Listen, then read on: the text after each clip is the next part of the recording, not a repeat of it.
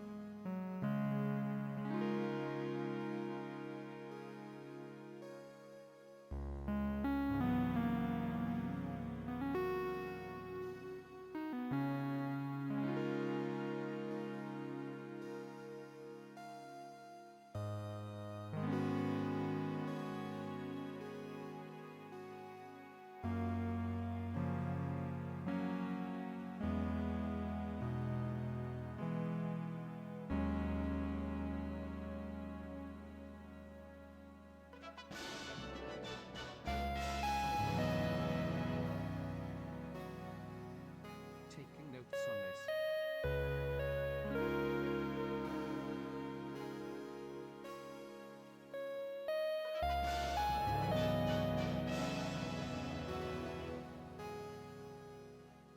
That's how many weeks are in a year. Okay.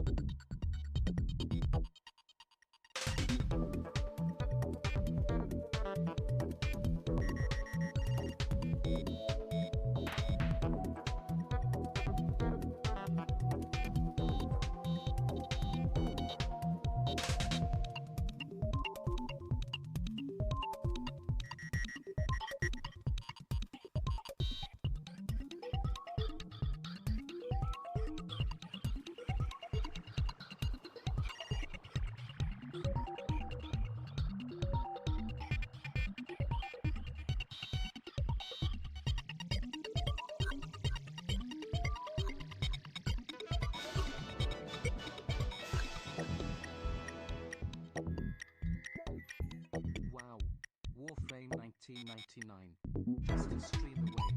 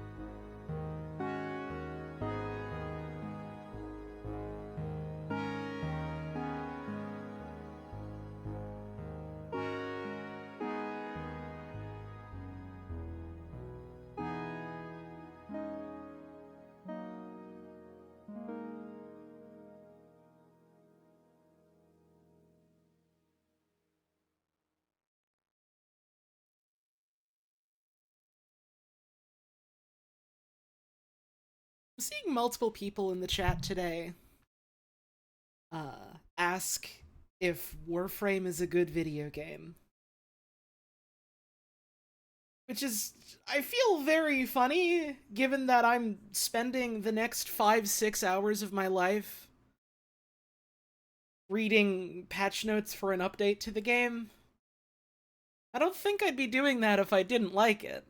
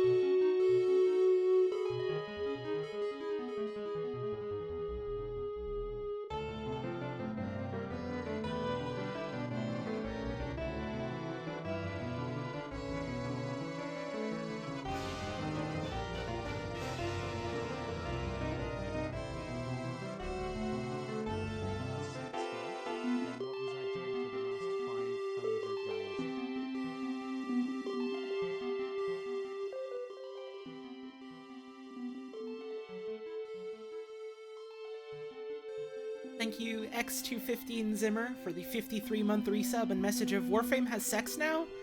What was I doing for the last 500 hours? This is what we in the business call foreplay.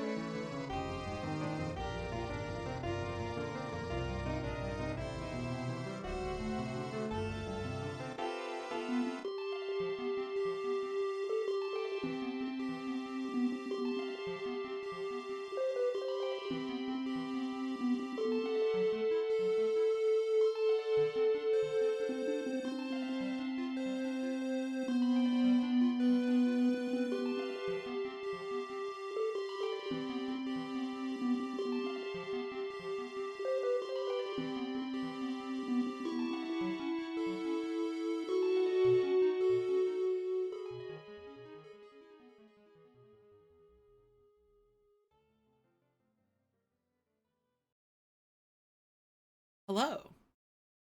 Welcome. Good morning. Good afternoon. Good evening. Or good night. Welcome to the stream.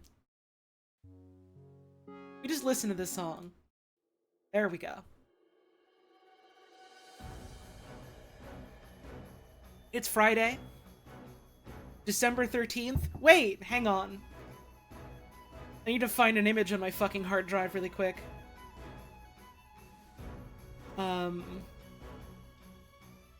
Give me a sec. We're just really fast. It's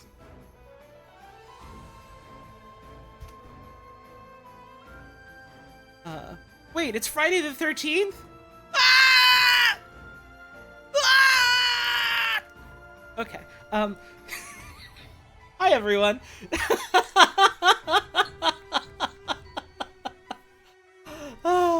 It's a pretty damn good day. I slept well. I had delicious breakfast. It's beautiful outside.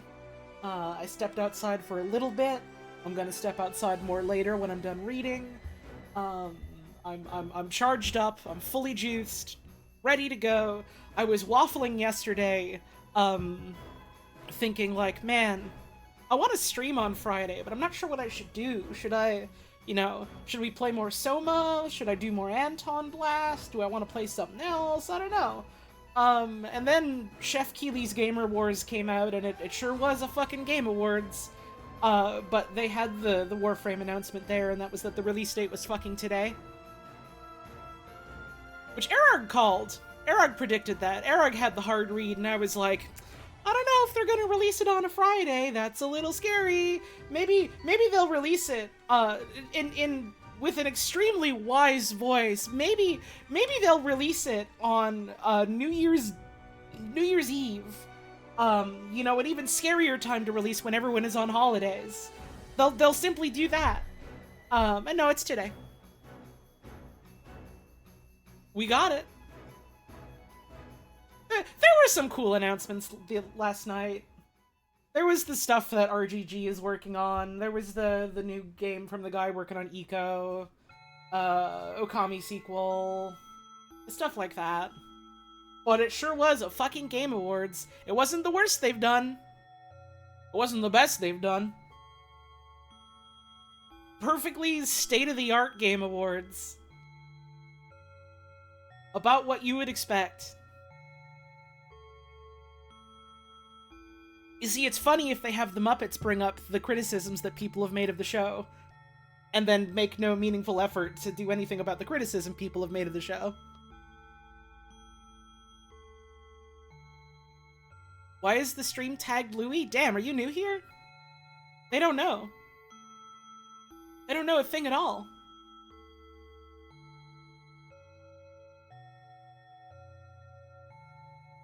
They talked more about layoffs compared to last time. Jeff fucking didn't. They got a guy to come up and talk about it, and he was, to be fair, he's a guy that did a really cool thing, but like, I don't know.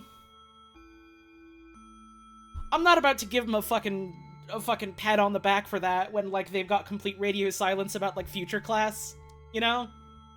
Fuck him.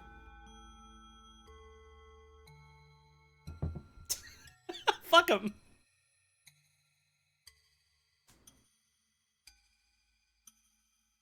I'm like the guy that went on stage and said fuck the Oscars, except instead of making a game about divorce, I'm not making a game at all.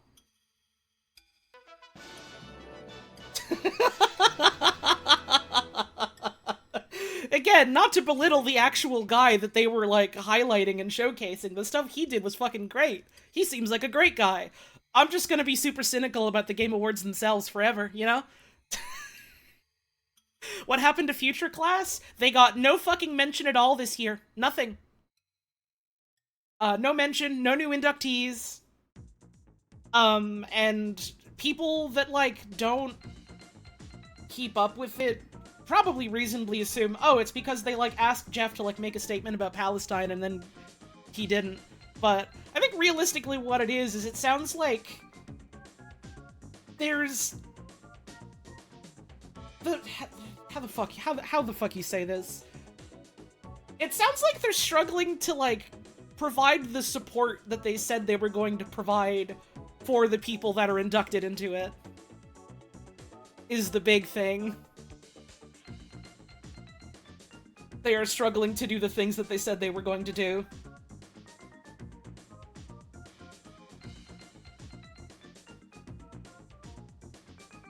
It's a whole thing that I'm only kind of read up on, so I don't know much about it. Don't take what I'm saying for gospel. Remember,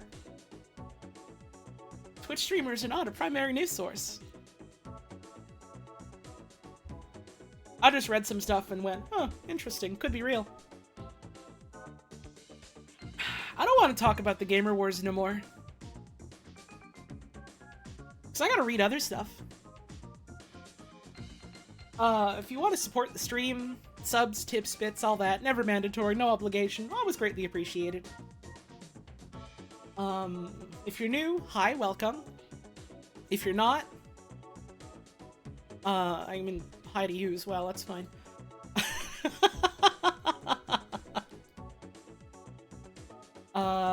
Review the rules, follow the rules. Don't be a jack-off. I guess you can't really spoil or backseat this, because I'm just reading patch notes, but in general, Don't tell me what to do or how to do it unless I'm asking. And if the vibe is whack, I'm kicking your ass out of here. You want to start reading? No, you fucking don't. But I do.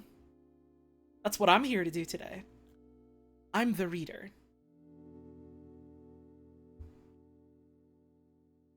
Alright. Update 38. Warframe 1999. The time has come for you to step into... The fucking O with an umlaut. That's like... right? That's like an sound, or is it a different sound?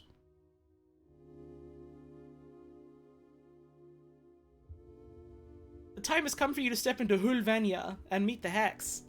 You know? We are thrilled to bring you Warframe 99.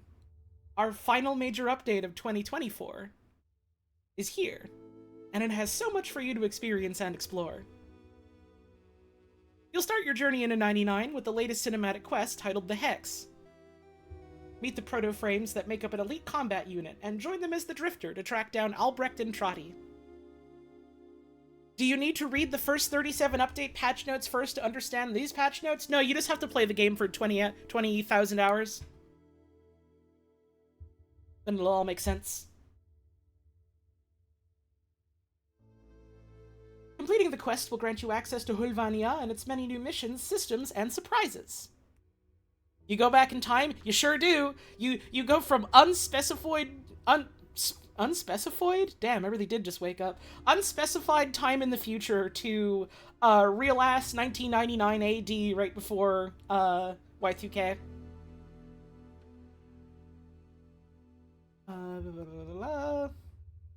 Link up with the proto-frames in their Höllvania Central Mall hideout and earn their favor by ranking up in the Hex Syndicate. You can even cozy up to them in a chat system to get to know them more, find lifelong friendships, and maybe even date. Oh la la! You can even become them with the Gemini Skin series. Switch between Warframe and Proto-Frame counterparts with these customizable and fully voiced skins.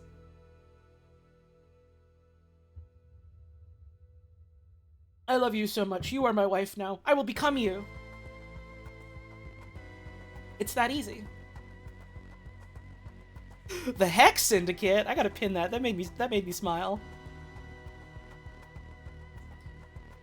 Play bounties with accompanying Hex members and weave through the festering tech rot and Scaldra barricades on the Atomocycle. Watch as the city changes with the seasons and take your first steps into Höllvania during the winter with launch. Be sure to bring a warm coat. That's a mod you can equip. That's the joke, is that it's a mod that you can equip. That's a mod that no one uses. Funny! I hear it can be quite nippy this time of year. Up for some friendly competition? Face off against another squad in the new PvPvE game mode, one of the many new missions. Take down an HO9 Höllvania tank in the new Assassination mission. Squash the life force of the Techrot in Legasite Harvest. Exterminate the Scaldra and Techrot, and scrub the city of what plagues it in Hell Scrub. What the fuck is Hell Scrub? What? I don't think they talked about that in any of the dev streams yet, unless that's the endless capture mission. I guess we'll see. You keep reading the patch notes and you learn more. Our 59th Warframe, Site09, is also here, as well as many new weapons, arcanes, mods, and so much more. There are almost 70 pages of patch notes ahead of you. Read on to learn about all of the above and so much more. Thank you all for your incredible support and excitement for Warframe 1999. Oh, you're welcome. Enjoy. Update 38 is a mainline update, meaning that everything the team has been working on since the launch of Kome and the Five Fates is in this update, with the obvious exception of content that's not ready to be released. It is very likely, as it is with all mainline updates, that things slip through the cracks, so we'll be watching for bug reports and feedback in the dedicated 99 subforums to address and follow up hotfixes. They really went, we should let Holly know what her workload is up front. I fucking woke up to multiple people in my server posting a tweet from one of the community managers being like, yep, there's like 70-something pages of notes this time. Get your reading glasses on. And I was like, Oh, fuck yes. Oh, fuck yes. if any of the terms above are new to you, visit the Warframe lexicon for updates to learn more about Warframe's development cycle. I know what they fucking mean. I know what that is. I've read these before. I know the terms. Update download size, 4.68 gigabytes. Damn. This is like one of their fucking biggest updates yet, and that's a pretty damn small file size. Respect to the optimization perverts on their team. Table of contents. We highly encourage you to read the entirety of the Warframe 1999 patch notes. That's what I'm here for. To learn of all that's been packed into this update. But if you're looking for a specific topic, simply Control F the following keywords to jump to its dedicated section. QOL changes, new cinematic quest, Höllvania Central Mall, the Hex Syndicate, the Palm 2 PC featuring Nav Now, the mission selection, the 1999 calendar, and Kim, romance and relationship system. New tile set, which features seasons, tech rot safes, the Höllvania currency haulers, and new resources. New enemy factions, new missions and new game modes, such as Face Off, Legacite Harvest, Assassination, Hell Scrub, and Exterminate. New bounties, new Warframe Site 09, 2 new weapons, new vehicle, the Atomicycle, new arcade game, Caliber Chicks 2, new mods, the Gemini series skins, new Tenogen, new market additions, Warframe changes to Trinity and Nyx, Infested Ancient changes, hello? Damn, can't wait to see what that means in like 3 hours. Additions, changes, optimizations, top fixes, and normal fixes. Yeah, they've been announcing for a couple months now that, like, Nyx and Trinity were getting a tune-up, considering that, like, that's who 2 of the proto-frames are. The Nyx update is fucking good. From what I've seen. So I'm excited. The Trinity update is fine, but admittedly I'm, like, kind of biased because I already like how Trinity plays, and so it's mostly just like, we're making some of the numbers better, and we're making, like, her one do more, which is like, yeah, okay, that's fine, I guess. I'm underwhelmed in a good way, because I already like the base kit, and so it's like, it's a little better now. That's cool. How's the 1999 patch notes? Well, it's a really good table of contents so far. Here's a list of all the dedicated subforums to share feedback and bug reports. For everything else, there's the general 99 feedback and bug report subforums, expand spoilers for links. Alright, if you have bug reports about the new quest, about the syndicate, about the romance and relationship system, about the new tile set, about the new missions, game modes, and bounties, about the new frame and weapons, about the Gemini series stuff and new cosmetics, about the new changes, about the bicycle, or about the arcade game. Go post there. Go click on those links. Click on them on your screen right now. It'll work. Oh, you clicked hide contents instead. Well, now it's closed. We'll never see it again. Oh well. QOL changes. New player experience improvements. More starter slots. Huge. Actually huge. Throughout the new player experience improvements we made this year, the biggest point of feedback we've received is to increase the starting weapon and Warframe slot amounts. So we did it.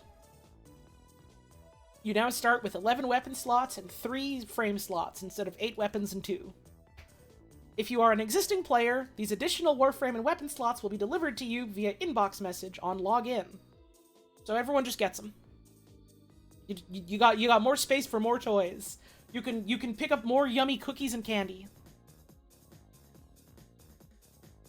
Mercury and Mars Junction rewards. Mercury and Mars Junction will now reward a fully built Boltor and Fragor respectively instead of the blueprints.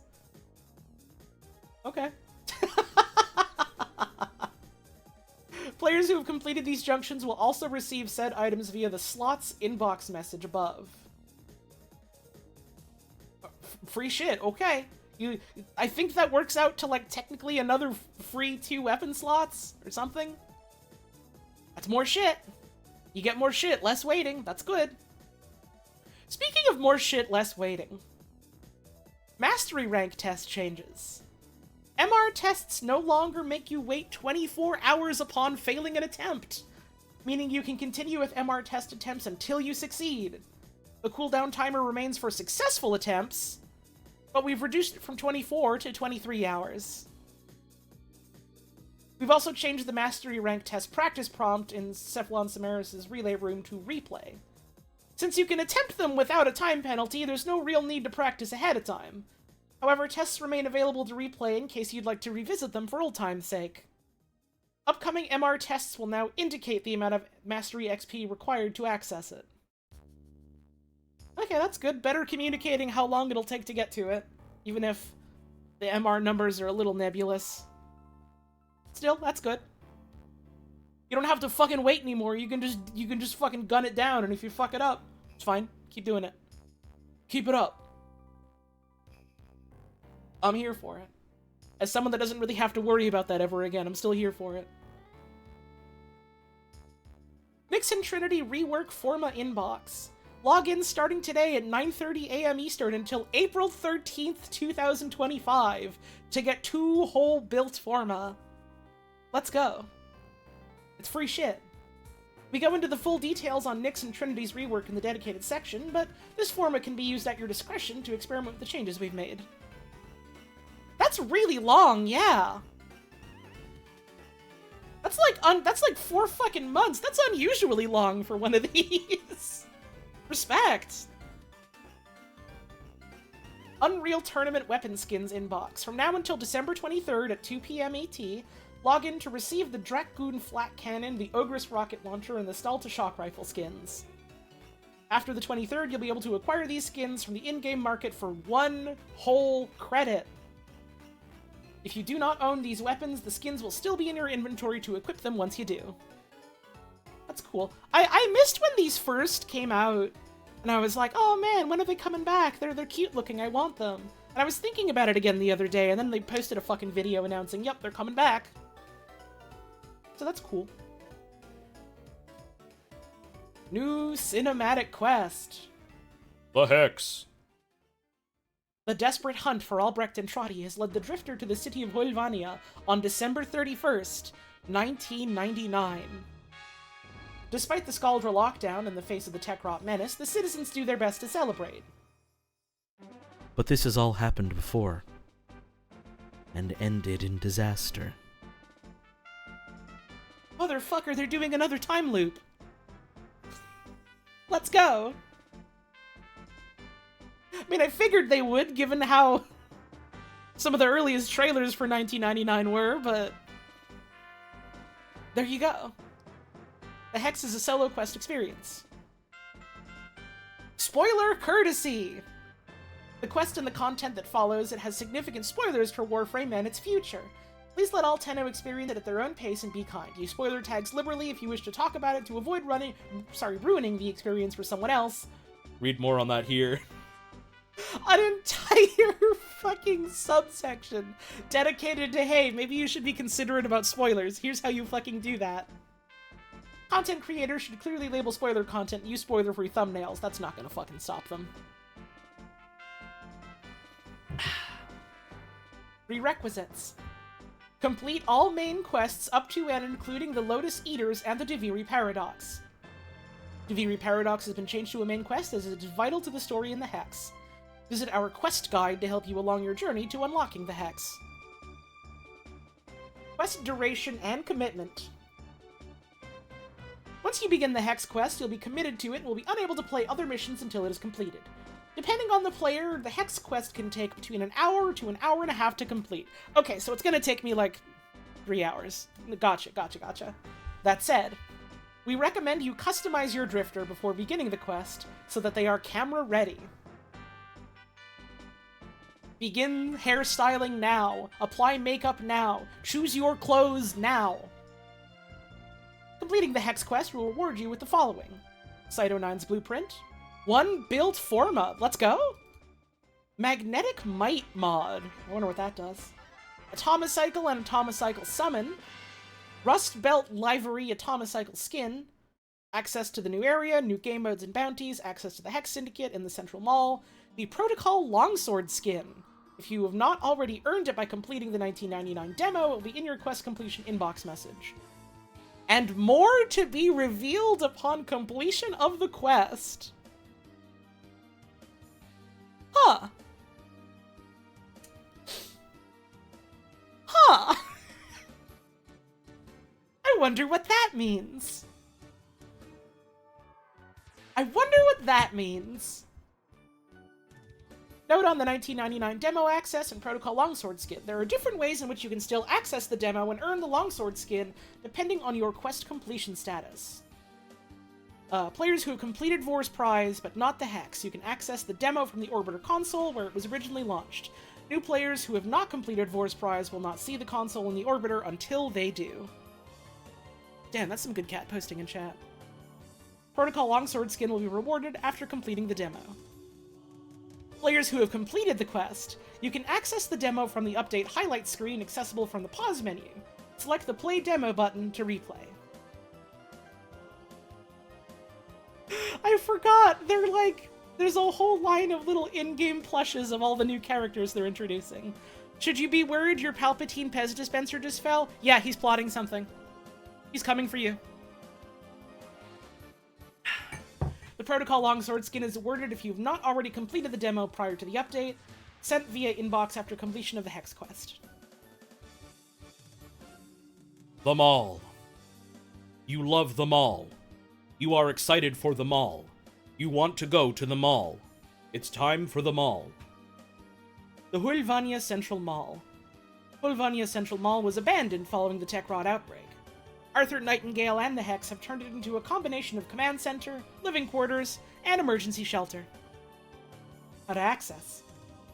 Interact with the console located at the front right of your orbiter, select the Nav Now map icon, and then the Höllvania Central Mall node.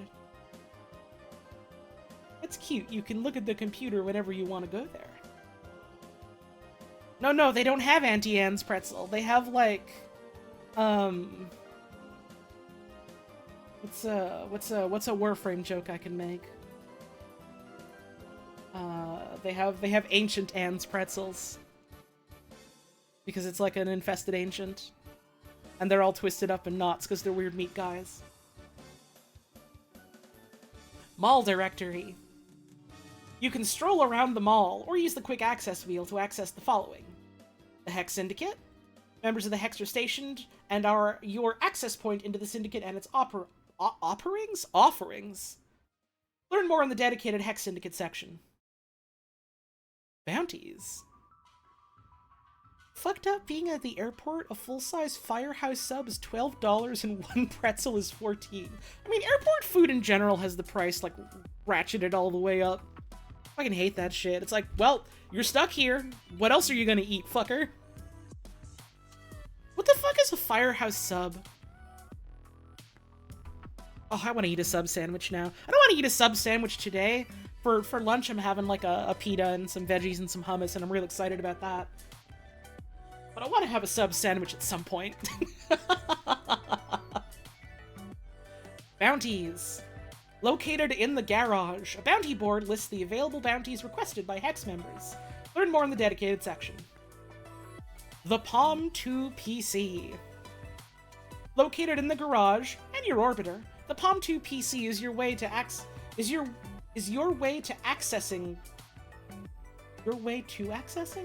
Oh, that makes sense. It just scans a little weird at first. Höllvania missions and the 1999 calendar. Learn more about each in their dedicated sections. Caliber Chicks 2. Located in the arcade, this run-and-gun classic is available to play whenever you need a break from fighting off the Tekrot and Skaldra. Learn more in its dedicated section. Oh, they have a Minky tribute! Aww! Oh, I didn't think I was gonna fucking cry on this stream. In tribute to our friend and longtime Warframe art director, Michael Minky Brennan, you can find a desk in his honor in the Höllvania Central Mall, featuring many of his original concept art drawings and tagline, Always Doodlin'. Thank you, Tenno, for continuing to celebrate Minky's legacy with us. Minky was, like, foundational to the development of, like, Warframe's art style. And, like, even after officially, like, leaving Digital Extremes, still, like, spent a lot of time, like, coming back to do contract work with them for other things. Passed away recently, due to cancer. Which is especially sad, because one, they've already lost other people on staff to cancer, and two, every year they do, like, a big cancer research fundraising thing for, like, a local Canadian cancer research and prevention foundation. And he passed away, like, around the time they were doing that this year, so it, you know, cut a little close to home. It's nice to see them do this. I mean, of course they were gonna fucking do something like this, but it's still nice to see.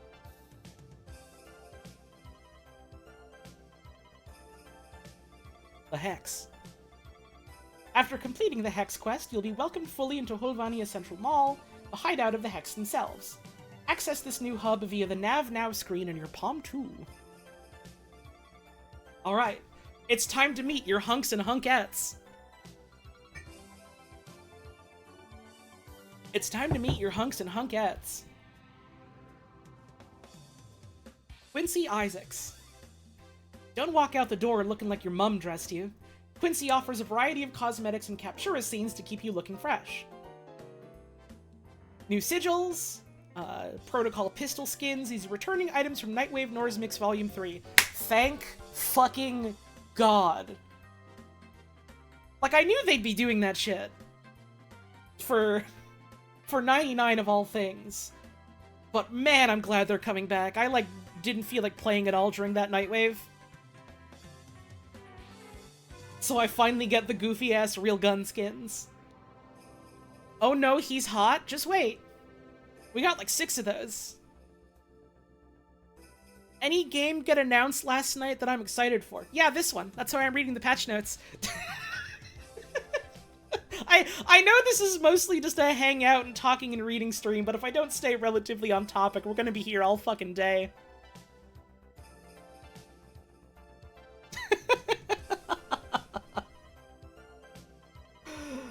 New Drifter Visage inks. Pixel Glyphs. Yeah, I like video games as a really good username. New Captura scenes and new simulacrum rooms. The Mall Rotunda. Arthur Nightingale. Your sad, angsty sword boy. For all those who like sad, angsty sword boys. As the gruff leader of the Hex, it's no wonder Arthur's your go-to for increasing your Hex Syndicate rank. Rank with the Hex Syndicate are as follows. Leftovers? Fresh slice, 2 for 1, a hot and fresh pizza party. Shut up! Come on!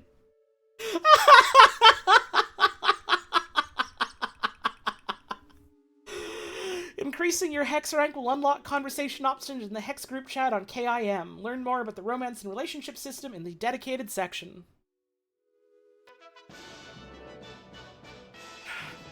Hey, thanks for the resub. Wow, Arthur has changed a lot after his PBS show. Yeah, you know, the comics weren't really working out for him. So he got really into martial arts, and then, you know, the sickness hit. And so he joined, like, a UN task force. And then he got real sick. They took his big ears away and gave him different ears. It's really sad. It's really sad. But it had to happen. I'm told it had to happen. Aoi Morohoshi. As the Hex's resident online stan. Oh, respect. Oh, brother, that's 4 years. Happy birthday. Here's what we know about Aoi. She's got magnet powers. She's a fucking motorcycle gearhead. She's, like, relatively lighthearted. She loves boy band. And she really wants to run away from all of this. And she loves boy band. Aoi offers the hottest semichord tones from Höllvania. They talked about, yeah, this is the most music we've included in an update. A full album's worth of tunes await you. You can buy music from Caliber Chicks, you can buy online music, and other music from 99. Are they only putting out 2 online songs? I thought there was going to be more online songs. Unless they're, like, saving that for the boy band update? That's possible. Can we put on the boy band music? You know what? You know what? Hang on.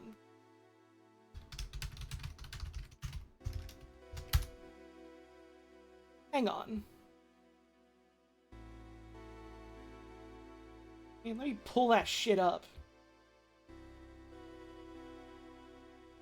We can listen to boy band music in the background. They made really, really authentic boy band music for this update.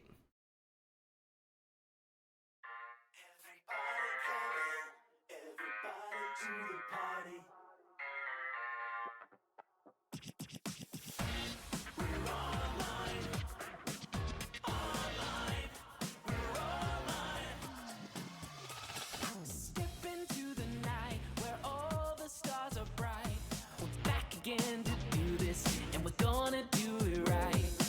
Something wild's in the air. I just know it. Now we're moving quicker, keeping on track. And once we hit the scene, there's no turning back. Gonna bring that feeling, gonna feel the heat. A lion is in town, and we can't believe. We come alive, under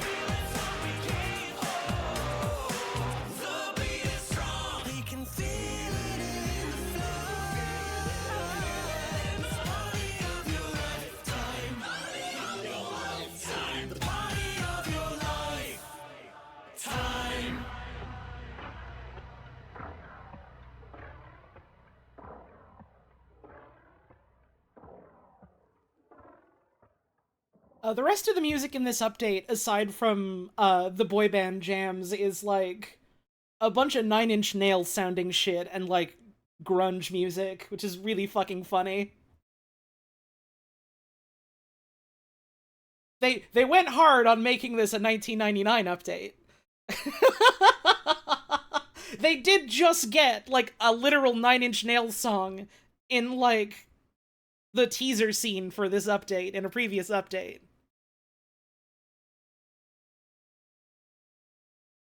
It's pretty good. Well, that's a great change of music. Back to it. They sure are mall rats. It's the fucking mall rat update. That's why a bunch of the, like, cosmetics they put out for this update are, like, fucking goth and, like, sports goth clothes. It's great. Fun fact, this is the most music we've included in an update to date. A full album's worth of tunes await you in 1999. We've also added the ability for you to listen to the Soma chord tones before you purchase them, simply by selecting the track you want to bop to from the Offerings UI. This not only applies to Owie's offerings, but also Barakatir when he brings Soma chord tones, which I'm told he did today. And Soma chord songs that are chat-linked. This is Eleanor. She's a psychic baddie. She's really sick. She's really sick. Something is wrong with her. Something is desperately wrong with her, and I might need her. Höllvania's resident psychic brings what all players truly desire. More power through the use of new arcanes. Alright, here we fucking go. Here's the meat and potatoes of this shit. You hope she gets better? She won't. Alright, our new arcanes. Stats shown at max rank. Arcane Bellicose. 6% ability strength for every 250 max health. Oh, fuck. Okay. Put that shit on Nidus, put that shit on Inaros, put that shit on Grendel, put that shit on fucking... What's his name? Corvax. Holy fuck!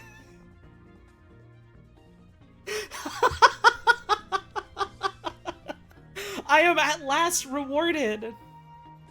I am at last rewarded for enjoying hefty boys. Finally. Huge. Genuinely huge. Become huge. That and that one fucking arcane from, like, was it Whispers? No, it was Jade Shadows. Where, like, you get energy max based on how much armor you have. This changes the game, for me specifically. This is awesome. I think this gives me, like, 3 fucking extra mod slots to play with on my Corvex build. I gotta get that shit immediately. Arcane Truculence. When gaining 3,000 or more Overguard threshold, release a 30-meter radial attack that applies max viral stacks? What the fuck? We've heard your thoughts. We've heard your feedback. We've heard everything you've had to say. We understand that Dante is too strong. We understand that Kullervo is too strong. We understand that Styanax is too strong. Don't worry. We understand. We hear you. We've taken your feedback into account. If you grind out this one arcane, they're now even stronger. And you don't have to worry about viral application anymore. Hit him with the Pugas Blast. Bring a different... Don't fucking bring a Panzervulpaphyla anymore. Bring something else. We're begging you. Here. It's free viral. Stop putting Nourish on everything. We're begging you.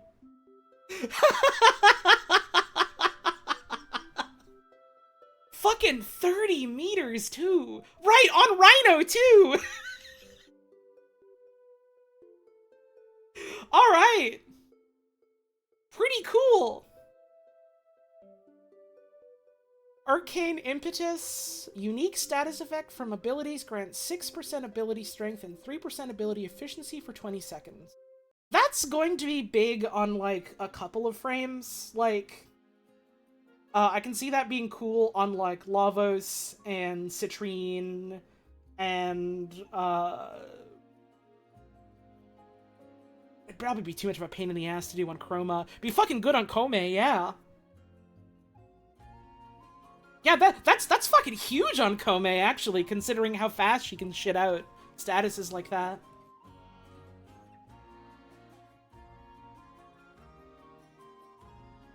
My god. Okay, that's cool. This is like, there's like 5 or 6 frames that are like ravenous for this one. Like, this would be good on, Varuna. Cause that one move applies like 5 different statuses, right? You hit that, and that's just like 15 efficiency, 30 strength. Okay. Okay. Pretty cool, pretty cool.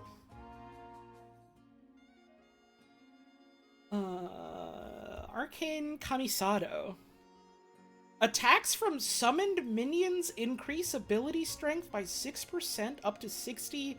Summons gain 20% movement speed. Oh, fuck. Caliban's getting fucking everything. Caliban already got the fucking world with the Kome update, but what about more?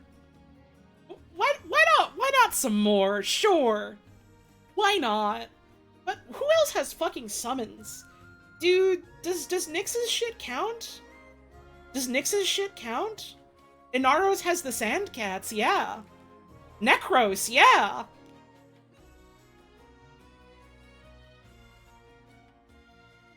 Do the Rumblers count from Atlas?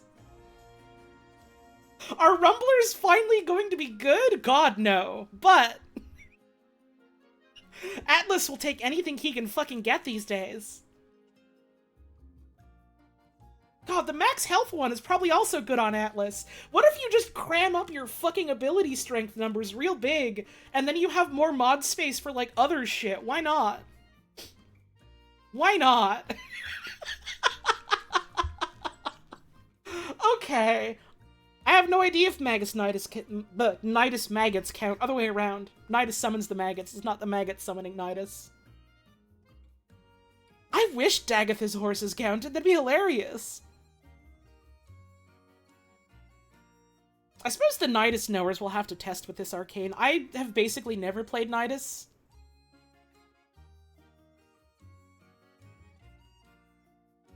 Atlas isn't bad, you just get carpal tunnel spamming as one. Yeah, and I kind of just hate any frame that's like, yeah, here's this one ability, it gets really good, but you have to give up your melee slot to make it good. I fucking hate stat sticks in any video game. I'm not about that life. Fuck that. They let me hold down one for his punch. They remove stat sticks from the video game. And I don't know. They make his walls do fucking anything. I think Atlas is great. They haven't done that. He's okay. I wish he was better. I wish I enjoyed the Punch Boy better. I love Punch. Nidus main, what was the question again? This new arcane procs off of attacks from summoned minions. We don't know if the Nidus maggots count as that. Maybe they do. Arcane Crepuscular. Oh, this is the one they were talking about, the invisibility one. While invisible, gain 30% ability strength and...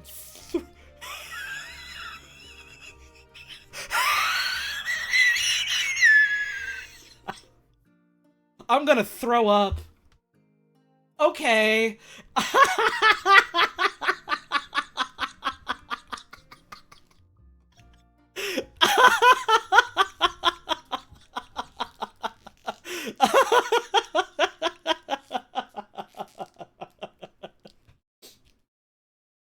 Loki's whole shtick is making enemies never hit you so that you can blow them up really good. Do you understand? Do you understand now, player? Will you play Loki now? And I guess also, you know, the 20 other frames this would be really fucking good on. What if we just made Octavia even more fucking disgusting? What if we just made Varuna even more fucking disgusting? Cyto 9 just came out. What if we made him even more fucking disgusting? I don't know how well that's gonna work on Wisp, because you gotta be, like, jumping. Audio only, what is it? While invisible, gain 30% ability strength and plus 3x final critical multiplier. I already said Octavia.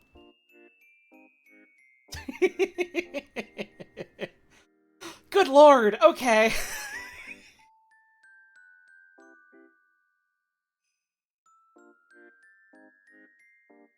Something for the people that are desperate to play Avara.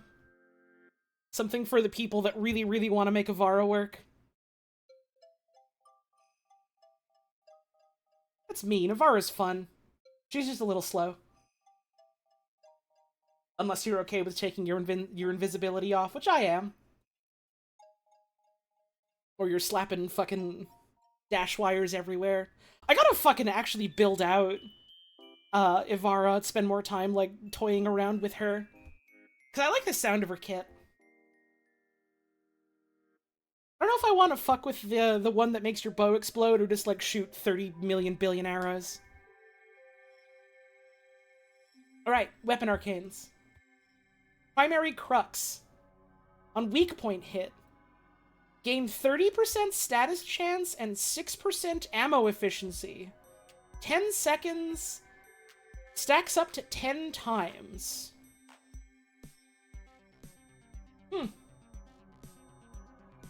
Okay. That's gonna be big for, like, ones that you want to, like, snipers and shit that you're already trying to do, like, your precision hits with. But then you're foregoing, like, an arcane that gives you damage.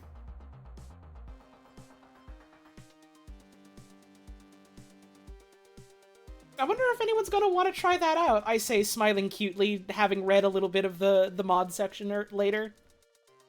I wonder if anyone's gonna want to try that and smile.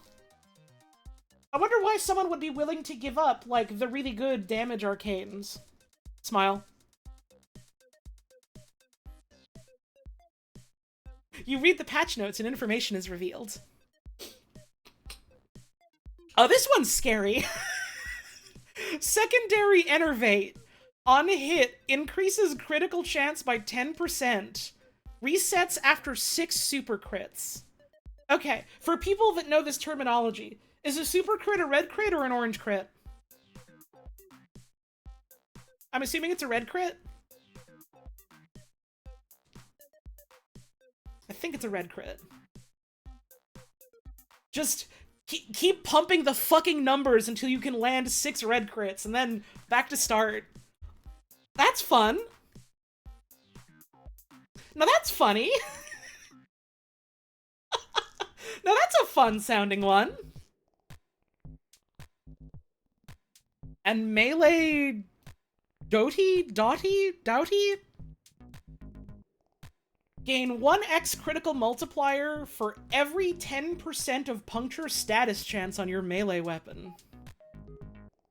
Okay, so big crits is orange and super crits is red. Gotcha. This one sounds fun and cute.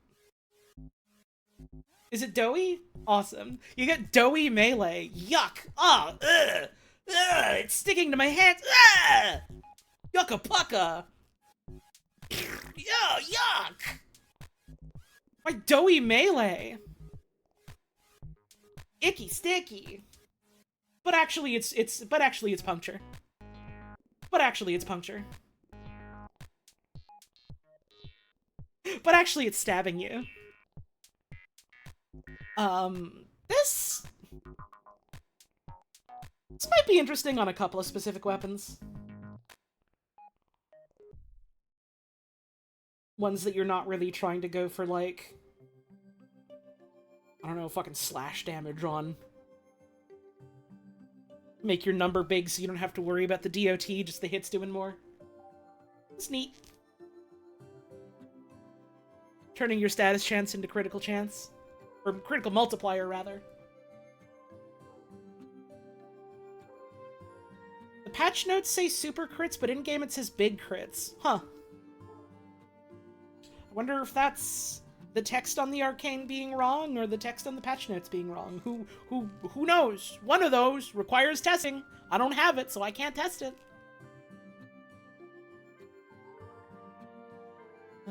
These new arcanes can also be acquired in the following ways. Learn more about each of these in your dedicated sections. Face-off missions, tech rot safes in missions, completing optional Skuldra supply cache objectives in Skuldra and Tech Rot Exterminate missions, defeating the Effervon tank in the Assassination mission, selecting the Arcane option in the 1999 calendar rewards. What the fuck is a calendar reward? I guess we'll keep reading and find out, but first, I gotta go on damn break. I need more water. I drank all my water already? I gotta go to the bathroom? I think someone got home after going out for a bit, so I'm gonna go say hi. Get up, have a stretch, get a drink, get a snack if you haven't eaten in a bit. I gotta play ads for 3 minutes. They don't play ads in the middle of the patch notes. So come back in 3 minutes. We'll be back real soon. Go get water. You're gonna be reading for several hours. Your voice is gonna get hoarse. Go drink water.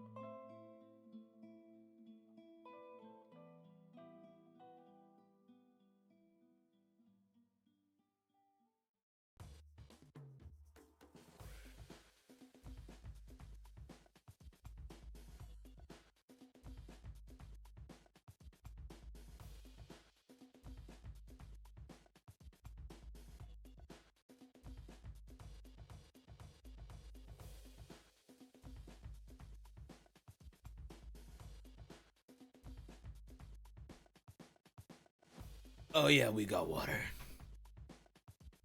Oh yeah, we got water. Yep. Before we continue, I'd just like to shout out the subscribers and stuff that we've had.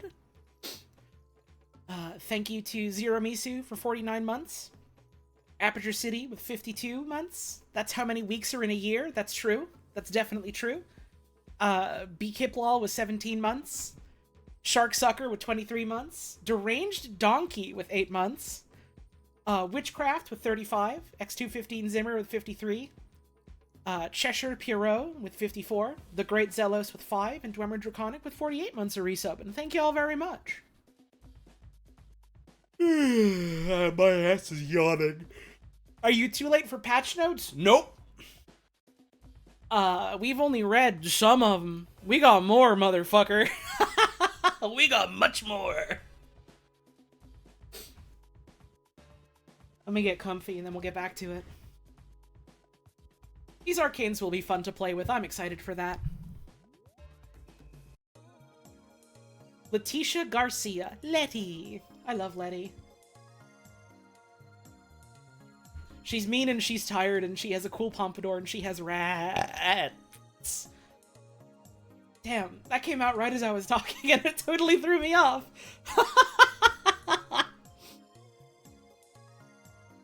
She does look very what's her name from Blade Runner, doesn't she? I mean, hey, that's a cool look. I'm into it. Visit Letty to exchange Hex treasures for Syndicate standing.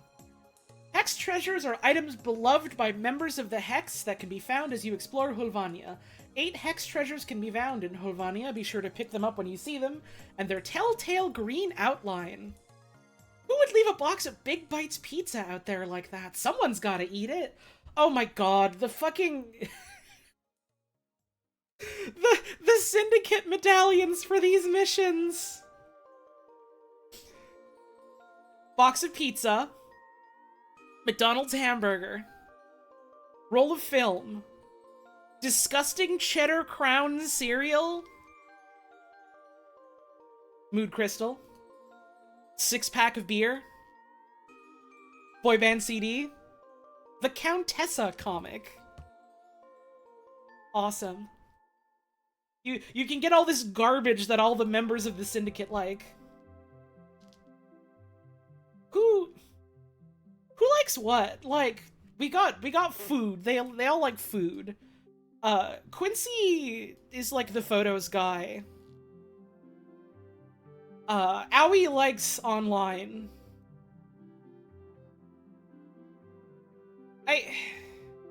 Amir strikes me as a fan of garbage cereal.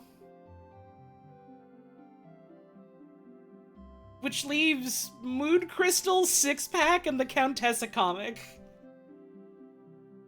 I don't know why I've immediately decided Letty would want some beers, and Arthur would want the Countessa, but that's what I'm going with. That's what I'm going with. Yeah, Eleanor is almost certainly the Mood Crystal.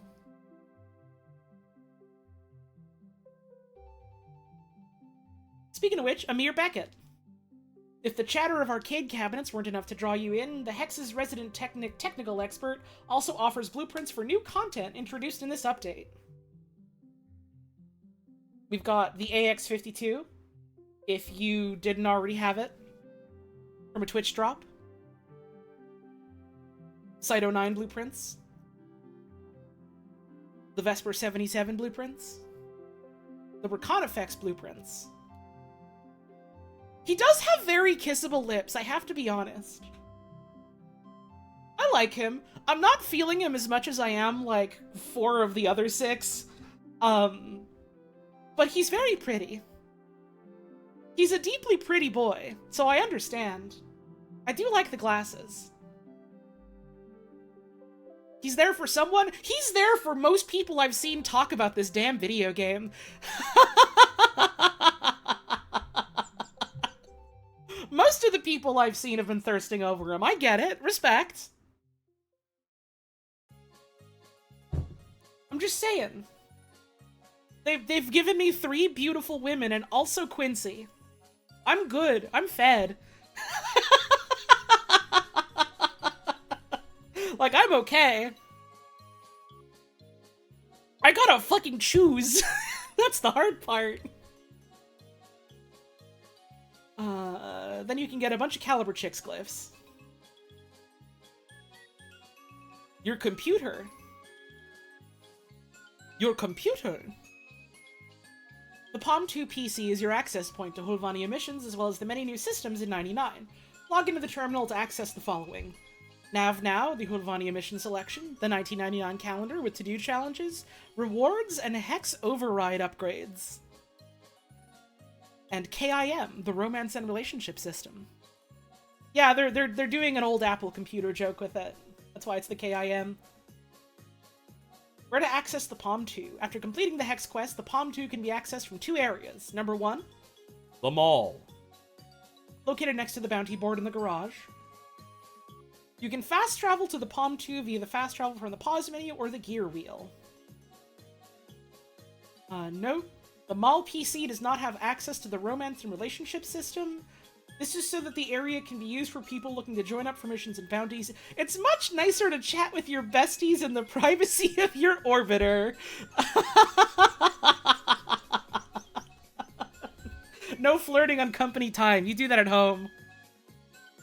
Number 2, the orbiter. Located at the front of your orbiter, formerly the 1999 demo console. It's got these cool, weird, like, meat flower wires and circuits in it. That's fun. I like that about it. I haven't spent much time, like, looking at the orbiter console, but it's so cute. It's got cuteness. I'm a sucker for weird, like, meat and machine flowers. I will always be a sucker for it. I don't know if the patch notes do mention Gordon Freeman, but his ass is there. They do have him in that one. When you have an action or actions to complete in the calendar under KIM system, they'll be marked with a exclamation point. Nav Now. Oh, is that the Tech Rot icon? That's so cute. That's so cute. They're weak to gas and magnets. Hit your computer with the gas. The gas. Magnet makes sense given that they're computers. Get a top-down view. Wait. That one, like, thing detailing the quest rewards. Was it one of those mods, like a magnet mod or something? Are we getting, like, the magnet equivalent to those radiation mods? Huge if real. Huge if real. I guess we'll see. Get a top-down view of Höllvania on the Nav Now map. Hovering over locations in the map will show you the mission details. From here, you can access all the Höllvania missions. Legacite Harvest, Assassination, Hell Scrub, Exterminate, and 2 face-offs. Hello, Tenno. We're gonna play a game. It's called Warframe, and you have to use the gas. You need to take out the infestation. Use the gas. Learn more in the dedicated missions and new game mode section. You can also change your loadout directly from the Nav Now screen before hitting the streets. Like normal. Cool. I didn't kill any of those guys, Tenno. The gas. These icons are so cute. They have such cuteness. You can click on pizza icon. You can click on tank icon. You can click on kitty. 1999 calendar. This is what I'm curious about. They, like, haven't really talked about this other than, yeah, you know, in the overworld there'll be seasons. You'll learn more about that later. With the skull drop breathing down your neck, 1999 is panning out to be a busy year. Thankfully, your personal computer is fully equipped with a digital 1999 calendar to keep you busy. Challenges are fun and stimulating. Thanks, Amir. Do you get presents? Do they give you presents on certain days? What? Images of the calendar we provided below are for example purposes since the system is randomized. Your own experience will likely be different from what you see in these screenshots. The 99 calendar system has the following events for you to partake in that we'll cover in detail below. Completing to-dos, challenges, selecting prizes, rewards, Selecting hex overrides upgrades. Celebrating birthdays? No way. No way.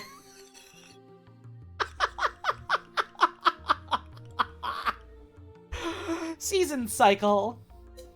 The passing of time in Höllvania is measured by the 4 seasons. The season indicated in the 99 calendar is global for all players, so if it is winter for you, it is winter for all. You'll also experience the season indicated in the 99 calendar while exploring Höllvania. Each season lasts a week of real-world time, changing on Monday, meaning you have 7 days to complete the to-dos and collect prizes and hex overrides. Okay, so it's new weeklies. It's new weeklies with a very cute theming. Okay. The first full season cycle will occur in the following real-world dates. Winter is December 13th until December 22nd. Don't forget, guys, winter's ending soon. Since we've launched the update on a Friday, we extended the first 99 winter season until December 22nd, instead of on the upcoming weekly reset. This is so you have 10 days to interact with the winter season instead of only 3.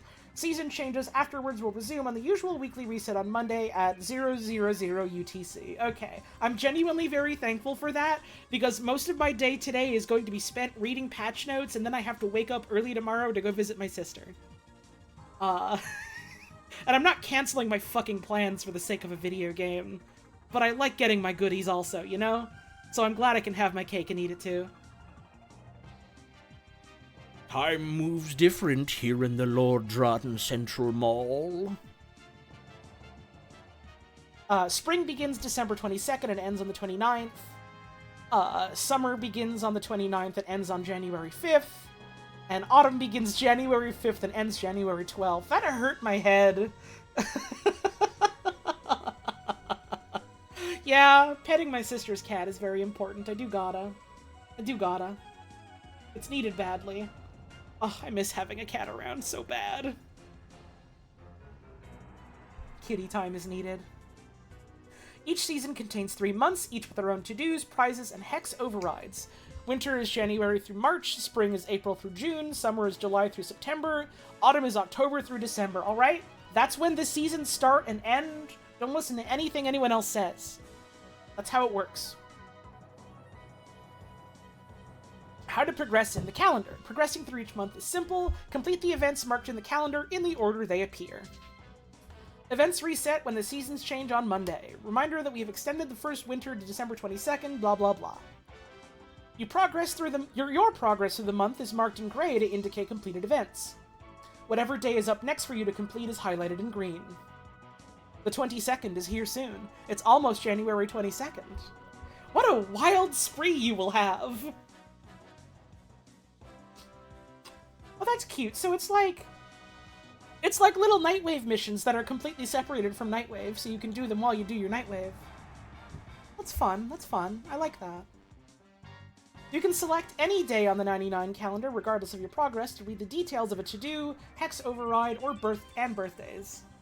And prizes. You can also view each month in a season by selecting the small calendar icons in the top right. These icons will have a check mark once you've completed all the events in that particular month. There. There are no restrictions to the number of calendar events you can complete in a real-world day. You can complete 3 months in 1 day if you want. Help is hard to come by in Höllvania, so the Hex will take all the help they can get. To-dos. To-dos in the 99 calendar are tasks needing to be completed, specifically in Höllvania missions. They are indicated by the clipboard icon. Each month in a season has 2 to-dos. Make it personal. Kill Scaldra troops with melee weapons. These are cute little icons. These are some fucking MMO video game ass icons. This is Ultima Online to me. To-dos change with the seasons upon weekly reset, Monday at 00 UTC. Those you have not completed will not have their progress carried over into the next season, as a new season means a new batch of to-dos. Since you must complete events in the calendar in order, you can only make progress on a to-do if it is highlighted in green. You can only make progress on one at a time. If a season change occurs while you were in a mission and you had it to do active from the previous season, it can still be completed within the mission, will only reward you with affinity and not progress in the calendar, as the season it was in has been rotated out. While there is a Hex member in the to-do descriptions, completing to-dos will not give chemistry with the character shown.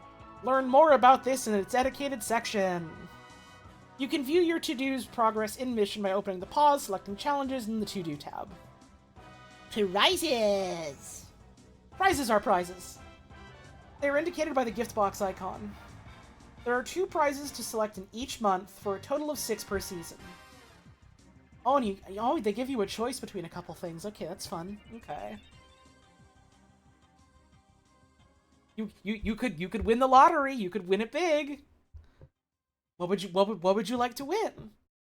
Prizes change with the seasons, etc., etc. Everything changes every reset. Make sure you do your weeklies. We got weeklies. We're giving you weeklies. It's new weeklies. Don't forget to do your new weeklies. We're giving you new weeklies. Don't forget it's weeklies. The prizes available each month are randomly generated. They range from a list of goods including new arcanes, with a chance of receiving 1 or 2 depending on the day of the following upon selection. Cool. Alright, it's all the new ones. Base Archon shards, so not Tau Forged, but you can get the fusion colored ones. Okay. Okay.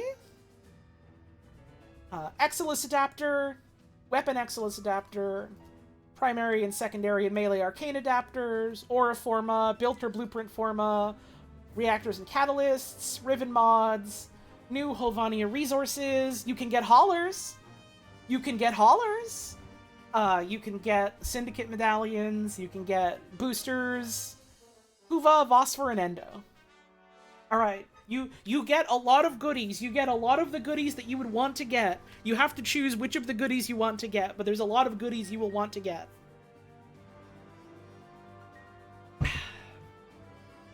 Hex overrides are upgrades that only apply to you in Höllvania missions, indicated by the wrench icon.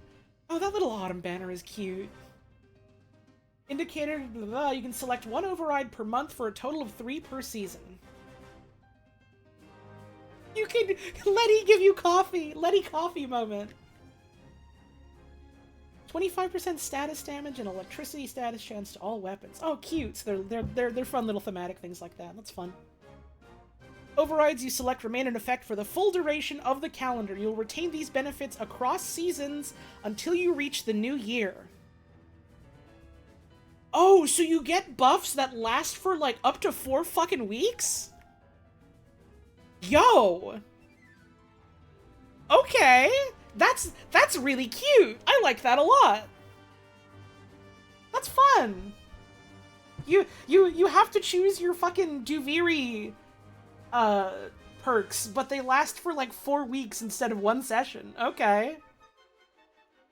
Yeah, these little portraits are really cute. All the fucking pixel art they've done in this update is a lot of fun, from the looks of it. That's fun. That's fun. That's fun. I like that. You can go all in on like 1 or 2 of them, it looks like, if you want, depending on what you end up getting. Overrides that you select remain in effect for the full duration of the calendar, blah blah blah, until winter arrives. Then when winter happens, you have to select your overrides anew. You can view your overrides by selecting the upgrades button on the top far right of the calendar. Frequent flyer benefits? Bad meta- Oh, I need her. I need her. It's a problem. Well, maybe the decision of who I get with is a little easier. Maybe. I have to talk to them first and see if I like them. But... I maybe have a bit of a type. I maybe have a couple of types. Hex Factor. Oh, it's Energy Restore, too! Slurp! Yumma yumma, give me that shit. You get, like, any tiny little amount of energy regen, you slap that on fucking Grendels, you use your fucking ooh-woo stomp, you're off to the races. Cast forever. Play forever. 2 types of overrides, boosts and factors. Hex boosts are passive stat buffs. Arthur's No Quarter is a boost that increases melee attack speed. Certain boosts can be selected more than once to stack. Hex factors are active effects. Amir's dynamo jump is a factor that temporarily grants electricity damage on performing a bullet jump. Okay. Okay.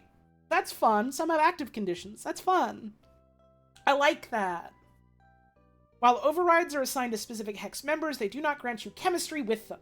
They're just thematic. Don't worry about it. You can do the Amir build for a couple weeks if you want, but it's not an Amir like love boost. It's not Amir love mail. It's not Komida love mail. Hex birthdays. Days marked with a cake icon indicate a hex member's birthday.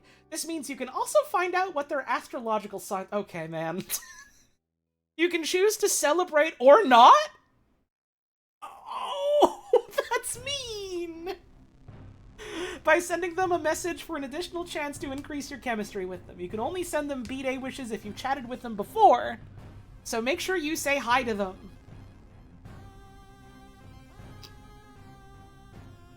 Learn more about chemistry and the romance and relationship system as a whole in the dedicated section. Well, good news! Here's the dedicated section.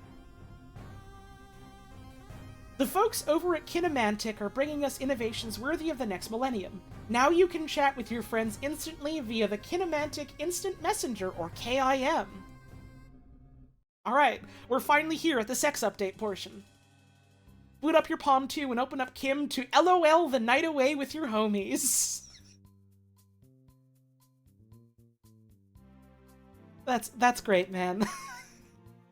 The raddest part of KIM, it lets you connect with the Hex like never before, via the new romance and relationship system. Whether you want to delve deeper into the lore of Höllvania, connect with your favorite proto-frame, or maybe find someone to share a kiss with on New Year's Eve. how you engage with this feature is up to you.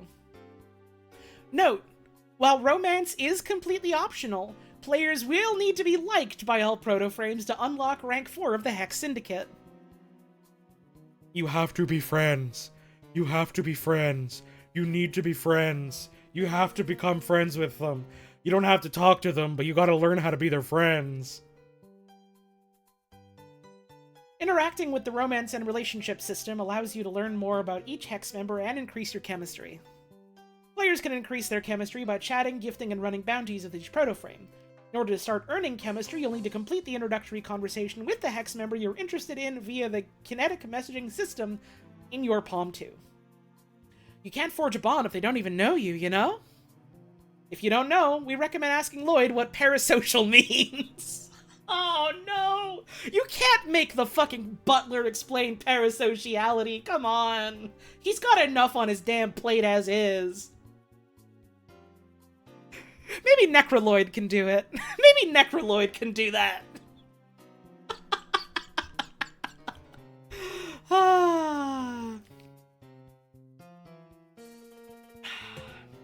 Ask Lloyd what a MILF is? He's too busy fucking men. He's not gonna have much to say. In the meantime, let's go over how to increase your chemistry. Oh my fucking god. Well, given that we know who the boy band fan is, I wonder who this might be that you're messaging.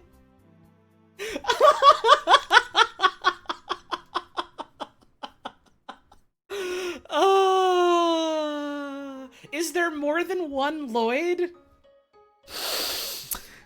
That's a loaded question. Don't worry about it.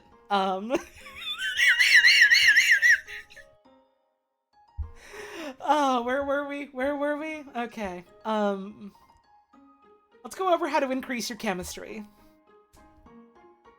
Chatting. Head to the Palm 2 PC in your orbiter and select the messaging icon to access KIM. Each Hex member has a profile that displays what you know about them, their birthdays, and your current chemistry rank with them. In this state-of-the-art interface, you can chat with each proto-frame once per day, resetting at 00 UTC. You have one chance. You have one chance to snag the hottie every day. Good luck. Don't fumble this. Look for the KIM notification icon on your Palm 2 PC when in the orbiter to see if you have messages waiting for you. These convoys not only let you learn more about the Hex, but can also increase your chemistry if you play your cards right. Chemistry increases are often marked by glimmering gold text, but not all chemistry increasing messages will be marked this way. Perhaps the conversation's a little too serious for Sparkles. Oh, I fucking hate that your icon is drippy, man. No, actually, no, maybe it's fine if my drifter has dog shit taste. Maybe it's fine if my drifter likes drippy. Whatever. She's her own self-actualized character. It's okay.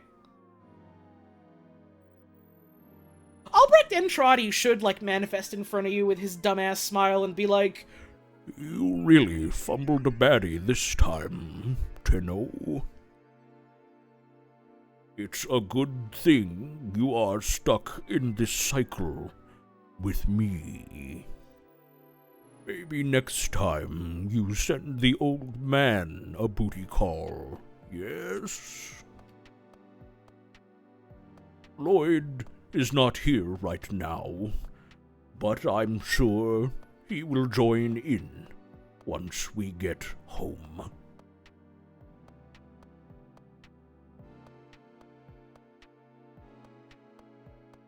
This is funny. This is funny, you can just send little hug emoticons. Listen, the day they fucking add Kanzu to this system, it's over. Fuck the Hex. I'm taking Kanzu on a dinner date. Saya's invited. Saya can come too. I'll dinner date her too, I don't give a fuck.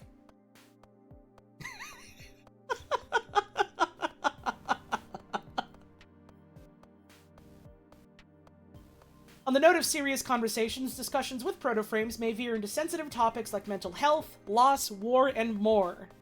Remember, you are playing Warframe. Gifting. Hey IM's latest feature, Direct Gifts, with a Z. Yeah, on Twitch, they changed, like, where the title and the viewer numbers and shit are. No one likes it. No one I've seen likes it. I don't like it. Not even, like, change is different. I just think it's easier to, like, read the stats, like, near the bottom of the screen. But, like, they want to have, like, parity between, like, Theater View and the mobile app or whatever. So, like, I get it, but I don't think it looks good. I don't think it's an especially good place to have it. Well, direct gifts. The option to send Hex members gifts. Exchange your haulers for items you think each protoframe would like. And they'll be delivered in a revolutionary 1 to 2 business days with an asterisk. Gifts are delivered instantly. You don't actually have to wait 1 to 2 days to see your chemistry increase. Each item has a limited number of stock per protoframe, so choose your presents wisely.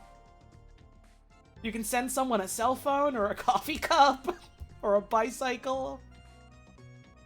I wonder who would want the hockey table. I know damn well who would want the hockey table. It's probably fucking Amir. Who would want a cardboard box? Arthur. Arthur seems the type to want a cardboard box. He strikes me as such. Quincy is literally like the sharpshooter and the stealth guy, but Arthur strikes me as the I'll crawl in a cardboard box type. The deluxe calculator with the little tape ticker, it's good. You can send 1 gift per day per Hex member, again resetting at reset time. If you sent an item the Hex member likes, the chemistry gain will be reflected in the gift sent screen. Each protoframe likes different things, so pay attention to their profile. And pick your gifts wisely. I used to have one of those, like, ticker tape roll calculators, and I love them. I miss them. They're fun. They're fun. It's good when a little thing sticks out, and it shows the numbers on it that you put in. If it weren't for the fact that you're using up paper and ink to make them come out, I would just do that shit for fun. I think I used to when I was a kid. Which maybe explains a lot about how I am as a person in general. Also, wait, hang on. There's like 1, 2, 3, 4, 5. There's 7 icons here.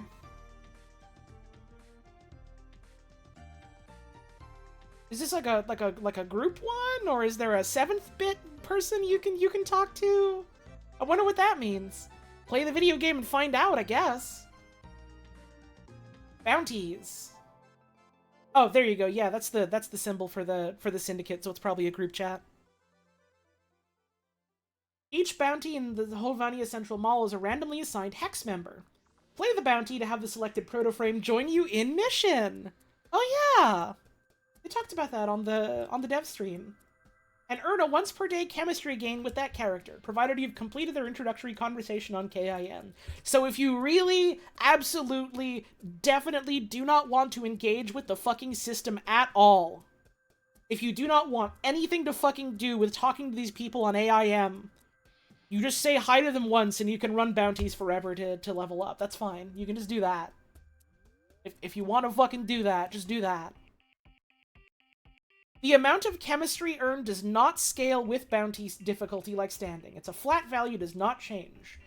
Like chatting and gifting, your ability to earn chemistry from bounties resets at reset. So you run one of each to get your goodie for the day, and then you just run whatever you want to get for standing or for drops.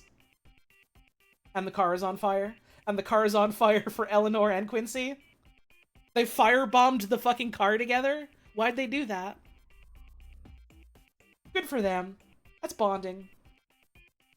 If you have not completed the conversation for the hex members assigned to your bounty, this will be indicated in the end of mission screen. Please talk to them. Please say hi to them. The assignments change with each bounty rotation, so you continue to play with your faves in a variety of game modes. However, hex members will never be assigned to a mission if they provide the transmissions for it.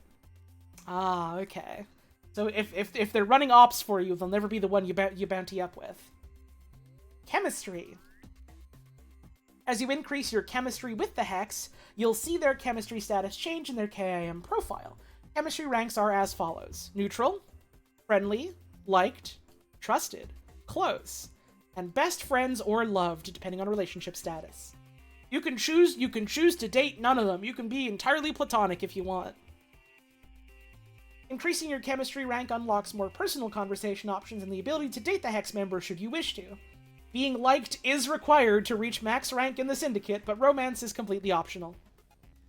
Maximizing your daily chemistry gains. To recap the section above, you have 3 ways to increase chemistry with proto-frames each day. Give them a present, talk to them, go out on dates with them. Depending on your choices, chemistry increases are not always guaranteed. Except for bounties. There is no way to lose chemistry with a hex member, so if you give them the wrong gift or get on their bad side when chatting, it won't reduce your chemistry rank. Arthur will not hate you if you annoy him a little bit. He just won't love you more that day. AIM profile. Selecting a hex member on the Kim screen will show you their actual name, their birthday, and your current chemistry rank listed above. As you continue to chat with proto-frames on KIM, you'll also see notes added to their profile, indicating what you have learned about them thus far. These will help with your conversation decisions if you're looking to find the perfect response. And gifting. That's fun. You're taking, like, fucking notes about your friends. Like, Okay, he doesn't like it when I prod too much about his brooding past. He does like cardboard boxes. He's kind of a freak. Okay. as mentioned in the calendar section, players can send the hex a special message on their birthdays. You can see each character's birthday in their profile or by scrolling through the months of the current season in the calendar screen on your Palm 2. Dating! After reaching a high enough chemistry rank, it varies per hex member, you'll be presented with an additional dating dialogue option when visiting them in Höllvania Central Mall. Romantic entanglements are completely optional. If you prefer to keep things platonic, it will not hinder your chemistry progress with them. If your preferred method of flirting involves being overly antagonistic or dismissive, it is possible the hex member will not want to date you. Should this happen, you will not be permanently locked out of dating them. See the starting over section below. But we recommend reevaluating your courting methods if you give them another try.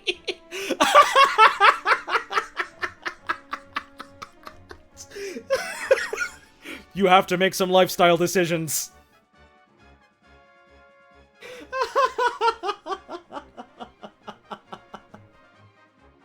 You can only date one Hex member at a time. Aww. So if another proto-frame catches your eye, you'll have to break up with your current partner before moving on to someone else. Okay.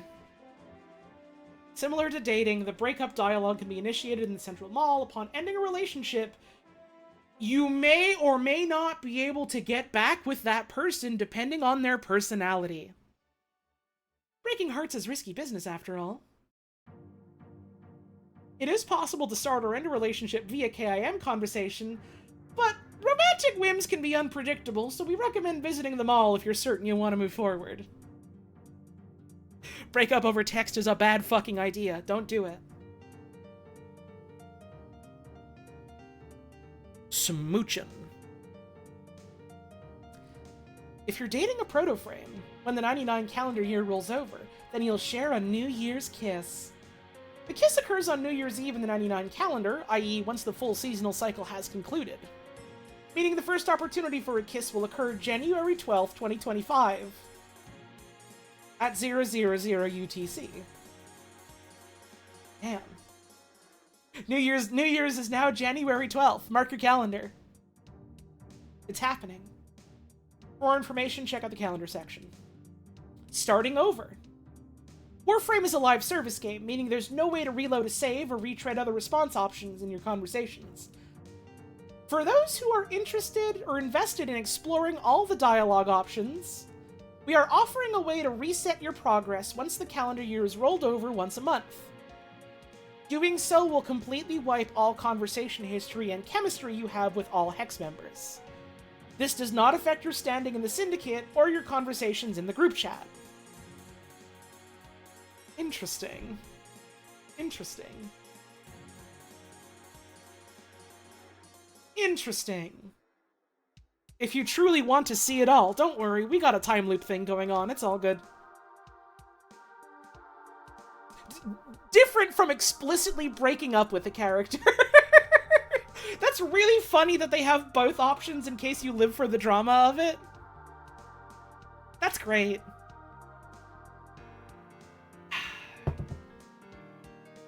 New tile set. Höllvania. Ravaged by the tech rot crisis, Höllvania has been transformed. The once bustling city streets have been reduced to rubble or overrun by infested biomass. If you hope to survive in 99, you must traverse the new environment and discover the secrets buried beneath it. Hearing these notes, and I don't think I've ever seen a big AAA game that loves every category of its players as much as Warframe. The Warframe devs, especially recently, are so dedicated to going like, hey, we want to try this one specific thing that's probably mostly going to appeal to like a specific type of player. Okay, great. Let's put our whole asses into it. Let's go hard on it. They straight up said they hired like a romance novelist to help them put together like the dating mechanic.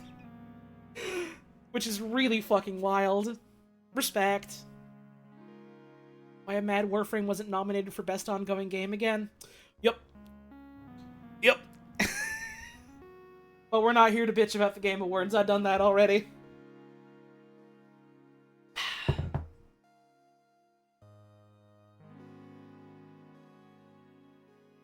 These motherfuckers don't half-ass things, and if something comes out half-ass, they go, alright, it's back to the fucking drawing board. Put this thing back in the oven. Respect. Seasons. Experience winter, spring, summer, and autumn in Höllvania. Witness the city transform from season to season, a repetitive cycle that begins in winter of 1999. Weather the elements and the escalating tech rot threat with the passing of each season. You can check which season it is in the calendar in the Palm 2 PC. Oh damn, it's like spreading more. A little bit at least. Interesting. Oh, these have the same flowers as your computer. Well, that's interesting. Well, that's fun. At this point, not winning a game award is a bigger honor than winning? Oh, I feel that. It would be cool if they eventually brought, like, seasons and stuff to some of the other open worlds. It'd be cool.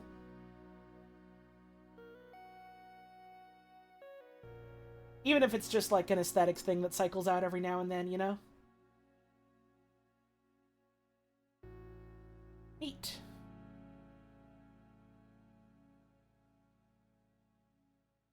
I wonder what the blue ones mean specifically. I wonder what the blue ones mean. Ah, I do gotta play 1000X Resist. I've heard such good things about it from so many friends. Got too many games I gotta play. Ah, okay, there we go. Tech Rot safes. This one also blue. Tech Rot safes are safety deposit boxes from a time before the Tech Rot took over. They can be found throughout Höllvania and will be marked with a special waypoint. If you're nearby, similar to Melika caches marked with a special waypoint if you are nearby, similar to Melika caches in the Zeraman 10-0. It was Jacob Geller's number 2 for the year. People always bring up Jacob Geller to me, and I always go, "Who's that?" And they tell me, and I go, "Oh, okay." And then I promptly forget, and this will keep happening forever. I don't know who that is. He's like a YouTube guy? Question mark. He's like a guy. He's like a person, not like a character. Makes actual video essays. Okay, respect. I like it when a video essay is an essay and not just, like, a summary. It's fine if you just want to do a summary of a topic, but you shouldn't be calling it an essay. Those are different things. They serve different purposes. One's not better than the other, they're just different.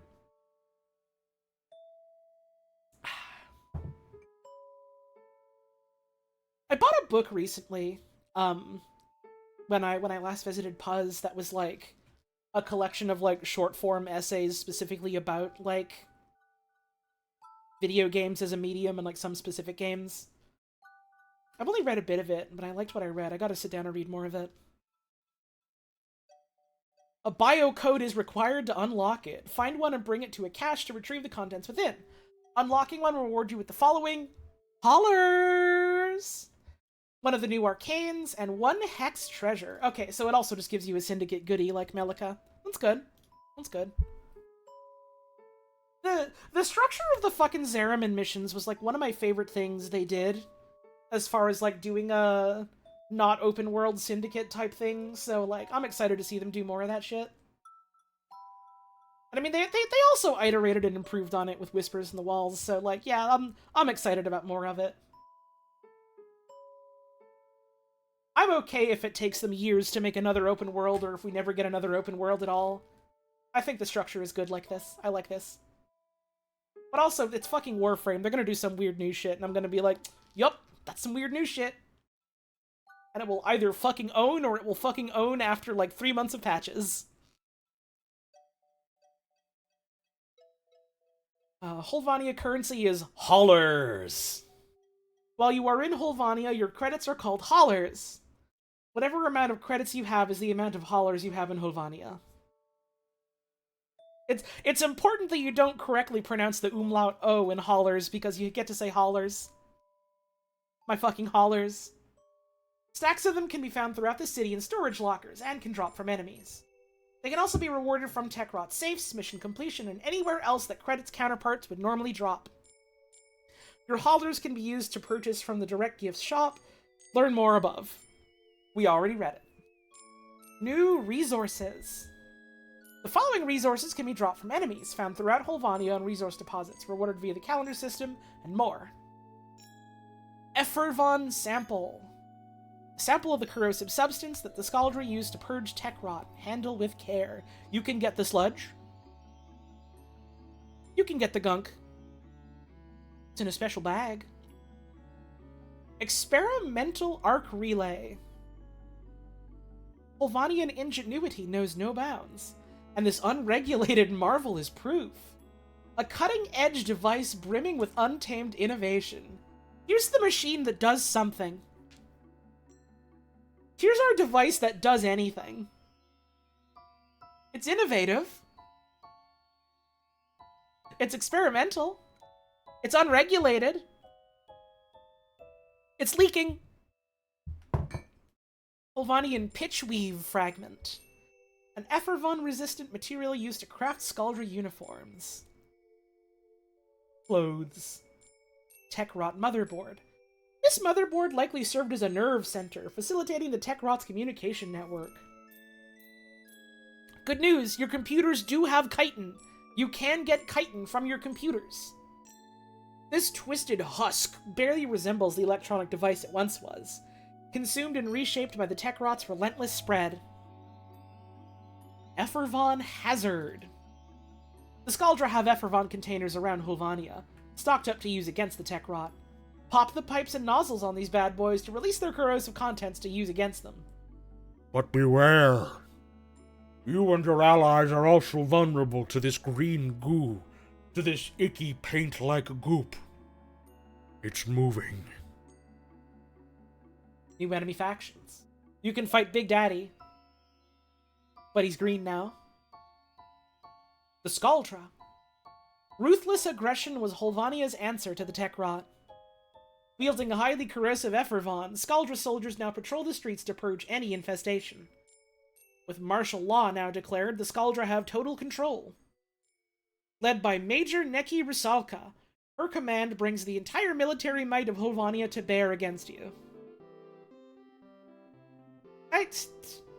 Correct me if I'm wrong, knowers, but, like, I feel like at some point there was, like, an interview or she just said this candidly where Reb was like, yeah, we were thinking about, like, the 99 plot stuff and, like, setting up antagonists and things like that. And I told my character designers, alright, I want you to make me a really sexy evil woman. I want you to make a really sexy, scary, chemical evil woman. No, that's not a green glowing butt. She's got like a... What's it called? The little bags that you have like on around your hips near your ass. The little pouches. What are they fucking called? Her tits aren't even huge. They're just out, is all. Fanny pack. Thank you. I was like, it's a booty something. It's not a booty bag. It's not a booty purse. It's not booty at all. It's fanny pack. Rusalka is the name of the cool Russian murder mermaids. Sure fucking is. Sure fucking is. Skaldra enemies are vulnerable to impact and corrosive damage and are resistant to gas. The Skaldra Barbican. Barbican? I'm not sure. Sporting a ballistic shield, this heavy unit closes the distance while laying down pistol fire. Carries a gel cannon. Skaldra Flayer. Quick and lethal. This unit has been trained to rush the target and inflict maximum damage with their curved blades. Their curved blades. Skaldra Harbinger. This automated aerial unit tracks and triangulates its target with lasers and then fires a high-caliber rifle shot. Skaldra Jaeger. This rifle unit's been trained to suppress the enemy with volley after volley of machine gun fire. Gas mask with a slot for a cigarette holder tells a story. It's really good, yeah. It's so fucking extra. I'm here for it.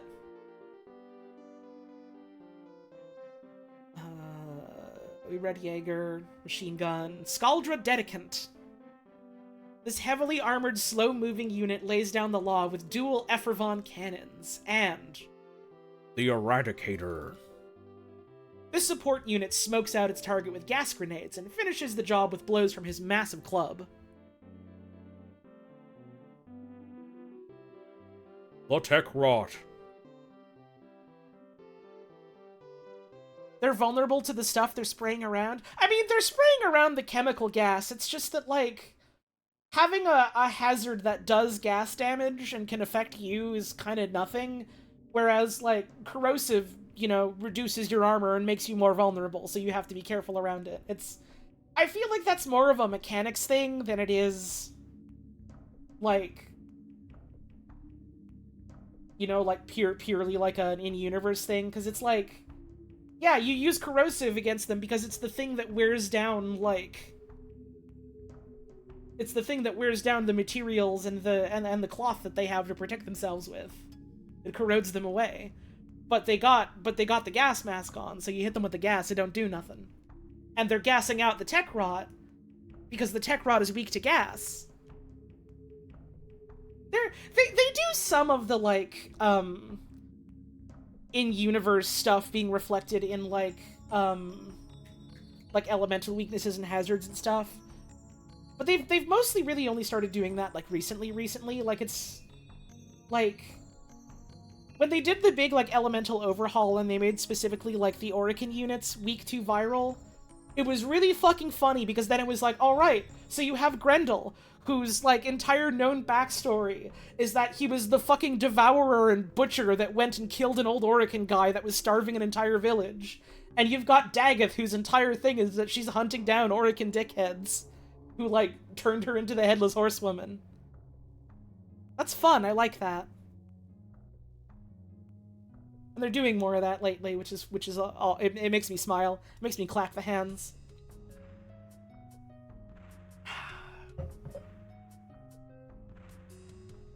The Tech Rot. Take down the Tech Rot in all its myriad forms. Left to fester in Höllvania's underground, the rapidly mutating infested has created all new threat varieties, capable of wreaking havoc on the unprepared. Where's the horse part of Daggeth's design? She's got a horse skull on her shoulder, and her fourth ability just summons, like, a fucking shit ton of horses. It's less specifically Headless Horseman and more, like, leaning into, like, the Dullahan fantasy.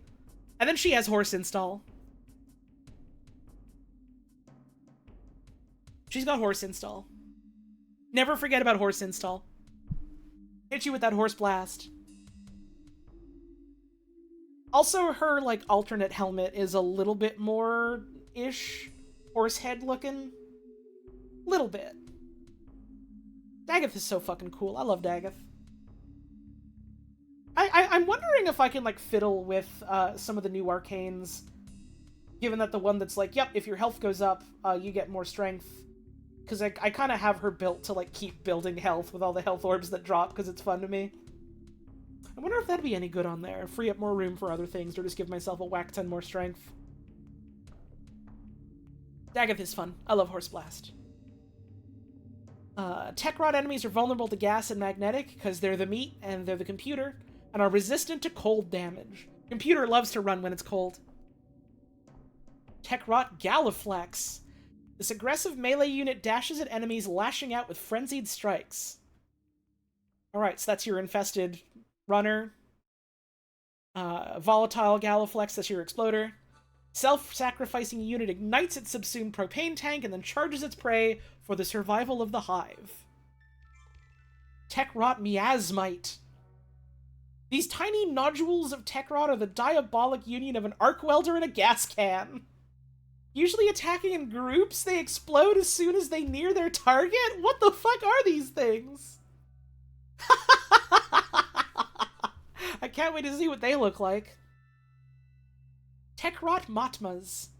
This tottering, bulbous Tech Rot creation. Okay, the words they're using already are great.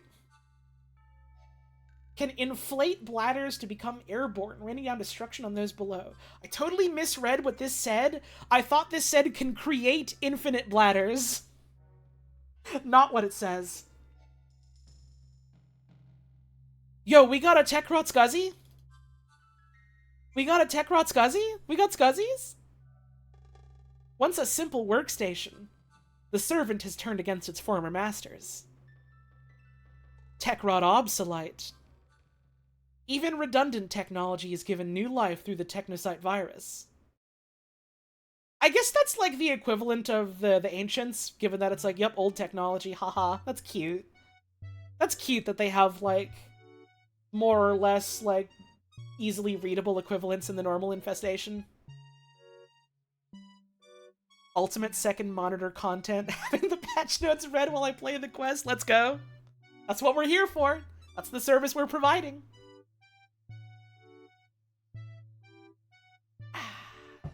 Everyone in chat right now, you have to type "Thank you, Erarg" in all caps with 5 exclamation points, because he predicted it when this would drop.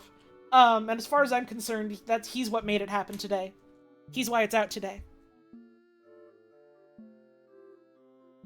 That's fucking right. That's fucking right.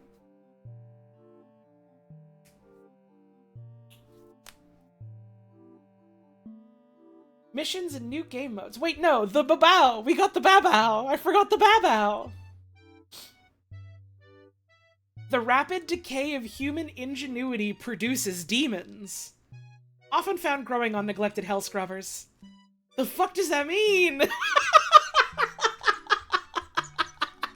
I love that, like, compared to the descriptions of, like, what the Scaldra units are doing, this is just kind of like, we don't know what their fucking deal is. Play the game and find out. Höllvania missions and new game modes. There are 5 mission types in Höllvania, included in that are 2 new game modes. Face Off, Legacite Harvest, which is a new endless capture.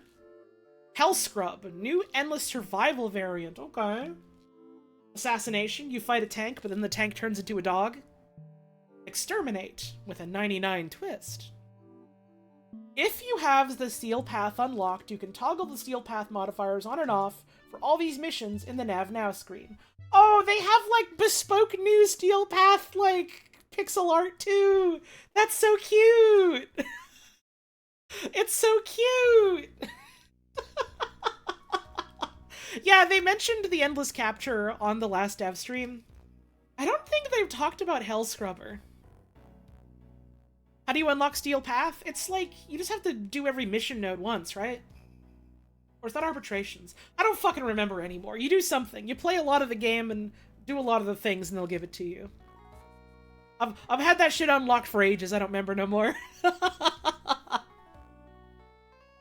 Completing all of the Höllvania missions on Steel Path will reward you with the following. Shut the fuck up! Come on!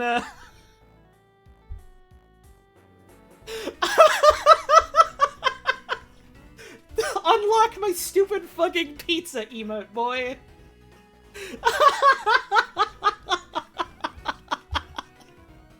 Oh, I know exactly what the fucking...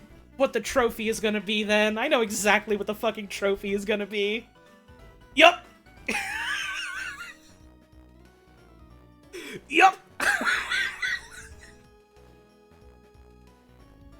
I'm gonna be sick.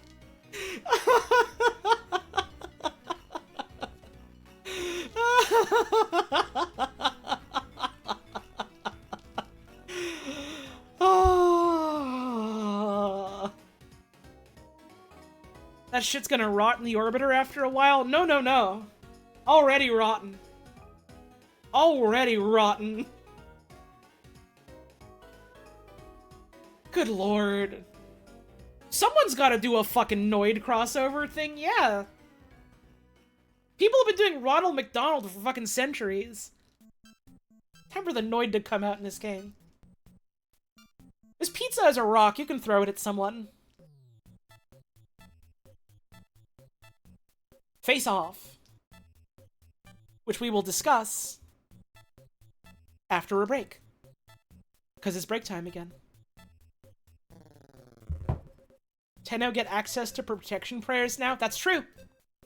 That's true. If you don't master your overhead flicking, the tech rod is straight up gonna tear you limb from limb. Be on the lookout.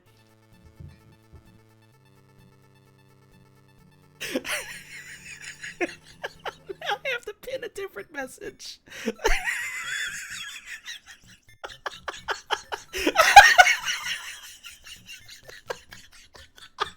I gotta go on break. I'll see you in 3 minutes. Get up, have a stretch. They're making me play ads for 3 minutes. I'll see you soon.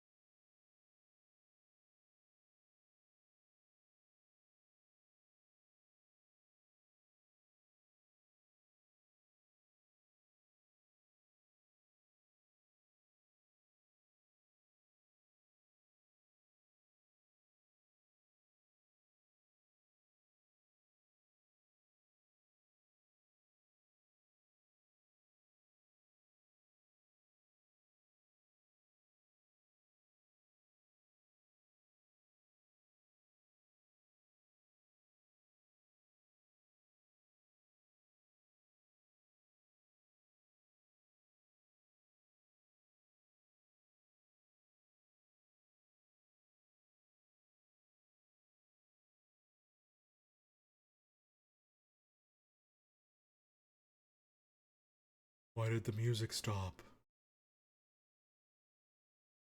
Why did the music stop? I'm sorry, I stepped away. I didn't know the music stopped.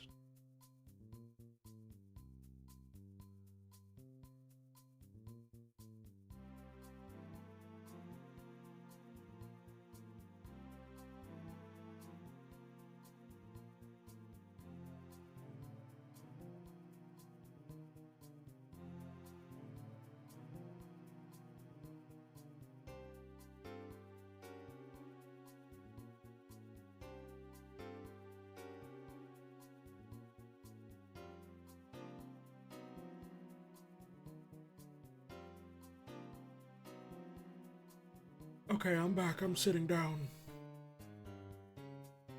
You have yet to unlock or even understand what kid mode is. Then this will be all the funnier. Because all this content is locked behind adult mode.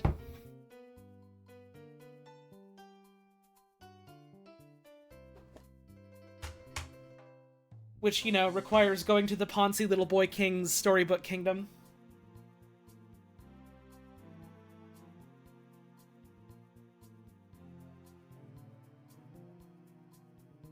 And then meeting a gay old queen who is also a butler.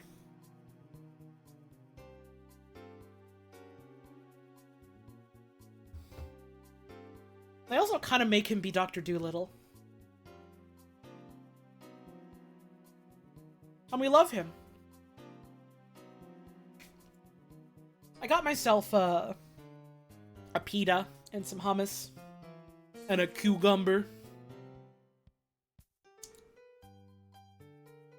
Some blueberries. I'm not super hungry at the moment after my big filling breakfast, but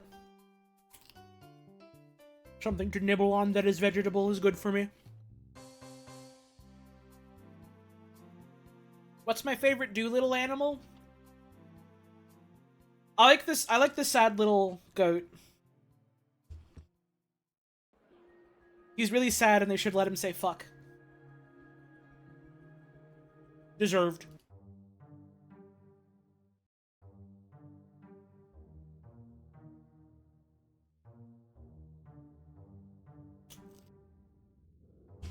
And I'm eating a cucumber.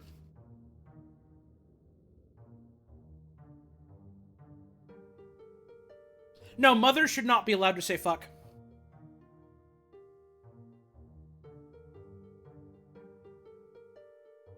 She almost did, and it's good that she almost did, but she shouldn't be allowed. Not yet.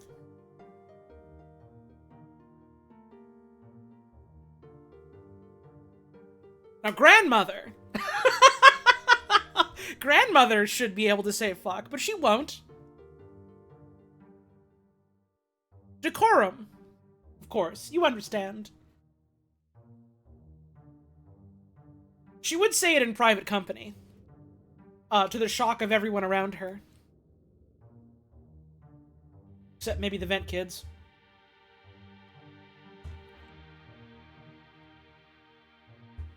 They're not allowed to say fuck, but they do.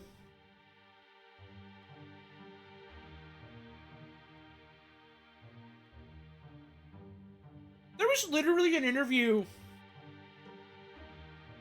where they were talking about, like, swearing in Warframe, and they were like,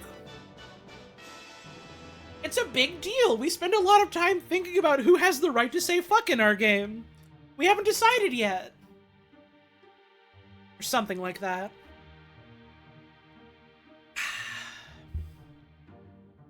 Hey, thanks for the 2-month resub. Much appreciated. Let's get back to it, shall we? Face Off. They added Gambit. They added Gambit to Warframe. But you don't invade each other. Warframe's next gameplay foray, Face Off, our first PvPvE game mode. Ready to compete for some Big Bites pizza? You're not doing this for Motes of Darkness, you're doing this for pizza. Alright. Another day, another excursion. But this time, Aoi and Amir are facing off in a friendly competitive race to see who can destroy their foes first. Sending this to your recovering Gambit girly clan member? Oh, respect. It's hard out here for the two of us that like Gambit. That's true, pizza slice is a triangle, it's all connected. All they need to do is buy out Bungie from Sony, and then they can have the Drifter appear. This is a really bad idea, but... Frost is here and full of his cuteness. I forgot, Frost is, like, good now. I always forget. I've just never super been into Frost, but Frost is, like, really good now. Grandpa's out here. The boots are good. The boots are like a fucking Minky design classic. How to access. Interact with your computer. Select Nav now. Alright, then. Select Vervod District for face-off squad versus squad, or local or lower Verod for face-off single squad. I'm assuming that's one of these is a typo? Who knows? Who knows? Squad versus squad, play with and against 7 other players, or single squad, play with and against AI opponents. Solo and non-PvP friendly. In case you truly are dedicated to just playing on your own forever.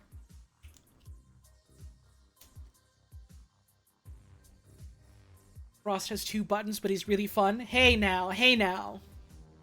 If you have the augment for his 1, he has 3 buttons.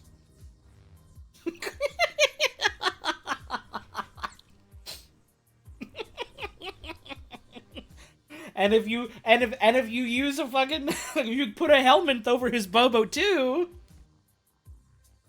Damn. The whole Warframe. Any good Warframe is 2 good buttons and nothing else? Nah.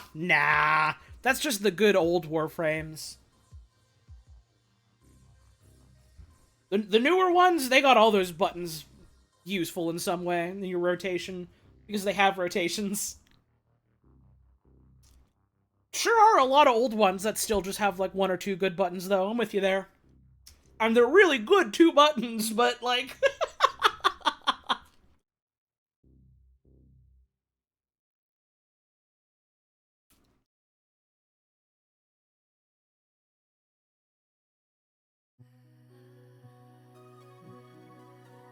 Water. Yeah, Banshee has 2 buttons. Banshee has 2 buttons, and also you can Sonic Boom if you want to. It's cute. And the augment makes it somewhat useful, even if you kind of are punching through armor anyways because of the damage stacking. And she has her 4, which is the fucking fart. Fart with reverb, .wave. If you want. I do kind of hope Banshee is one of the frames they look at next.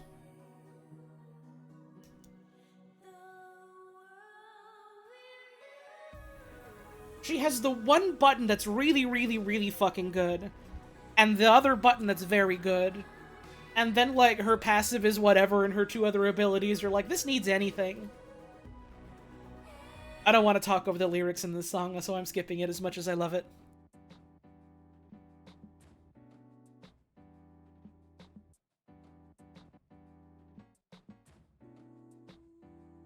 If they did to Banshee what they did to Nyx, I'd be pretty happy. Yup! Yup! If they do to Banshee what they did to fucking Nova, I'll be happy.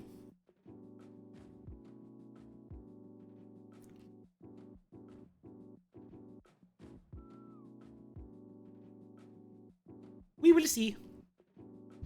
It's... I think Banshee's in, like, a similar place as, like, Chroma, where they're both, like, old and gnarly as fuck, and they have, like, one really, really fucking good button, and a second button that's very good, and then 2 other things that are there. And so it's like, well, you can still play them and have a good time with the 2 things that this guy does, if you're into the 2 things they do. So it wasn't as urgent as some other things that needed a look-see. But I feel like generally everything is in a much better place these days, so it's like, well, maybe now it's time to look at these grandpas and grandmas. Fucking Inaros is good now, man. Inaros has abilities. Inaros isn't a brick anymore. He's a brick with powers. It's fun to breathe fire and make a dragon? Yeah, they just have to make breathing fire and making a dragon a little better.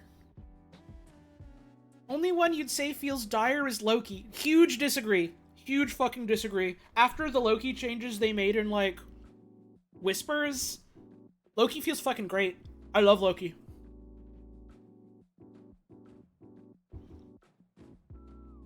You go into fucking Elite Deep Archimedia on a week where you have, like, you gotta kill enemies in range of the survival towers, and you have the switch teleport AUG that makes you and your teammates invulnerable.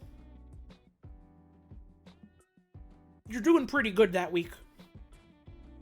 Unless you just get complete dog ass for weapons, you're doing pretty good that week.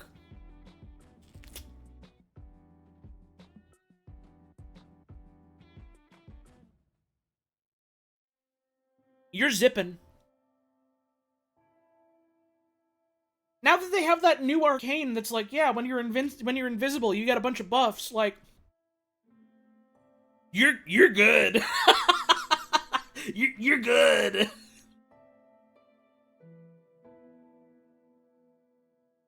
He's not gonna blow up a whole fucking room, but, like, does he have to? Does he have to? There's like 30 other frames in the game that do that. He's pretty damn good at what he does now. What he does is very specific. But he's pretty fucking good at what he does now. Sorry, I'm eating more pita bread.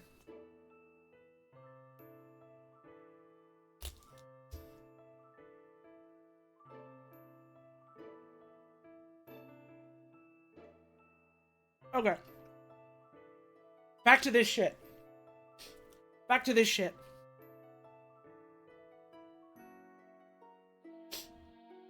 How to play.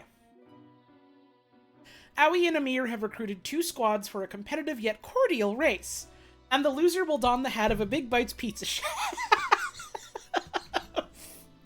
The race goes as such. 2 synchronized squads strike out onto the streets of Höllvania to accomplish 3 back-to-back objectives against the Skaldra and the Tekrot.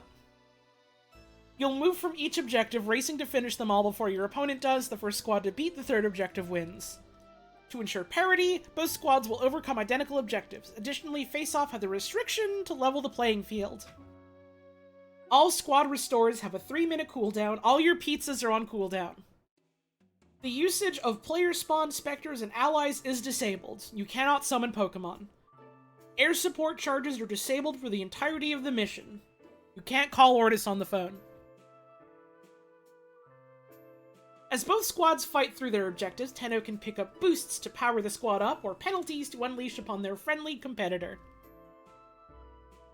These pickups sporadically spawn and can be used to gain an edge over your rivals. Seek and destroy your common foe. What is your foe, the Skaldra? Or perhaps the opposing squad? Interesting.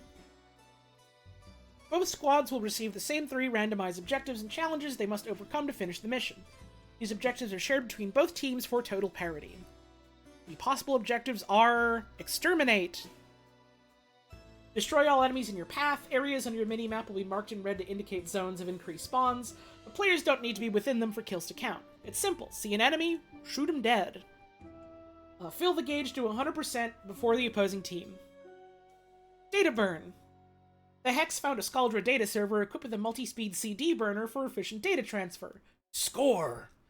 Deliver gas cans to the generator to keep the CD burner going. It's fucking Left 4 Dead generators? Actually huge. Actually huge. To keep the CD burner going to secure valuable info stored within. Various units carry gas cans, so look for them on their backs. Drop cans emit a small glow and have the telltale power cell icon on the minimap. Tekrot scan. Keep your scanner alive to learn more about what exactly is plaguing Höllvania. Jammers will spawn around the map, which players can destroy to reduce the defense timer. If your scanner falls, the timer stops and the scanner will begin to revive itself. Pirate radio, let's go! Ensure the mobile-voiced pirate radio keeps its broadcast on air at all costs. Attached to a balloon, you'll keep the mobile voice safe as it floats the radio signal radio across the street. Radio's signal radio? Word a little odd. Like the Tekrot scan objective, smash signal jammers to increase its range, therefore speeding up the mobile voice balloon. If the pirate radio falls, the timer halts and the balloon will begin to revive itself. Lockbox. A weird box appear. Imagine if Luffy find a weird box. Multiple keys and a self-destruct sequence. The Hex have found a lockbox that requires a set of passkeys to unlock. Scour the marked area on the map to find a passkey, deliver it to the lockbox before it explodes. Safety protocols in 1999 were something else, I tell ya. Complete the task 5 times and the treasure is yours. Assassination. Follow your GPS signal towards 3 big boy Tekrot VIPs, who are just a bit too dangerous to leave standing. Party in nature. All that's asked of you is to ensure these marked targets are lined up, shot down. Boosts. Protective shields. Squad receives invulnerability for 5 seconds, 10,000 shields for 30 seconds. Okay.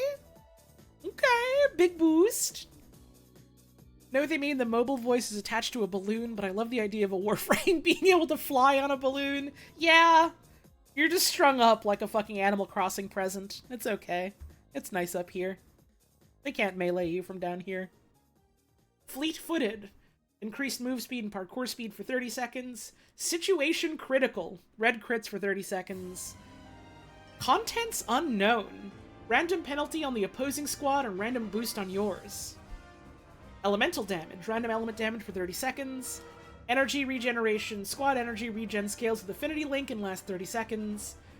Melee lethality. Melee damage increase for a minute. Free dog. Free dog. Summon a friendly Kubro to assist in combat. The mall is full of 3 dogs.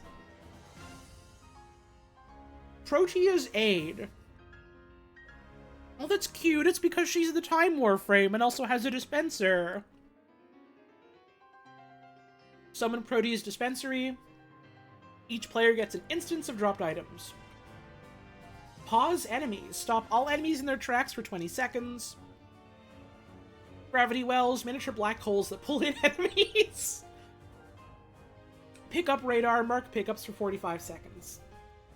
Penalties. Spawn 5 Eximus near a random player. Drop damaging zones on your enemy's position for the rest of the match. Rude. Bolstered bad guys, all enemies gain overguard. Vampire curse, health slowly drains for 45 seconds. Kill enemies to restore health. That one sounds free, unless there's, like, no enemy spawning. Booby traps. Booby trap 3 random booster penalty pickups. Fog out. Dense fog reduces visibility. Harder for the opposing team to see. Creates 3 chem spires with increased health near opposing squad members and mission objectives. The hell is a chem spire? Deploys floating bubbles of fire that explode on contact and inflict heat. Disabled health orbs for 60 seconds, disabled energy orbs for 60 seconds. Abilities have 10 seconds of cooldown for 15 seconds, and inflict a mortar barrage. Some of these seem whatever, and then some of these seem really, really rude, and that sounds fun. That sounds fun. Rewards. Rewards will generally be matched between those of Winsville and of Losertown, but rewards are doled out on a per-objective basis, meaning the winner will earn that extra 3rd objective drop. Winners also earn a little extra Vosphor. Mission rewards, arcane, Vosphor, and steel path rewards. In both the squad versus squad and single squad modes, Tenno can earn Vosphor, arcanes, and steel essence on the steel path as the core mission rewards. Solo squad rewards. In the normal path, you get 30 Vosphor or 1 arcane. Steel path, you get 1 new arcane and 2 steel essence. Squad versus squad. In squad versus squad, the Vosphor amounts are adjusted whether you win or lose. Let's see. So, if you win, normal, you get 30 Vosphor or 1 arcane, and then 30 Vosphor. Steel path, you get 50 Vosphor or 1 arcane, 2 essence, and 50 Vosphor. So you get a little extra of the goodies if you win, but, like, not much. Just a little bit. It's a squeeze of it. It's a little extra. And then if you lose, you get 30 or 50, and then your essence. I appreciate that you're not, like, punished over much if you keep losing or whatever.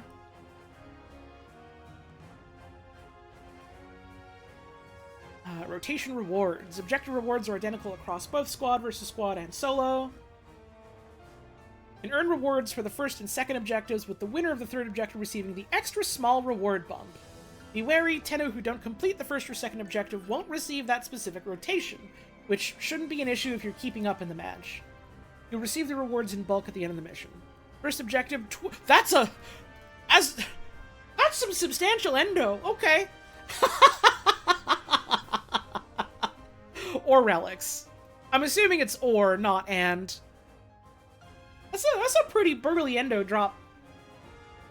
You love to see it. Do you remember the, like, first day of Belly of the Beast, where the drops weren't working right, and every time you finished that mission, you were just getting endo, and you were getting, like, an obscene amount of endo every time? That was fun. That was a fun couple of hours. And you can look at the drop tables if you want the exact numbers. Squad versus squad will similarly reward conclave standing per objective finished, meaning winners will earn Objective 3's conclave standing. If you want conclave standing, but you don't want to play conclave, it's finally your time. Don't remember what conclave points are used for? Conclave rewards.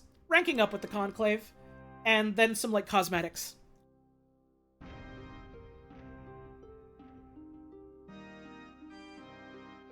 Contingency Spectres. If you're the last one in your squad in a face-off mission, you'll be joined by a Spectre teammate to help even out the odds. Gotta keep true to the squad in the mission name, after all. Supplies to both single squad and squad v squad matches. Should the opposite team in squad v squad experience issues causing the entire squad to disconnect, the remaining squad will be pitted against AI opponents so as not to disrupt the mission. You'll receive a pop-up in mission should that occur. And remember, the losing team has to make the other team a pizza. It's necessary. Legasite Harvest. This is an endless mission. The tech rot hoards resources to grow, and evolves its Legasites, the big shots of the hive. Eleanor wants you to meet with Kalimo so that she can track down these beasts in the underbelly of Höllvania. Cat mission. Cat mission. This is cat mission. You're going on cat mission. Cat escort mission. Cat mission. Activate cat mission. Legasite Harvest is an endless mission mode. The more Legasites harvested, the more you'll drain the tech rod of its spreading power. How to access. Interact with the Palm 2 PC in the Orbiter or the Höllvania garage and select the Nav Now button to bring up the map. Select Kobin West to begin a Legasite Harvest mission. How to play. Meet Kalimos in the Höllvania streets to begin searching for Legasites. Follow her into the underground and protect her while she sniffs them out. If Kalimos takes damage during her search, she will pause momentarily, so keep her well guarded to optimize your progress. Killed tech rot will drop pharaoh glands, which can be picked up and brought to Kalimos to speed up the hunt. Once the target is found, it's time to hunt. Legasites spawn with a unique modifier, making it even trickier to deal with. Weaken and harvest the Legasite before it has a chance to escape using the tech rot umbilicus. Destroy it to prevent it from doing so. If the Legasite manages to escape successfully, Kalimos will lose the scent trail, and you'll be forced to extract. This is the endless capture mission. It's cat mission. Once you've harvested a Legasite, you can encourage Kalimos to track another one down, or head to extraction to earn your rewards. Beware that each new Legasite will retain the modifiers of the Legasite you harvested before it, in addition to its own modifier when it gestates. As you continue your harvest, your targets will become more difficult to take down, so prepare accordingly. Cat mission. Cat love to sniff on mission.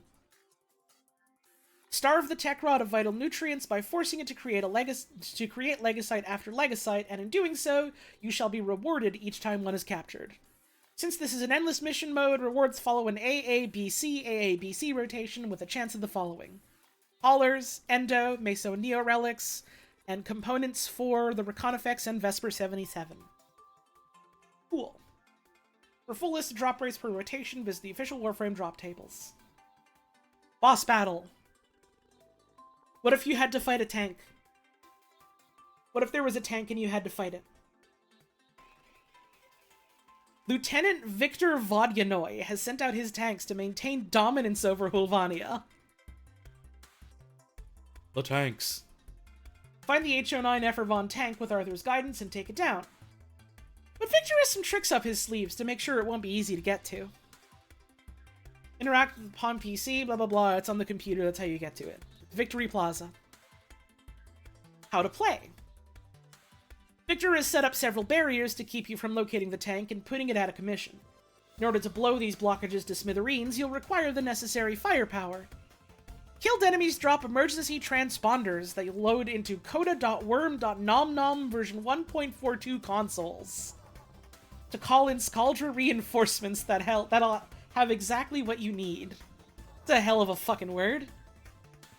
They'll descend from the sky and you'll need to take them out to acquire the Thermian RPG. Pick up the RPG and fire it at the barrier. Clearing all barriers will bring you to the H09 Effervon tank arena where you can stick it to Victor in a two-phase fight. New hacking minigame. Worm hungry, worm nom, worm win. Oh my god, it's so cute! You're playing a little game on it! Photo Worm Nom Nom consoles are exclusively in the Effervon tank assassination mission.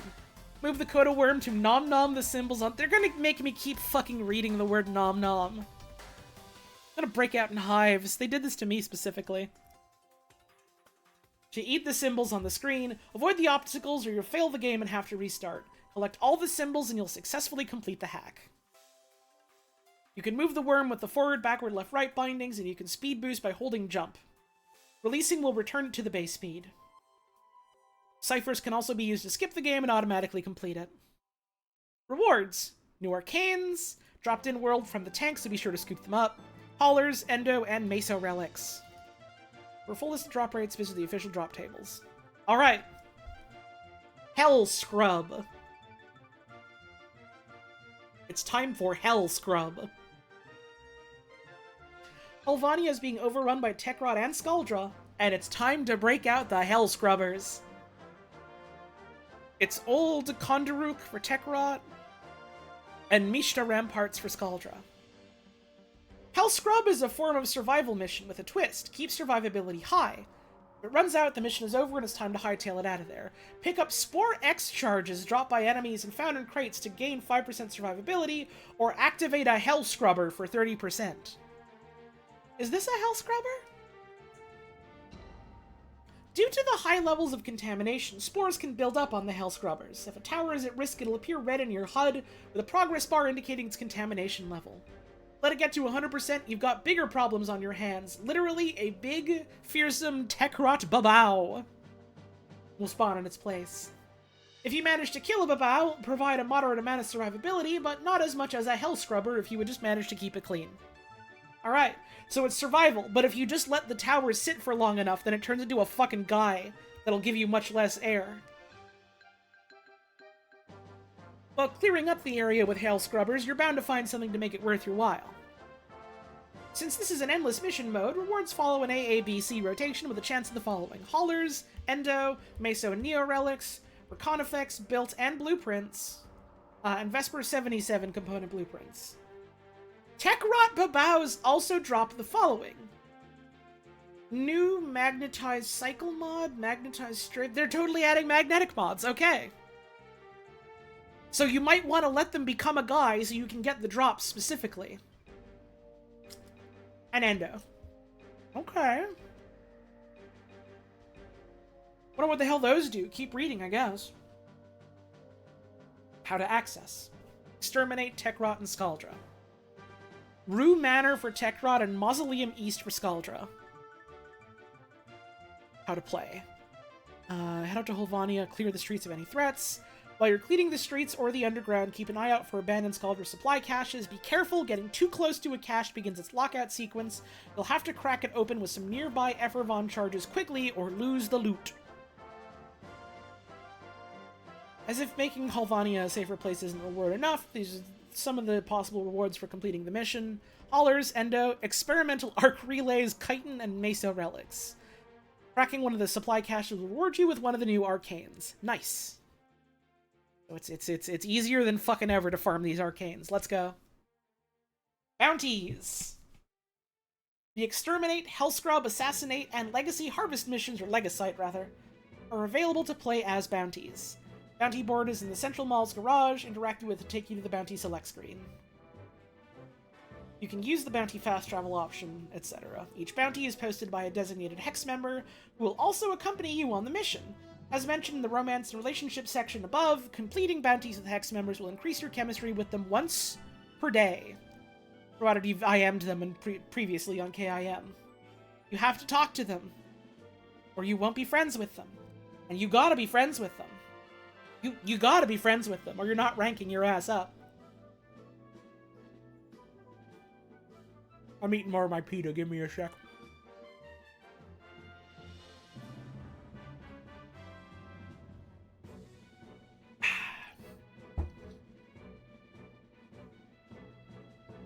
Bounties can either have an additional objective, for instance, kill 5 automobiles, blow up 5 cars you see, firebomb 5 whole cars with Quincy, or a difficulty modifier, for instance, Tekrot enemies exploding on death, assigned by the Hex member. I like that.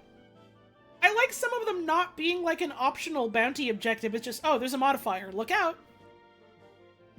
That's fun! I like that. That's new.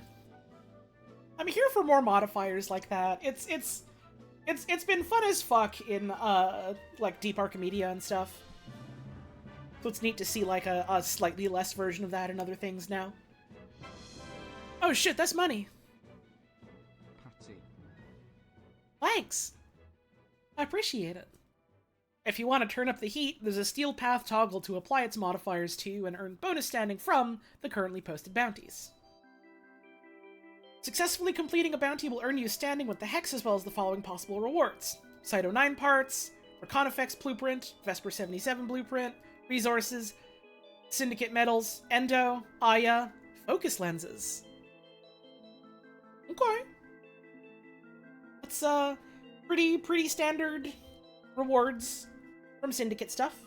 Nice. Alright, it's time for Big Boy. It's time for our big sniper boy. It's time for our boy. After I eat more hummus.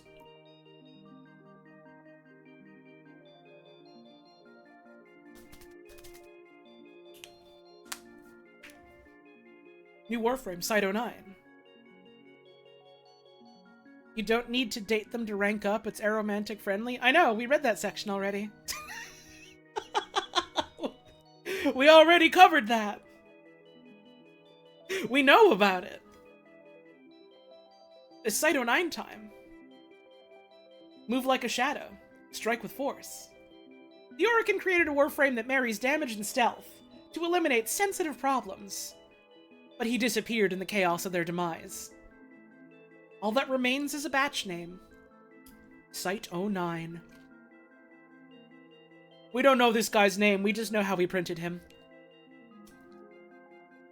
Cyto 9's abilities. Passive. Each weak point kill permanently increases Cyto 9's weak point critical chance by 1%, up to 300. Keep clicking on heads. Just keep clicking on heads. Continue clicking on heads. Do not stop clicking on heads. You will literally love clicking on heads. Are you addicted to clicking on heads? Cyto 9 is for you.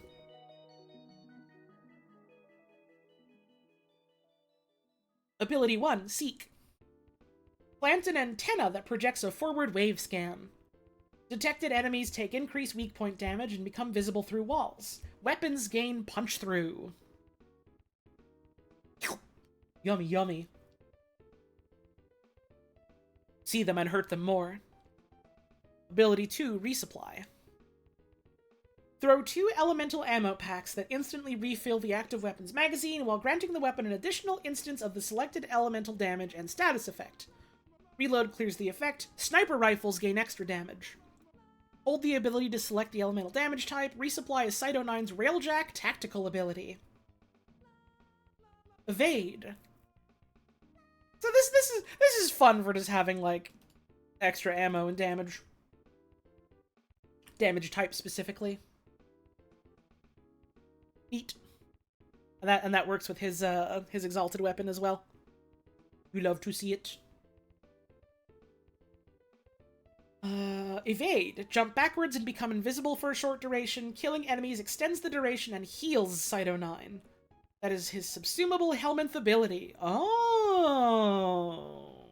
Okay. A different invis Helminth now. Altered to have a capped maximum duration of 25 seconds. You can get 25 seconds out of it. You're using it on another guy. Neutralize. Summon the neutralizer. Cyto 9's Exalted Sniper Rifle. Bullets ricochet off weak points to seek out other nearby weak points. Alt-fire lobs a cold grenade that completely freezes enemies. Oh, that's cute. Okay. That's fun. You know, Cyto 9 can also kind of dump truck a bunch of different statuses out, can't he? Would that one be status arcane be any good on him, or would he be, like, dropping people too fast with his rifle for that to really proc? Complete the hex quest to receive his blueprint. Visit a mirror in the central mall to get his blueprints. Complete bounties for the bounty board to get a chance at the blueprints. Prex card. Add the Prex card to your collection. Keep your peepers on the lookout for it in the Hex's hideout. You can get a Prex card. Go find it. Go find it. With the release of Cyto 9, the maximum number of purchasable loadout slots has been increased from 27 to 28. More. More. Alright, new weapons. How many headshot perverts are in Warframe? I mean, yeah, Harrow and Sight and Varuna has a little bit as well, but the one on Varuna is less like what you build her around and more a nice bonus because they gave her the cute sniper. Ivara, I guess, technically. Banshee invents new weak points. Yeah, but that's not really doing headshots, is it? That's different. I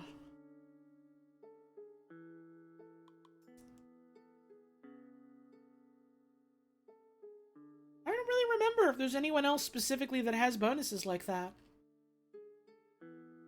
Maybe.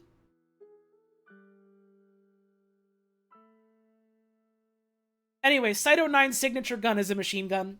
I do kind of love that it's like, yeah, here's the sharpshooter guy. So he gets, like, the cool sniper rifle as his exalted weapon. So what's his signature gun? It's a support LMG. Precisely timed reload increases reload speed and infuses new damage, or new magazine with heat damage. So it's got an active reload that applies heat. Cool. How to acquire. Get it from Amir. Do bounties. Do Hell Scrub. And Legasite Harvest. Vesper 77. A true masterpiece of Höllvania engineering. Vesper 77's advanced laser sight highlights enemy weak points with precision. Aimed to increase its critical damage multiplier. The Vesper was cute in the demo mission. It felt like the enemies weren't super high level, but it felt punchy in a fun way. It's got the laser sight. It's good at popping heads in weak spots.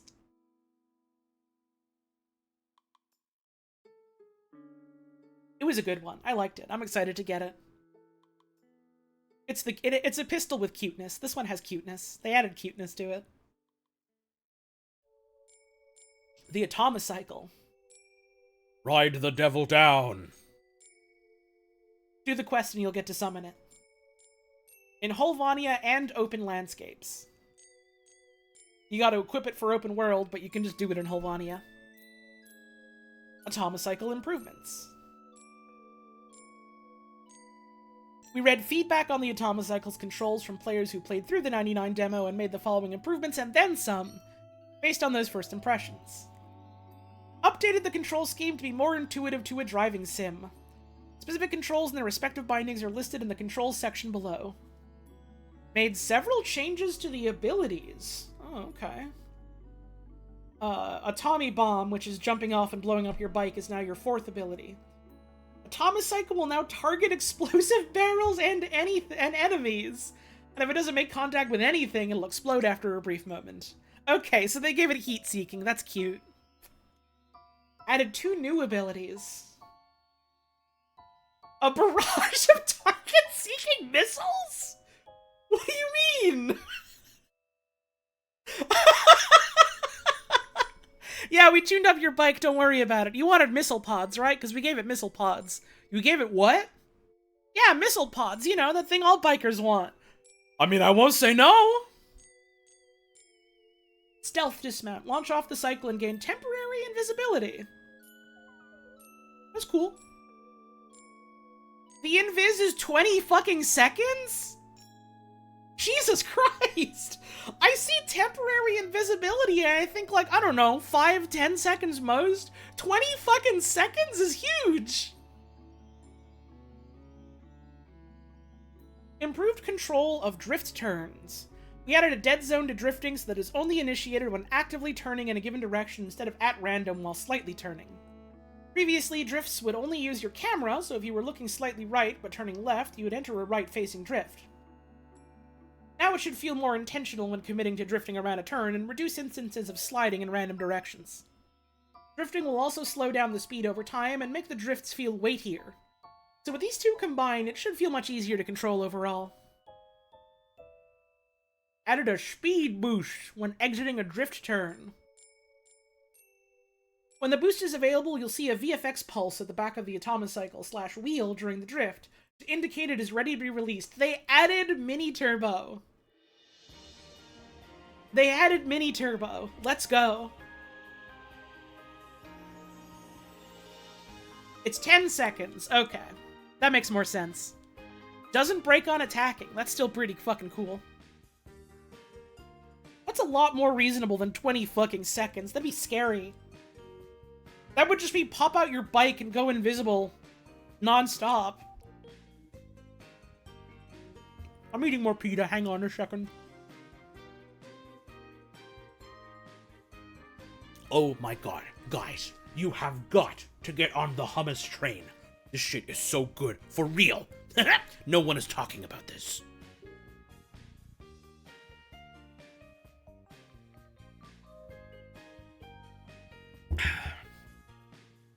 I hope you like my new guy I just invented. He's a guy that just has learned about hummus for the first time. And thinks that no one else has heard about it.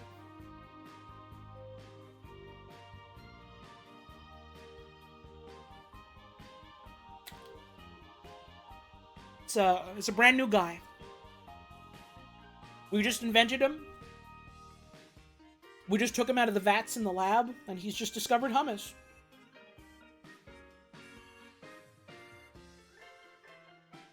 Bring him back for a straight-to-DVD film?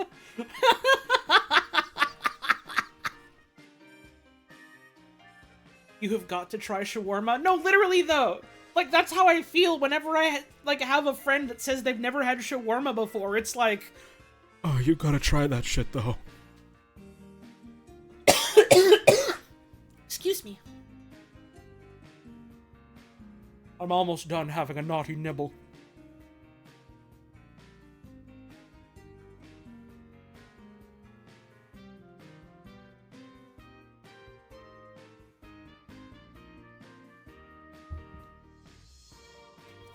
Okay. Adjusted turn rate to make the atomocycle more responsive and easier to control. Improved handling with camera movement. Now, when you're not accelerating, moving your camera will not affect the atomocycle steering so that you can look around without risk of throwing yourself in a completely different direction unintentionally. You should feel much more control when making turns. Move backwards binding now decelerates the atomocycle speed. If you continue to hold it once at a full stop, it will now back up slowly. In the demo, braking would initiate a U-turn instead of decelerating, which was unintuitive and made the atomocycle difficult to control. Huh. Reduced collision stickiness when making contact with objects, walls, sidewalk bumps, etc. In the demo, the cycle would get stuck on even the smallest and slimmest of things, and it would take quite a bit of wiggling around to free you up again. I guess I just got lucky. I never bumped into anything like that. Furthermore, hitting curbs and other movable objects would completely kill your momentum, which was obviously not ideal. Now you should be able to cruise freely without fear of hitting those pesky curbs and barrels when traveling at 100 miles an hour. You now spawn your bike from your gear wheel in midair. You can now aim glide with the atomocycle while in midair. Holy shit, let's go. Given the fucking gravity squeeze with your stunts. Let's go. Jump that shit. Improved dismount animation so the cycle slows down to a realistic speed when dismount is initiated. Improved animation transition blending between upright and banked turns. Thrill Ride Nightwave Act now counts kills from atomocycles. Well, you can't whip out your secondary while riding. Both hands on the steering wheel, please. The kills from your bike's abilities will contribute towards this act. Let's go. Can you Akira slide? I haven't tried yet, but I'm assuming you can. There's no fucking way that people making this game would not let you do the Akira slide unless they literally could not figure out how to do it somehow. Yeah, it sounds like it's probably easier to do now with the changes they made. Here's your controls. You can do things. You can bullet jump with the fucking bike? What do you mean? What do you fucking mean? I didn't think to try that, because why the fuck do you think you'd be able to bullet jump on a bike? Holy shit, I gotta try that. Abilities. Pop a wheelie and get a boost. Missile pods. Oh, they leave targets that's a vuln stack. That shit just applies a vuln stack. Okay. Okay, sure. Okay. Jump off and go invis, or jump off and blow your bike up. Since the Atomocycle is not a moddable vehicle by design, the above abilities cannot be ranked up or have their stats altered by upgrades. Okay. Then making it have utility other than damage is really fucking smart. Atomocycle customization.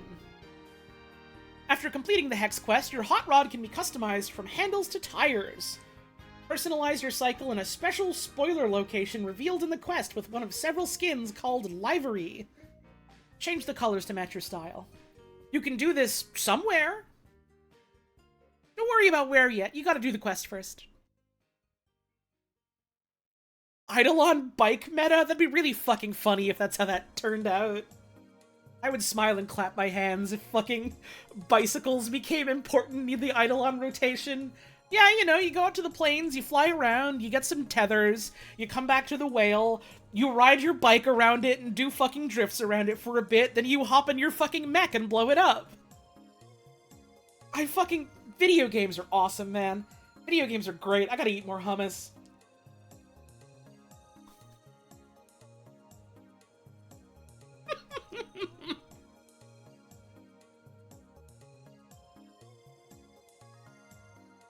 You don't think those are whales? Yeah, they are. Eidolons are whales. They're 100% whales. Easy.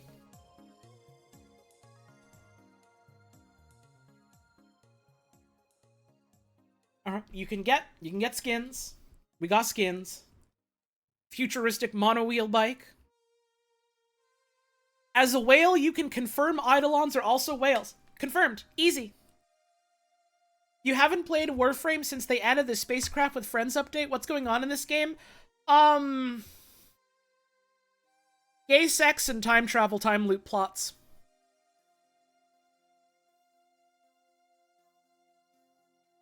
A guy got stabbed. Someone had a baby.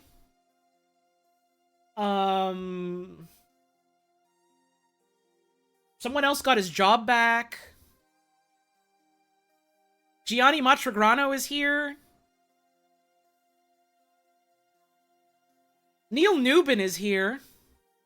Neil Newbin is here twice. Astarion voice actor plays a fish.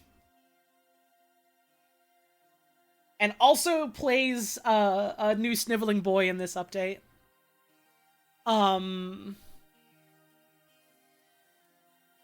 Butlers are canon. Who does Gianni play? The Stalker.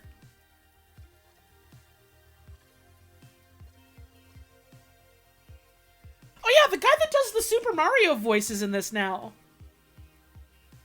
Is there a Dark Butler? Depends on your perspective. There's a boy band now, and next year the boy band is going to be,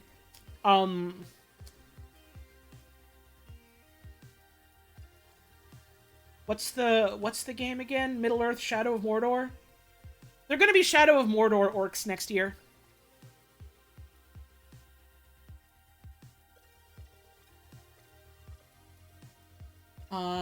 A guy died. It's concerning.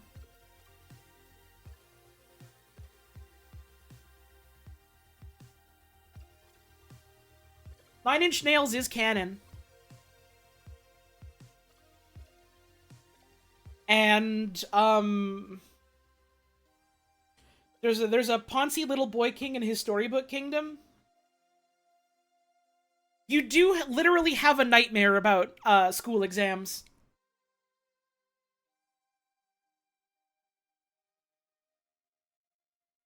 That about covers it. None of it in any sort of context, so, no major plot beats are spoiled until you play it yourself, and then you go, oh, you sick son of a bitch, you fucking dickhead, that's what you meant.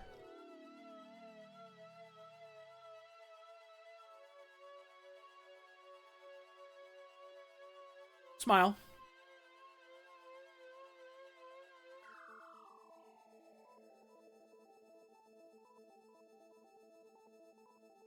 Anyways, bikes. Futuristic monowheel bike.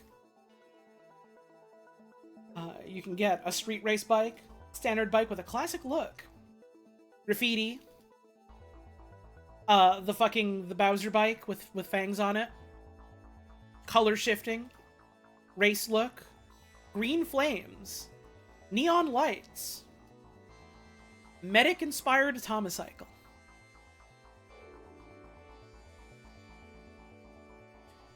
Also an arcade game.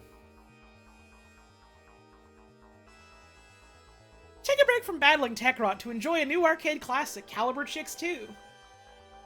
In the far future of 20XX, Jillian and Lillian Killian are the Caliber Chicks, supreme operatives of the Unified Kingdom's Defense Force. The only ones capable of defeating Anarchy and rescuing the president. Fucking awesome. I'm obsessed with this key art for it. I hope I can get this as a poster and put it in my orbiter. The fucking face is great. Take down this ruthless leader and her gang of punks threatening to bring in new law in this single-player run-and-gun action-packed arcade game co-developed by Sumo Digital. Yeah, hun, can we get a real-ass Caliber Chicks poster someday and hang it up? Can we get that? Can we get a Bimmy and Jimmy women poster? Wimmy, Bimmy, and Jimmy? Over the mantle with the hammer, exactly. It's perfect. Oh, I gotta go on fucking break. Okay, Jesus, it's break time already. Get up, have a stretch, get a drink, get a snack if you haven't eaten in a bit. I'm playing ads for 3 minutes, so that we don't get ads in the middle of the actual part of the stream. So come back in 3 minutes. They literally announced another Double Dragon thing. They should introduce a third Bimmy.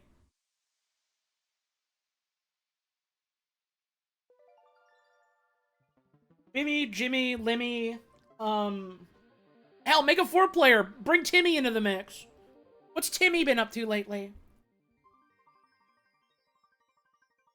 5 players, bring in Kimmy. Sure, why not? They got a sister. She also wants the girl's hand. It's equality. It's 2025. It's fine. It's fine. I'll see you in 3 minutes.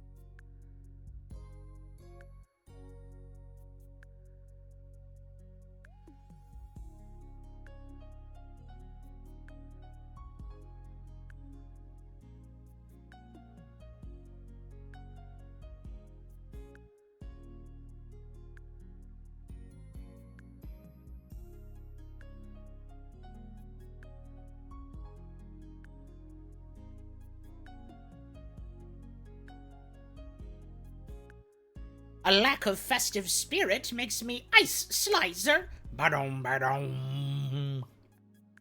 Ba-dum, ba-dum. Hi, I'm back. I just realized I switched over to the fucking blank game screen instead of the BRB because the BRB is what I have the fucking this on. I clicked the wrong thing. I have not been able to stop thinking about the fucking ice slicer riff in those videos. What is that from? I have to know what that sound is from. It's like when I fucking when looking into fucking the Mr. Kridoff tribute video from this year made me finally learn what the song from The Sea Is Also Dangerous is from.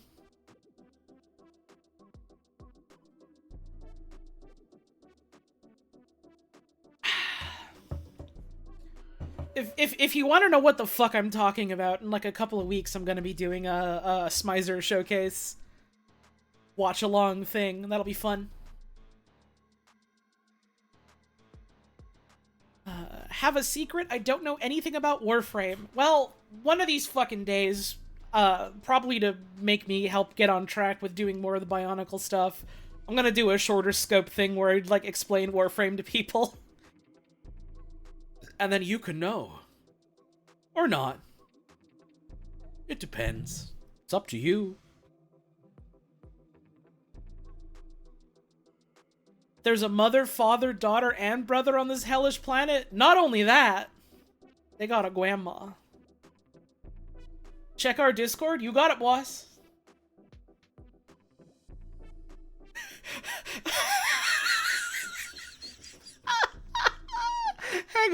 Hang on. Can I put this on stream? Can I show everyone?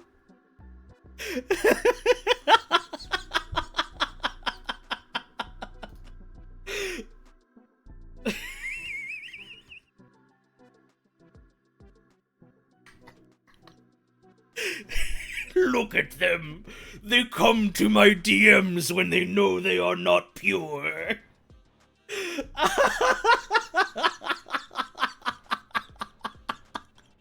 Fucking awesome.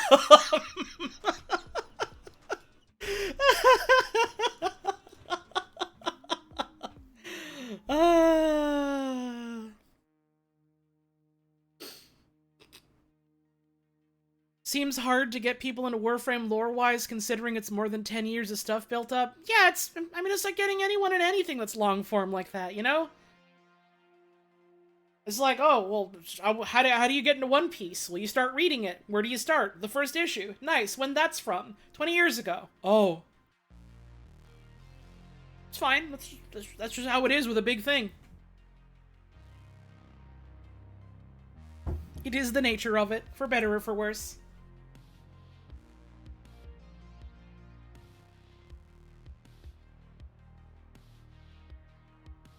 Anyways, Caliber Chicks.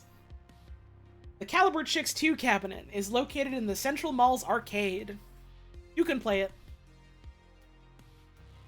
You can go and you can play it.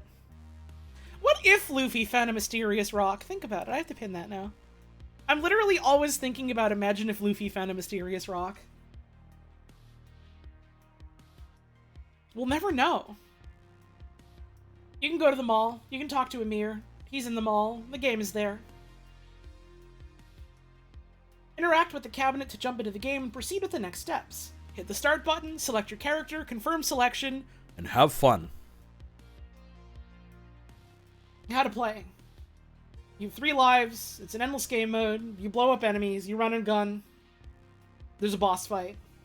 The more you progress, the more difficult the fight gets. You have 3 lives, losing all 100 points of health will return you to where you were killed with 1 less life and reset your score. Losing all 3 means game over.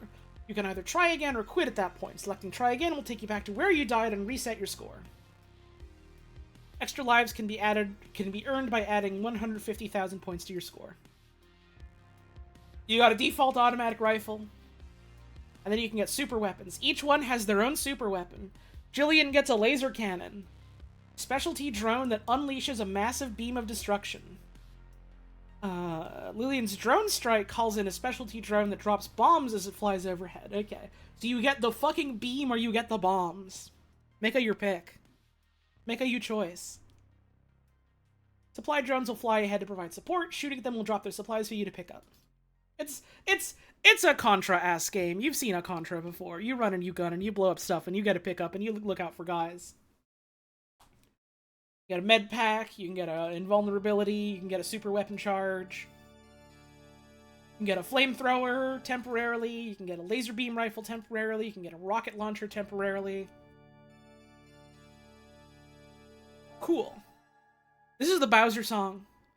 Bowser loves to play with Lillian and Jillian Killian. It's his favorite hobby. Here's the controls. You can do controls. Here's the other controls. Here's the Frame Fighter controls. That's what they use. If you have custom bindings for Frame Fighter and having issues with lack of input while playing Caliber Chicks 2, you may need to remap your bindings to ensure you have all the Frame Fighter bindings that Caliber Chicks uses as listed above, or reset to default. Completing stage 3 gets you a glyph. Completing 15 stages gives you the President King Corgi emblem. And then you can get a bunch of Caliber Chicks items by talking to different people at the mall. There's leaderboards. This is just for fun. You get 2, like, account cosmetics. But there are leaderboards. There are bragging rights here. There are personal rankings, there are clan rankings. Your clan can become the best in the world at Caliber Chicks 2 if you all try really hard at it. New mods. Alright, here we go. At long last. The magnetic mods. Earn magnetic might by completing the Hex quest. For pistols, magnetic damage and critical damage. Okay. Okay. So we're getting more of the combined element mods that give an additional bonus as well. I'm into that. I like the radiation one, so I'm excited to see more like that. Let you get a little wacky with your element combos if you want to. Worthy Commander. Squad receives 75% weak point critical chance. Okay. What if we just buffed headshots? What if we had an aura that buffed your team's headshots? Why not? That's the Site 09 one. That's the one you put on Site 09. Summoner's Wrath. Squad receives companion and summon damage. That's pretty ample, too! That's not nothing to sneeze at. Alright. Okay, this is the one that I saw earlier when I was like, why would someone just want to use an arcane that doesn't give, like, the big base damage? Why would you want to do that? Here's Spectral Serration. Damage while invisible. If you want to buff up your invisible sniper rifle, there you go. It's for you. It's for you, Site 09. It's for you, Loki. It's for you, Avara, and Ash, and Octavia, etc. Pick up the phone, it's for you. Million damage for you. I don't know how well this is gonna work on Wisp, considering you fire out your shot and you're immediately visible again. You would have to, like, jump before pulling the trigger, and I don't know if it counts, because, like, your invis breaks as soon as you shoot. Someone would have to test that. Someone would have to test that. Primary Acuity. Plus 350% weak point damage and critical chance. Multi-shot cannot be modified. Interesting. You only have the one big shot. Because multi-shot is a pretty valuable multiplier, but, like, I wonder how well that would work out if you're going for, like, the headshots anyways. Yeah, Erarg, I really want to try it out on, like, Caliban and fucking, I want to see if that's good for anything on Necros. Would be cool.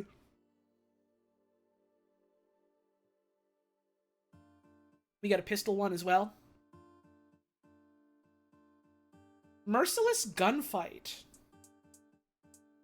Critical damage and punch through. Oh. Interesting. I like punch through, but I also like when it's combined with like other stats, so I'm not dedicating an entire mod slot just to punch through. Extra critical damage, yummy yummy. Magnetic capacity. Magnetic damage and mag capacity. Magnetic welt. Impact status effects have a 35% chance to apply magnetic status effects 2 times when fire rate is below 2.5. Oh, so it's like the bleed one, but for magnet, if you want to just fuck over shields instead of health. Okay. I wonder if that would be any good on, Gara's fucking shotgun. Because I'm pretty sure the slug has, like, a guaranteed impact proc. And then it explodes and also makes you bleed.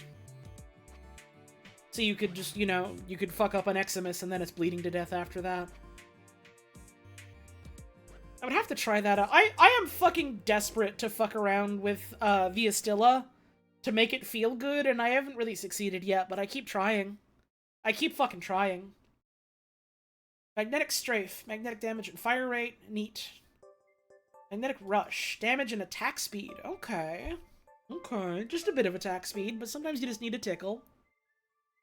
Arch gun is magnet damage and fire rate. Arch melee is damage and crit rate. Magnetic claws for beast.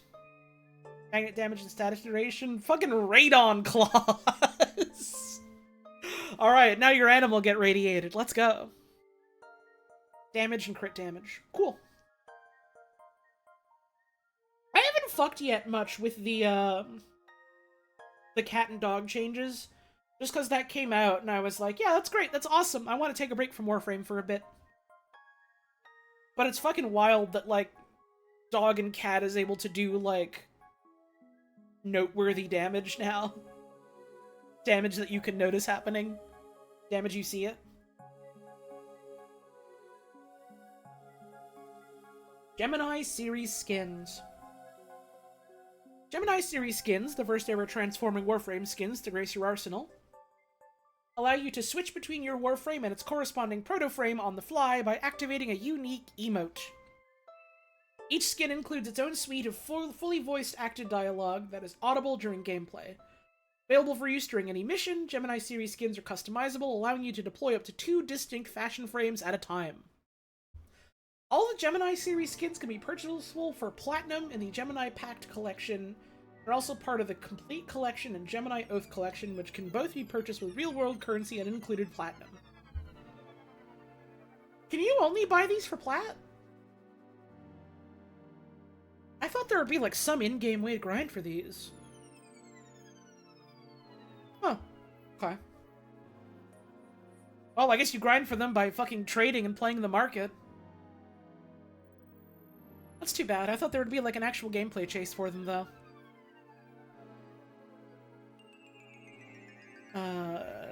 Arthur, you can turn into Arthur. Owie, you can turn into Owie. Arthur can be equipped onto Excalibur Umbra. You can give him a scarf! Amir, you can turn her to Volt. Eleanor, you can do Eleanor. The mysterious psychic specialist. You can turn into Letty. Does it come with the mouse? Does it come with the rat? Does the rat come with you when you summon her? Is the rat allowed? I hope so. And you can turn into Quincy. Quincy's beret can be equipped and unequipped from the auxiliary menu. Why would you want to take his hat off? Why would you want to take his hat off? The hat stays on. Go to your Warframe's appearance options in the arsenal and equip the Gemini skin onto the respective Warframe to customize as you normally would. Here are all the ways you can color customize your skins. You can change the base body, hair color, eye color, and their tactical gear. Some of the accessories are intentionally not tintable as they are core to the Proto-Frame's character and story. We want to honor those in their Gemini skin, for example, Quincy's earrings, Amir's tampet, etc. hair color option to customize their luscious locks to your liking. You can't give them helmets because they got faces. That's the helmet. That's the helmet. Your appearance configs are used differently depending on how you are switching between the Gemini skin and Warframe using the emote in mission. Starting a mission with the Gemini skin equipped and switching to Warframe will always use the appearance settings from config A. Starting a mission with another Warframe skin other than the Gemini and switching to Gemini skin will always use the first config it has equipped. If you have Arthur Gemini skin equipped in both config B and C, it will use config B in mission. Okay, interesting. Open emote gear wheel, select the emote. It's something they showed on the dev stream is like you can use the emote for a different guy to turn into a different guy. Like you can use, you're playing Excalibur, you turn into Arthur, but you can use the fucking like Quincy emote or the Owie emote or whatever if you have that emote unlocked. All right, Tenogen 99. Dress the fuck up for a day at the mall. The Tamagotchi earrings are really dumb in the best way possible. We got some seriously nostalgic Tenno designs from the Warframe community. For the people that don't know, Tenogen is the like player submitted cosmetics system. Where they can, like, you know, make a thing and submit it to the game and people vote for it, and then the devs will put it in the game. You can buy it for real money, and the people that designed it get a cut of the money. It's cool. You can get an earpiece, the butterfly wing, the headphones, the visor. You can get the scary eye. Someone in the Discord made the oh yeah! Traveling Merchant! That's who made the fucking Piston Fists, right? I think. That shit was cool. That shit's cool.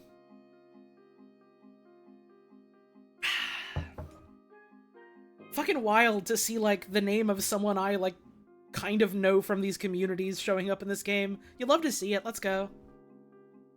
Alongside, like, longtime mainstays like Master Noob. New items and bundles available to purchase in the in-game market. This dedicated 99 category. Okay. You can buy the bundles. If you do— oh shit, you're watching the stream. Let's go. Howdy. You can buy this shit if you don't want to grind for it. You get Cyto 9, a helmet, his gun, cosmetic. Time Lost artifact decoration.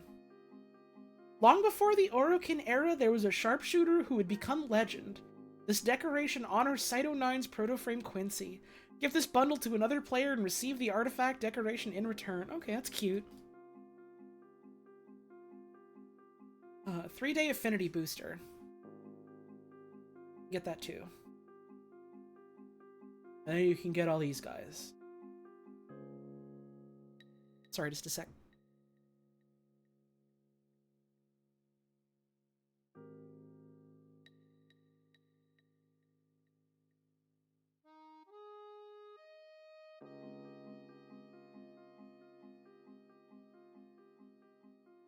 My mom came into my room because I had to hide a Christmas gift for my dad.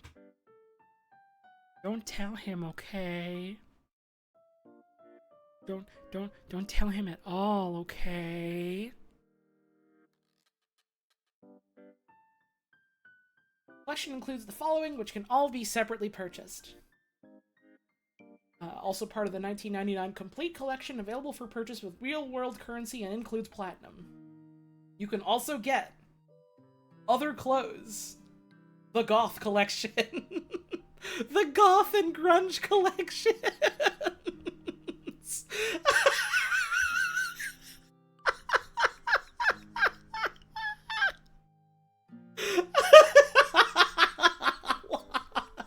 Let's go. This shit is so fucking funny. It's awesome. Watch from the shadows or dance with the dead. With these gothic-inspired garments, fitted for Drifter and Operator. Goth piercings. In the original concept art and marketing asset for the Goth collection, you may have noticed there was a fancy nose chain piercing and accessory. Unfortunately, due to technical difficulties of that particular element, we had to remove it for launch. Aw, dang. We apologize for the chain yank. Oh well. Grunge Drifter and Operator Collection. Keep it real on the streets. This is a collection of thrifty, downbeat clothing inspired by the grunge scene. Athletic Drifter and Operator Collection. Get your game on with this exclusive line of sportswear-inspired garments. Höllvania Fashion Collection. Dare to define the cutting edge. Transform your Drifter and Operator into pioneers of goth, grunge, and athletic chic, proving that science isn't the only frontier for Höllvania. Comes with all the above, as well as sunglasses, sunglasses, sunglasses, and 2 earrings.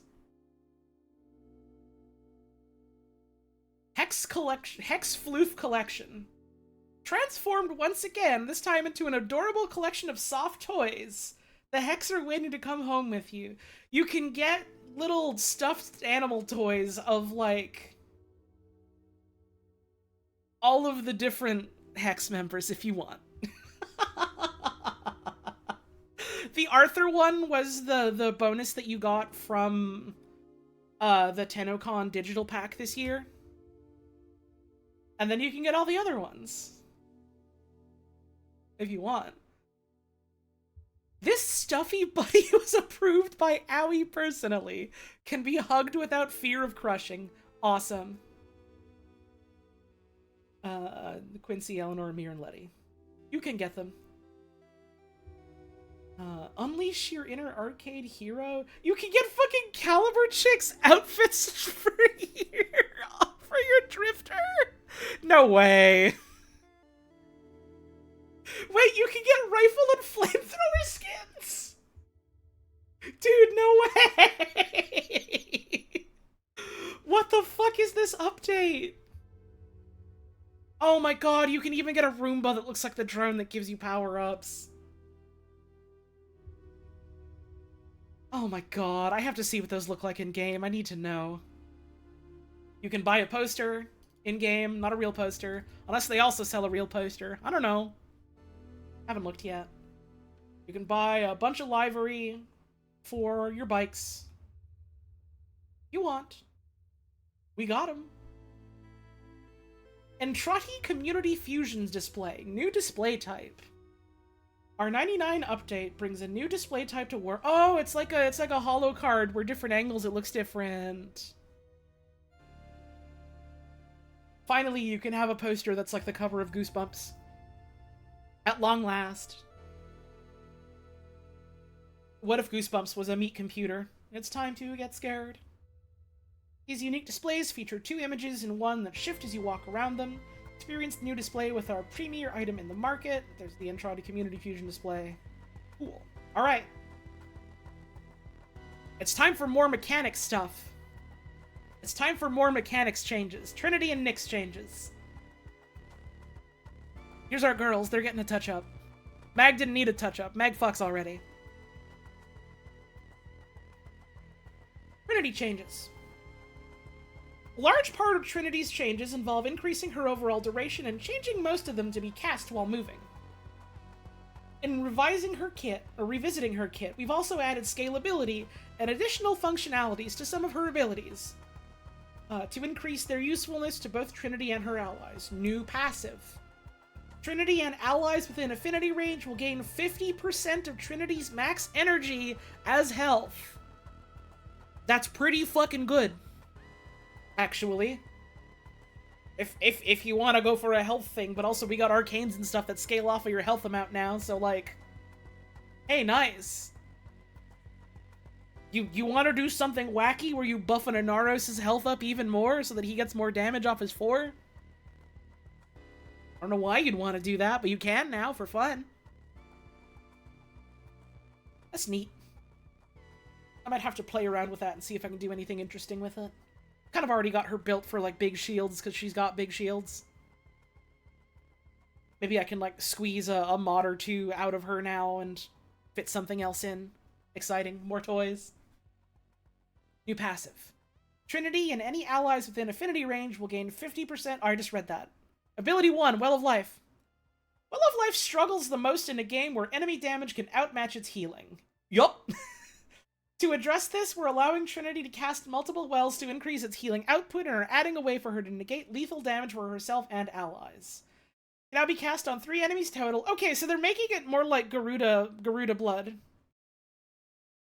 Which is cool, I like Garuda blood.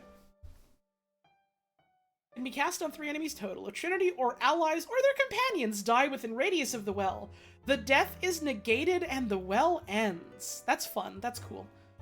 Save player is fully healed, gets a brief period of invuln, experience a 60-second cooldown before they can be saved by Well of Life again, 120 seconds on the Helminth version. Indicated via an icon on their HUD. Added SFX and pop-ups to indicate to a player when they've been saved by the well, so they know. So it's like a Totem of Undying kind of thing now, which is cool. Can be cast while moving, greater base radius, greater base duration. Improved animation so the enemy being lifted aligns better with Trinity's hand motion. Let's go. You love that shit. Well, the video is not working no more. That's so sad. Oh well. That's interesting. I don't know if that's going to really get me to unsubsume this ability off, because, like, right now I have Trinity set up for, like, her 2, 3, and 4. And on her 1, I just have, like, fucking Banshee Silence to, like, negate Eximus units. And then I get the healing from her 4, which gives me Champion's Blessing. But this does sound like it's actually useful now, instead of it being like, well, it's a subsume slot. That's good. Hope Oberon gets the pop-up in SFX too. I think Oberon needs some numbers tweaks. I think Oberon needs his numbers ratcheted way up. I hope they look at Oberon soon.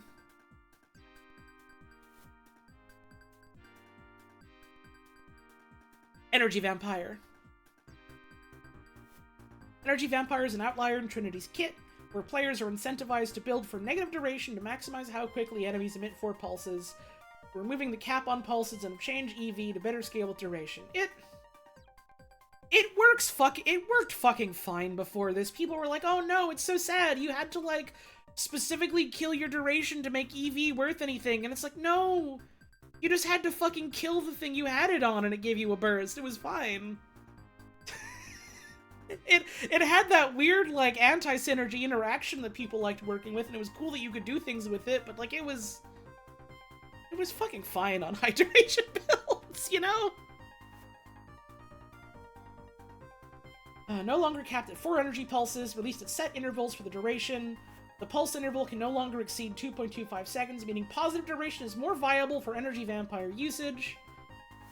Increasing duration will also increase the number of pulses released by the enemy, since they're now emitted at set intervals. Pulse interval stat added to the ability screen to help players build around it. Negative duration will still decrease the pulse interval and ability duration, so traditional EV builds should largely be unaffected. In fact, at 13% duration, the ability still releases 4 rapid-fire pulses that EV players know and love. Players can now recast this ability, causing the previous target to be released. Can now be cast while moving. Alright, here's what it looks like at high duration. Slap that shit on. Oh, they're pulsing. Oh, they're pulsing.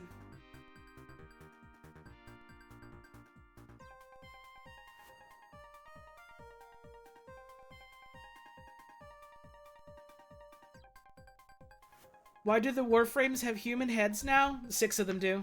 Because a thing happened in the past. That's what the update's about. That's what the story update is about. Why does the plot happen? Because they wrote it. I don't know more details than that. I haven't played it yet. A doctor went to the past and made people really sick, and then made them sick in a different way to be super soldiers.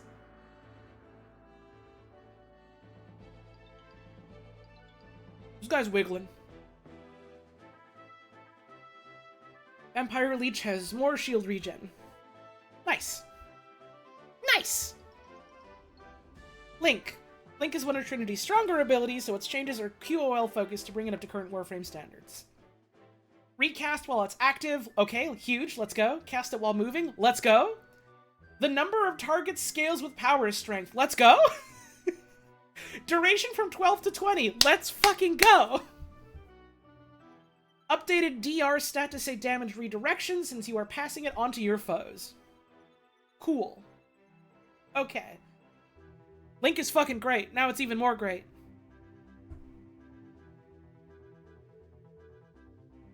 Ability 4, Blessing. Like with Link, Blessing is also one of Trinity's stronger abilities. So its changes are QOL focused to bring it up to current standards. Bigger duration, you love to see it. The DR from Blessing now persists upon recast. This only applied to a few seconds during the start of the recast, but any loss of DR can be killer, literally. That explains a couple of things that happened once or twice in an Elite Deep Archimedia. Okay. Also, duration increased on Champion's Blessing. Nice.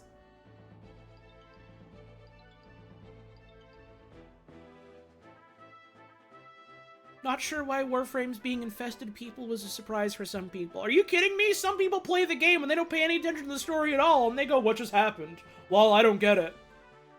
And then, like, next update, they like, go over a major plot beat that happened already, and then they go, wow, this is new, what does this mean? You underestimate the ability of video game players to not pay attention to the video game they're playing. This is not unique to Warframe.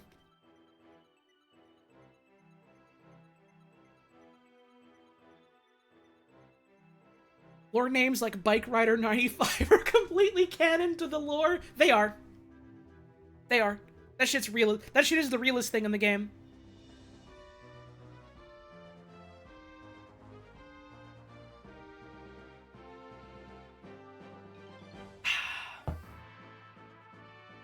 Nyx changes.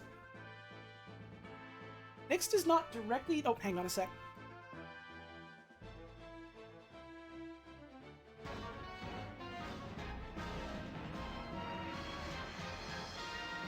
People keep coming into my damn room when I'm trying to do my work. Where? Where? Where? Yo, thank you for the gift sub, Synth. Much appreciated. Nyx don't do damage herself. Other people do it for her. Cool. Instead spreads chaos across the battlefield, causing her very foes to turn on each other. We're keeping this theme as a core of her abilities. Made changes to increase the lethality of this chaos. Hope I've been doing well. Thanks. I'm doing good today. It's been a nice day. Nyx gains 40% crit chance on her primary and secondary weapons per confused enemy within affinity range, up to a cap of 200. Okay. They changed that, like, initial wording of it from when they first showed off the Nyx changes. It used to just be like you had to hit a certain number and then you would get a buff. I like this a lot better. So you can actually get something out of your passive. Why not melee? I don't fucking know. Ask the devs. I didn't make it. Includes suffering from radiation and mind control. Cool. This motherfucker is blasting. Since mind control is a single target ability, we want to help turn your mind-controlled foe into a killing machine, coupled with a few QOL additions to ensure players maximize their use of this ability. Nyx's mind control target will more aggressively attack foes and deal guaranteed radiation procs on their attacks. Mind control targets are also crowd control immune, like foes with Overguard, to optimize their time rampaging. For this reason, any CC effects are cleared from the target upon casting. They will prioritize the enemy Nyx is aiming at, increase the max distance before your target will teleport to you from 20 to 60 meters, matching Caliban's lethal progeny. Mind control targets are now highlighted like a summon to help you keep track of them. Added a HUD element when casting that displays the duration and percent of bonus damage done by your target. This element will display a flashing particle effect when the target absorbs incoming damage. Once that expires, this element will briefly show the total damage dealt by your target. Oh, that's cute. Mind Control's duration will not start counting down until after the 4-second absorption window has passed. Retains the functionality of recasting the ability to release her original target, but if done while targeting another enemy, it will now immediately cast on them. Increase the base damage bonus from 500 to 750. Let's go! Base duration is also up. You love to see it. Can I just refresh this element? No. Why not? I can refresh the whole fucking page.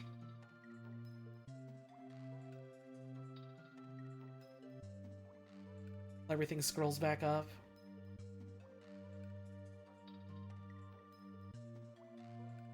Unless this one's just fucking broken.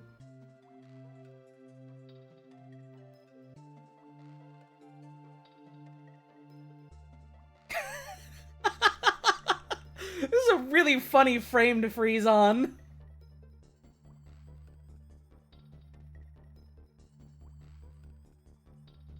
Please enjoy. Oh, never mind. It's going again. You can blast your guy to make the numbers go up. And then he runs around and hits people more. Yay! Damn, this shit is buffering to fuck. Whatever. You can look at the fucking post yourself if you want to see the damn video. Mind Freak increases bonus damage from 500 to 1000%. Okay. Get that guy on freak mode. Get that guy on freak mode. Why don't you scroll up more? I'm reading here. Stop it. Psychic Bolt's strongest aspect is its ability to strip defenses. We've expanded. Stop fucking scrolling. I'm reading. I shouldn't have fucking refreshed. Now it's gonna keep doing this while other elements load. I'm in hell. My life is hell. I'm in hell.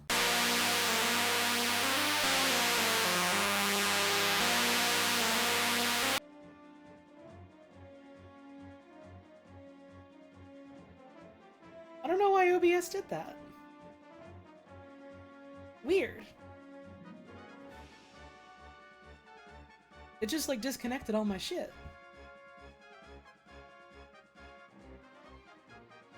We're fine now, though. Weird. Weird. Anyway. Psychic Bolts. That shit chains to people. That's cool. Killing an enemy will cause 2 more bolts to spread. Displays duration upon casting. Nyx earns a fixed amount of defenses. She removes with psychic bolts. Hang on, I gotta tell people in chat to refresh. It doesn't matter how many people in chat go, hey, it's back, the stream is back. Other people will go, but it's not, but I don't see it. There's a refresh button. You gotta hit the refresh button. You have a browser, use the buttons in it.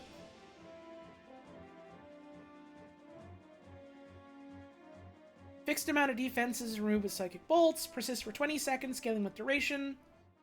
Refreshes when further defenses are stripped. The amount of defenses earned scales with ability strength. Okay. 25 armor, up to a cap of 1,000. 75 shields, up to the overshield cap. 500 overguard, up to a cap of 7,500. Interesting. And then pacifying bolts makes it apply radiation. Okay, so that shit chains better. And gives you defenses. Yay! That's neat. Leave Chaos largely unchanged with a single tweak. Chaos applies 10 radiation stacks for duration, instead of simply applying confusion, so they deal more damage to each other. Nice. I actually like that a lot.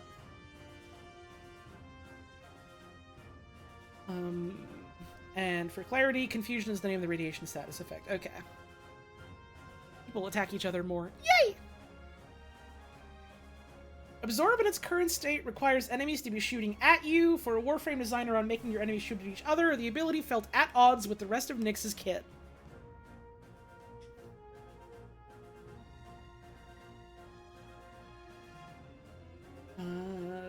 Duration based, instead of it being like a channel thing.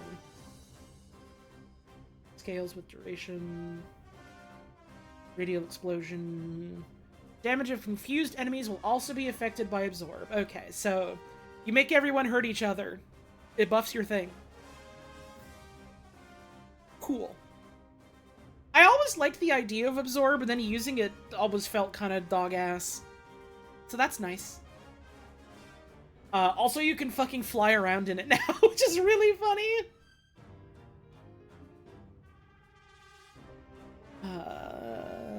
Let's see. Since it's no longer channeled, the drain 8 per 1,000 damage absorb mechanic has been removed. Added weapon damage cap to the ability stats for visibility. They still kept it to give a weapon damage buff. That's what it used to do. That's what I always thought was interesting about the skill, was it gave you a weapon buff for like a weirdly small amount of time. Now it's more. That's neat. Assimilate Augment. Retains its infinite duration. Increase the energy cost from 4 to 6.5 per second to compensate. Added energy drain stat to the mod descriptions. It no longer applies to the base ability. You can now jump while it's active. Reduce blurring VFX. So the one thing you do with Nyx is no longer just use Assimilate and be invincible forever. But you can still do that if you want. Glam bang. Hey, thanks for the resub. Much appreciated. Vested Ancient changes. Wait, I just realized something. Am I misremembering? I thought they said there'd be augment mods in this update. Maybe I am misremembering. As we worked on the Tech-Rot faction, many of the enemies drew inspiration from their infested counterparts. During development, the Tech-Rot variants received some significant design changes that we felt were appropriate to their progenitors as well. Namely, the infested ancients. You have to delete cache and look. What, are you using the fucking Twitch app? Don't use the app, it fucking sucks. Use a damn computer. Use a damn computer. Fucking app. Fuck a phone. These changes apply to all ancient variants in the Origin system. Okay. Toxic Ancient. Oh, I fucking hate these guys. Oh, I fucking hate these guys. Warframes who rely on shields for survivability have one fear, and it's Toxic Ancients. These foes are infamous for their ability to melt even the beefiest children, regardless of the mission level. Yup! Yup!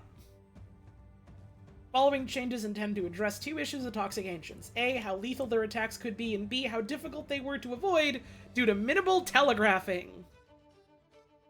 Hugas Aura is gone. Hugas Aura is now gone. Toxic Ancients have retained their toxin resistance, and this resistance is now indicated in their health label. Replace Toxic Roar ability with a Toxic Flail that delivers a guaranteed toxic proc. Borrowed from the new Tech-Rot Obsolete unit with clear wind-up animations that players can react to. Let's go! They're making them more in line with Eximus units that have, like, moves that you can react to. It's cool when the move is telegraphed and you can engage with mechanics to not get hit. Swapped the color profile to a yellowish green. The model's been updated to include a spiny protrusion on the upper back to visually distinguish them from other ancients. Cool. Ancient Disruptor. Acted like a quasi-energy leech Eximus with their energy-draining aura. This update refocuses their design to be disruptive via the use of magnetic procs. Oh, I also fucking hated Ancient Disruptors, so this is huge. Let's go. Disruption Aura is gone! Thank fucking God! If you are playing a Warframe that needs to do abilities to live, you can finally bring them to an infested mission. Ancient Disruptors remain an innate resistance to Warframe abilities, that's fine. Added a new spinning arm attack that deals guaranteed magnetic procs, whatever. Okay. So they can still drain you, they can still suck you, but it's a move that you can react to. Model has been updated to include a tangled mess of infestation on their upper back. Okay, so they're giving them goodies to, like, make them stand out more visually, which is nice. Ancient Healer. Ancient Healers increase the survivability of surrounding units in a variety of ways, offering Overguard and healing over time, but ultimately their true effectiveness was tied to Overguard. With this redesign, we are separating out their Overguard ability to add a new unit. Details in the Ancient Protector section below, and focusing on the healer part of their kit. Okay. No Overguard. Healing Pulse ability to scale better at high levels. Now heals allies within range 20% of their max health per second for 4 seconds. Also clears status effects from allies within range. Swap their color profile to a light green to match the expected color profile for healing characters. Include a plant-like protrusion on their upper back to help visually distinguish them from others. Interesting. I guess they just wanted to make another ancient, so they kind of scuffed what it was doing away and gave them another thing. That's okay. Ancient healer specters operate differently than their enemy counterpart and are not affected by these changes. The 90% DR is remaining, but we are changing their name and model to match the Ancient Protector, since their functionality is more in line with that unit. Okay.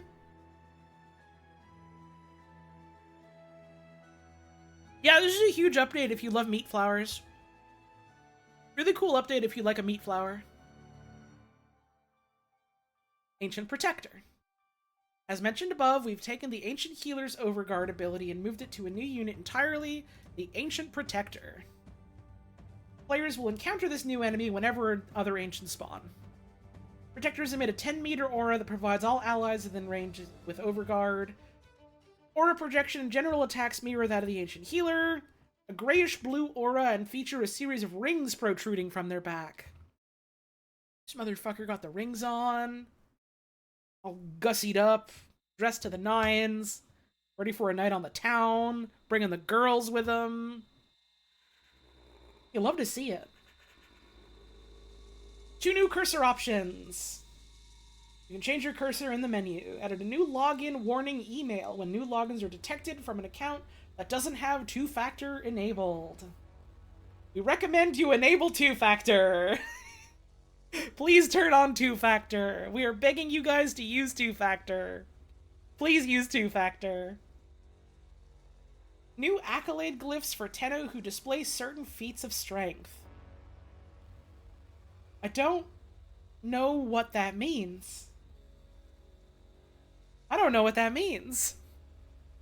Okay. Made the following improvements to character, eyes, skin, and hair, operator and drifter included. Improvements to hair and fur shading for more realistic lighting response. Hair should now look more realistic, especially apparent with the Hex members. I guess they would want to do that for an update that features a bunch of people, yeah. Improved hair and fur shading in tile sets that do not have GI lighting. Fixed hair and fur looking black in certain places on the orbiter. Improved Drifter Operator Cut 040 hairstyle to better match the icon. Improved eye reflections. Improved cases of eyes appearing pitch black in certain lighting conditions. Improved skin shaders to make subsurface scattering more realistic. Added slightly improved skin shading and GI lighting. Improved textures and models for the holdfast on the Zeraman 10-0. Improved operator chair lighting when zoomed in to customize the head and hair. Updated Rhino's Stomp VFX to better show the range that enemies will be super suspended in when cast. I guess that is a separate thing from eyes, skin, and hair. I thought it was the same one for some reason. Updated Ergo Glast's Tenet weapon vendor screen to make it easier to browse available offerings. Visually see all the available weapons in the left column. Selecting a weapon will display its info, descriptions, bonus, and general stats in the same window. Okay, so just easier to look at that. Changed Hildren's Pillage Shield Strip to be more in line with other Shield Strip abilities, where it actually strips the shield instead of doing damage to the shield. That way it doesn't get stopped by Overguard or get modified by damage resistance. Okay. Okay, the Surprise Hildren buff, let's go. The Surprise Hildren usability tweak, you love to see it. Twitch is now not telling me when an advertisement is going to happen, so that's great. If an ad just starts fucking you know what I'm gonna do, actually? I haven't had a break in a bit. I'm just gonna hit the fucking button right now, because I gotta go to the bathroom, and maybe that'll make the machine, like, work properly again and tell me when shit's supposed to happen. We're a decent chunk of the way through. So, we're near the end. So get up, have a stretch, get some water, Go away from your computer for 3 minutes. We'll be back in 3 minutes. See if it actually starts. And see if it actually works. Is it, I think it's working. It looks like it's happening? Okay. Alright. Okay, see you in 3 minutes.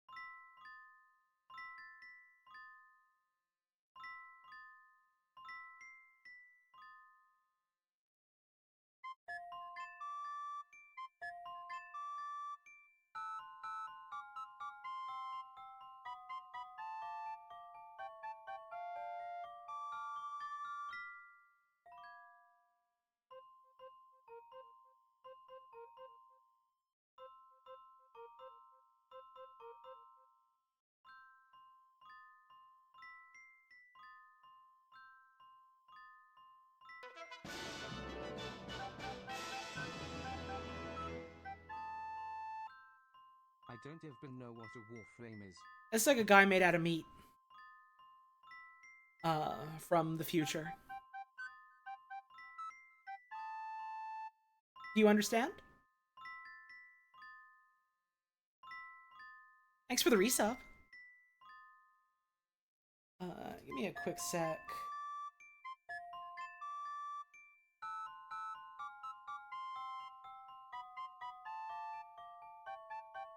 Why is it doing it's the fucking I wish twitch.tv was a website that worked with features that worked. When I have the little popped out thing that's supposed to tell me like, hey, here's when we're gonna make you run an ad block. When it's popped out, it's not working. And then when it's like in the little stream manager browser thing, it works just fine. But when I hit the button to pop that out and like manually refresh it, it stops working again. I don't know why it's doing that. It would be cool if the service worked. At all. I guess I just gotta remember to check in like 50 whatever minutes.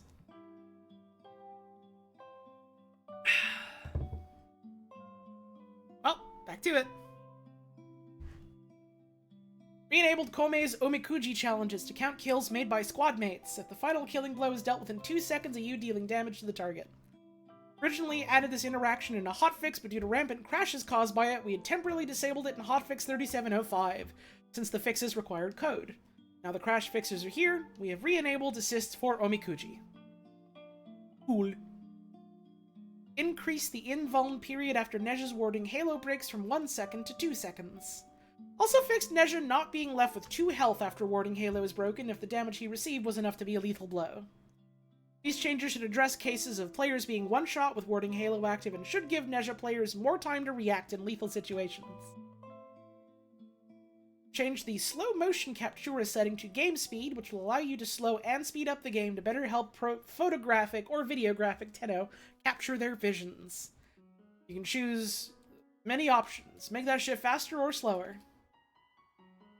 Added owned checkmark to the on-hover pop-up when viewing arcanes in the dissolution screen. The count will specifically show the amount of a specific ranked arcane you own. Interesting. I'm a little unclear on the wording of that. Specifically show the amount of a specific ranked arcane you own. So it'll like... For any version of that arcane, it'll show you own like however of specific ranks. Or like if you have one of a specific rank, it'll tell you you have X many of that rank. I guess I'll just have to go in-game and see for myself. Elemental damage from the thermal transfer and valence formation augments will now be added parallel to your weapon's elemental damage, instead of creating combined elemental damage types. This also applies to mods that apply elemental damage to ally weapons like Fireball Frenzy, Shock Trooper, Anabolic Pollination, and Freeze Force. This was changed for relevant decrees in Saya's Vision Blessings with 3707 and now applies to these augments. Okay. So... Thermal Transfer is the Gauss one, so you can't use that to make Blast anymore. Which is... I mean, I guess I can just build for Blast on his weapons then, and then just have that give heat and cold, that's fine. I can adjust. I'll have to do some build shuffling around then for Fireball Frenzy and stuff too, to account for that. I think that's probably a good change overall, but it's like, oh, I had a bunch of builds assuming the opposite, now I gotta readjust.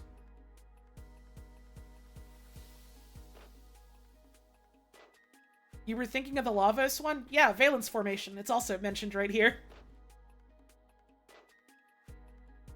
Forced status effects are now displayed on the on-hover status tooltip in the arsenal. Known issue, some forced status effects are not properly reflected in the tooltip, which we hope to address next year. New feature, it shows them. Known issue, it doesn't show them. Well, you win some, you don't some. In addition to hitting escape, you can close the decree selection screen by pressing Q. This is the binding used to open the screen. It's much faster and intuitive to enable it to close it. Okay. Made the following changes to the Helminth feed screen. Cancel feed confirmation pop-up when exiting. Move the feed button out from the right bottom bar and over to the center bottom of the screen below Helminth. Yeah, sometimes I would just forget what button to click and it wouldn't go through, and then I'd be like, wait, where's the... My guy's not fed. Made the following changes to perfect reload weapons. A small grace period at the beginning of the reload to help make it easier to land. Updated the look of the reticle to make it easier to see. Cool. Increased particle count and smoke bee effects for anabolic pollination to make its effect more visible. What the fuck is anabolic pollination? I don't remember what that one is. All companions and summons will now show damage numbers to their attacks. Nice. Originally was a case-by-case basis, but now it is standardized. You can do an option to turn it off. Uviri Paradox, where did I scroll up? There's something I wanted to check. Oh, right, Anabolic Pollination mentioned in the elemental damage one there as well. I was forgetting what it was. Uviri Paradox is now a main quest in the Codex. Cool. Videos demonstrating Volt Mag and Excalibur's passives in the ability screen. Cool. Ome's health bar goes gray when casting Omamori with 666s to indicate she's invulnerable. Good. Polished various animations in the Kome Agile animation set. Cool. Improved sunlight shadowing, fixed issues with contact shadows, improved how NPCs move and react when attempting to jump against a sloped wall or overhang, updated Harkonar Scope's mod description to read plus X seconds of combo duration, remove the when aiming bit, as the mod extends combo duration outside of aiming. Changed the loot detector aura mod to display range in meters, now reading squad receives X meter loot radar. Improved weak point hitboxes on the Deimos Karnas. Additional weak points to infected charges and Swarm and Tar Mutalisk. Charges now have a weak point on their Grenier head. That wasn't a weak point? What the fuck was the Charger weak point then? Because that's what I've been shooting at all these years!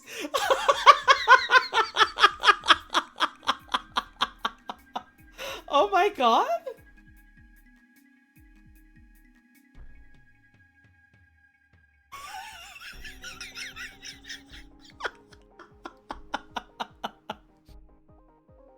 Awesome. Awesome. Removed Onion from the Red Veil Railjack crew name generators. Smiles serenely. Adjusted the volume of Dante's abilities. They're now so much louder. That's great. Make them even louder. Make them louder. Make them louder. They're louder now. Dante is so much louder now. Increased affinity earned from affinity orbs from 100 to 1000. Oh, okay. Big. While playing an arena or mission with gear restrictions, affected items will be marked with a new restricted icon on your gear wheel. Increase Vosphor's priority in the end of mission resource list so it'll appear near the top. Updated Octavia Iridos skins icons. Alright, here's the real shit. Oh buddy, you know it, it's optimizations. Reduced memory usage across the board, resulting in fewer out-of-memory crashes for users with lower spec devices. Made optimizations related to the Nemesis naming system, made small optimizations to rendering, made systemic micro-optimizations to memory for large levels, made systemic micro-optimizations to memory uses. I hope you like micro-optimizations. We got them for you, bud. We are, of course, going to read every single one. Why would I skip them? Optimized level loading. Made several memory micro-optimizations to Duviri Enigmas. Made systemic micro-optimizations to rendering. Optimized memory footprint for Windows platforms. Made systemic micro-optimizations to the script engine, or script runtime. Made systemic micro-optimizations to core engine code. Optimized constant and sampler indices for most shaders. Optimized memory used by the content updater. Made a small optimization related to the enemy and ally highlight system. Made a small optimization to a core math routine used by NPCs to align themselves to the floor. Made micro-optimizations to a high-traffic core math routine. Made small optimizations to radial damage calculations. Made systemic optimizations to rendering on all platforms. Made several systemic micro-optimizations to memory footprint on all platforms. Made systemic micro-optimizations and memory footprint. Made a small optimization to an effect shader.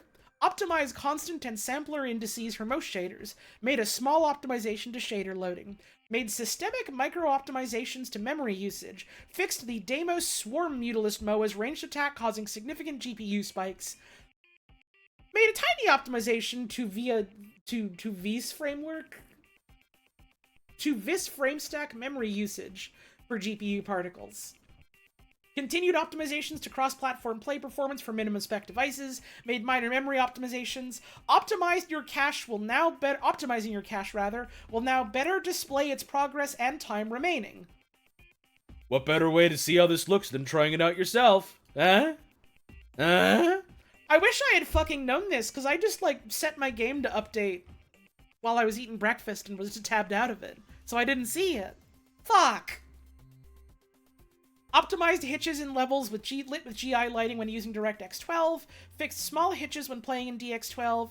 Fixed hitches and micro stutters when using DX12 on certain levels, notably open landscapes. Optimized hitches when running in DX12. Fixed geometry quality setting not always taking effect in some cases, notably in open landscapes. Great, the game will run a little bit better. Top fixes. Fixed quick thinking not triggering on Wukong until his passive has been exhausted. Now QT will trigger before his passive, allowing Wukong to keep his passive charges if he has sufficient energy to survive the lethal damage. Fixed Gyre not being in the invert tap and hold abilities list in the gameplay settings. Fixed Excalibur, Ivara, Valkyr, Baruch, Wukong, and Dante not re-equipping their last equipped weapon after disabling their exalted weapon. Okay, that's cool. Fixed Client Zaku's headshots not counting as headshots with Zada's Whisper active. Huh. I didn't know that was a thing that was happening. Fixed glaive projectiles launched within Frost's snow globe, not targeting enemies that are also in the globe. Fixed casting seeking talons with increased casting speed, causing Garuda to hit a heavy landing midair. I think I noticed that once or twice, actually. Fixed Inaros' sandstorm damage and VFX remaining active indefinitely after a Kuva Lich performs a finisher while it's active. Oh no! That motherfucker slams your skull into the pavement. You're in permanent sand mode, motherfucker. Fixed restoring controller controls to default, changing trigger press and release threshold to negative values. Uh-oh. Fixed static core not consuming or requiring ammo? Huh. In Hotfix 3704, we had to make the following changes to the static core as a temporary fix. But these have now been reverted and we've restored static core to its intended state. It will consume ammo when firing rather than when charging. Static core will not consume ammo when holding a full charge. You may see static core consume more than one round of ammo, even if you tap quickly. Fixed being unable to charge Nova's antimatter drop with weapon fire while in Limbo's Cataclysm. Oh no. Fixed being unable to shoot or cast abilities as Ureli after being staggered or knocked down while riding Marilina. The 3,000-year-long crusade to fix Marilina bugs continues, and thank God for it. To prevent this issue from reoccurring, Warframes are now immune to staggers and stuns while riding K-drives, and Marilina by extension. Let's fucking go? Alright, here's a fix for the issue. Marilina just fucking has Prime Sure-Footed. Ureli fans continue to win forever. Okay. Fixed an issue where you'd be unable to mature a Kubro if you have multiple full-grown companions. Known issue. You may still get an unknown error pop up when swapping to and from your previous companion. Fixed an issue where interrupting a heavy melee charge with an animationless ability while holding the melee attack binding would resume the charge from where it left off instead of restarting the animation. Fixed the special Incarnon reticle not being visible while dual-wielding a glaive with a secondary Incarnon weapon. Fixed continuously melee attacking with no input after transference while auto-meleeing. Thank God. That happened to me sometimes. Fixed Nova's antimatter drop not breaking crates within range. Fixed enemies not taking damage from targets exploded by the Sobek with acid shells equipped due to inconsistent LOS checks. We've improved the check by adding 2 additional raycasts to identify better if a target should be struck by exploded enemies when hiding behind cover. Cool. These bug reports are starting to get dangerously close to Dwarf Fortress bug reports. I think Dwarf Fortress bug reports are just going to inherently be goofier just because of the nature of the game. I feel like only some of these get really goofy with it. Let's see, where was I? Fixed complete loss of function after returning to Cetus from the Plains of Eidolon as operator. Fixed instances where companion mod effects wouldn't function for clients such as Reinforced Bond not granting shield upon reload. Yeah, there are some complicated-ass bugs that are fun to think about, though. I'll give you that much. Fixed instances where certain buffs, notably Charm and Loke Surge's guaranteed critical hit buff, would unintentionally lower the crit chance of high crit weapons? Oh, fuck.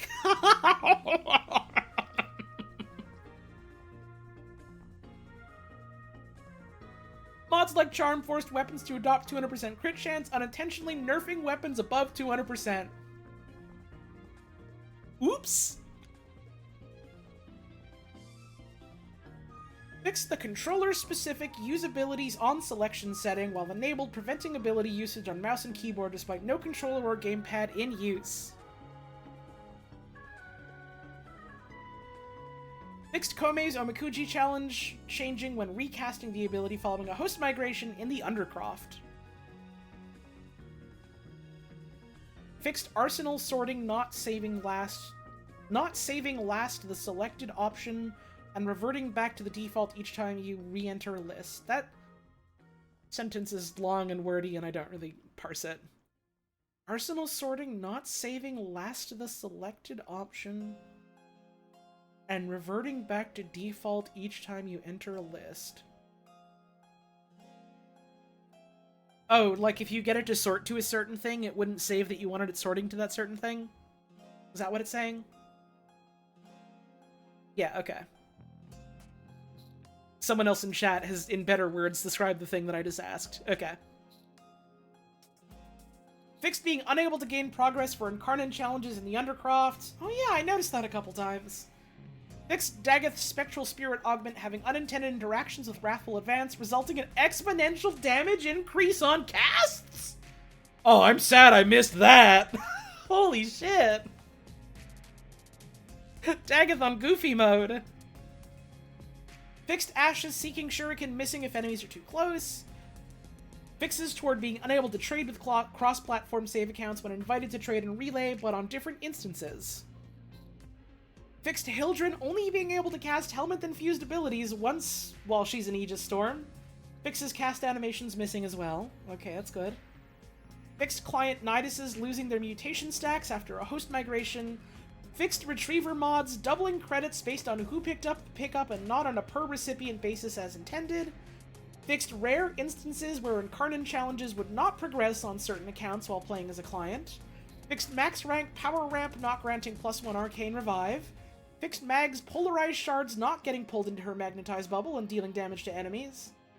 I think I noticed that a couple times, yeah. Just kind of sitting on the floor. Fixed Varuna's Shroud of Dinar augment Prey of Dinar, selecting unkillable AI as its target. Oh, my dog wants to attack this statue so bad, but it don't work.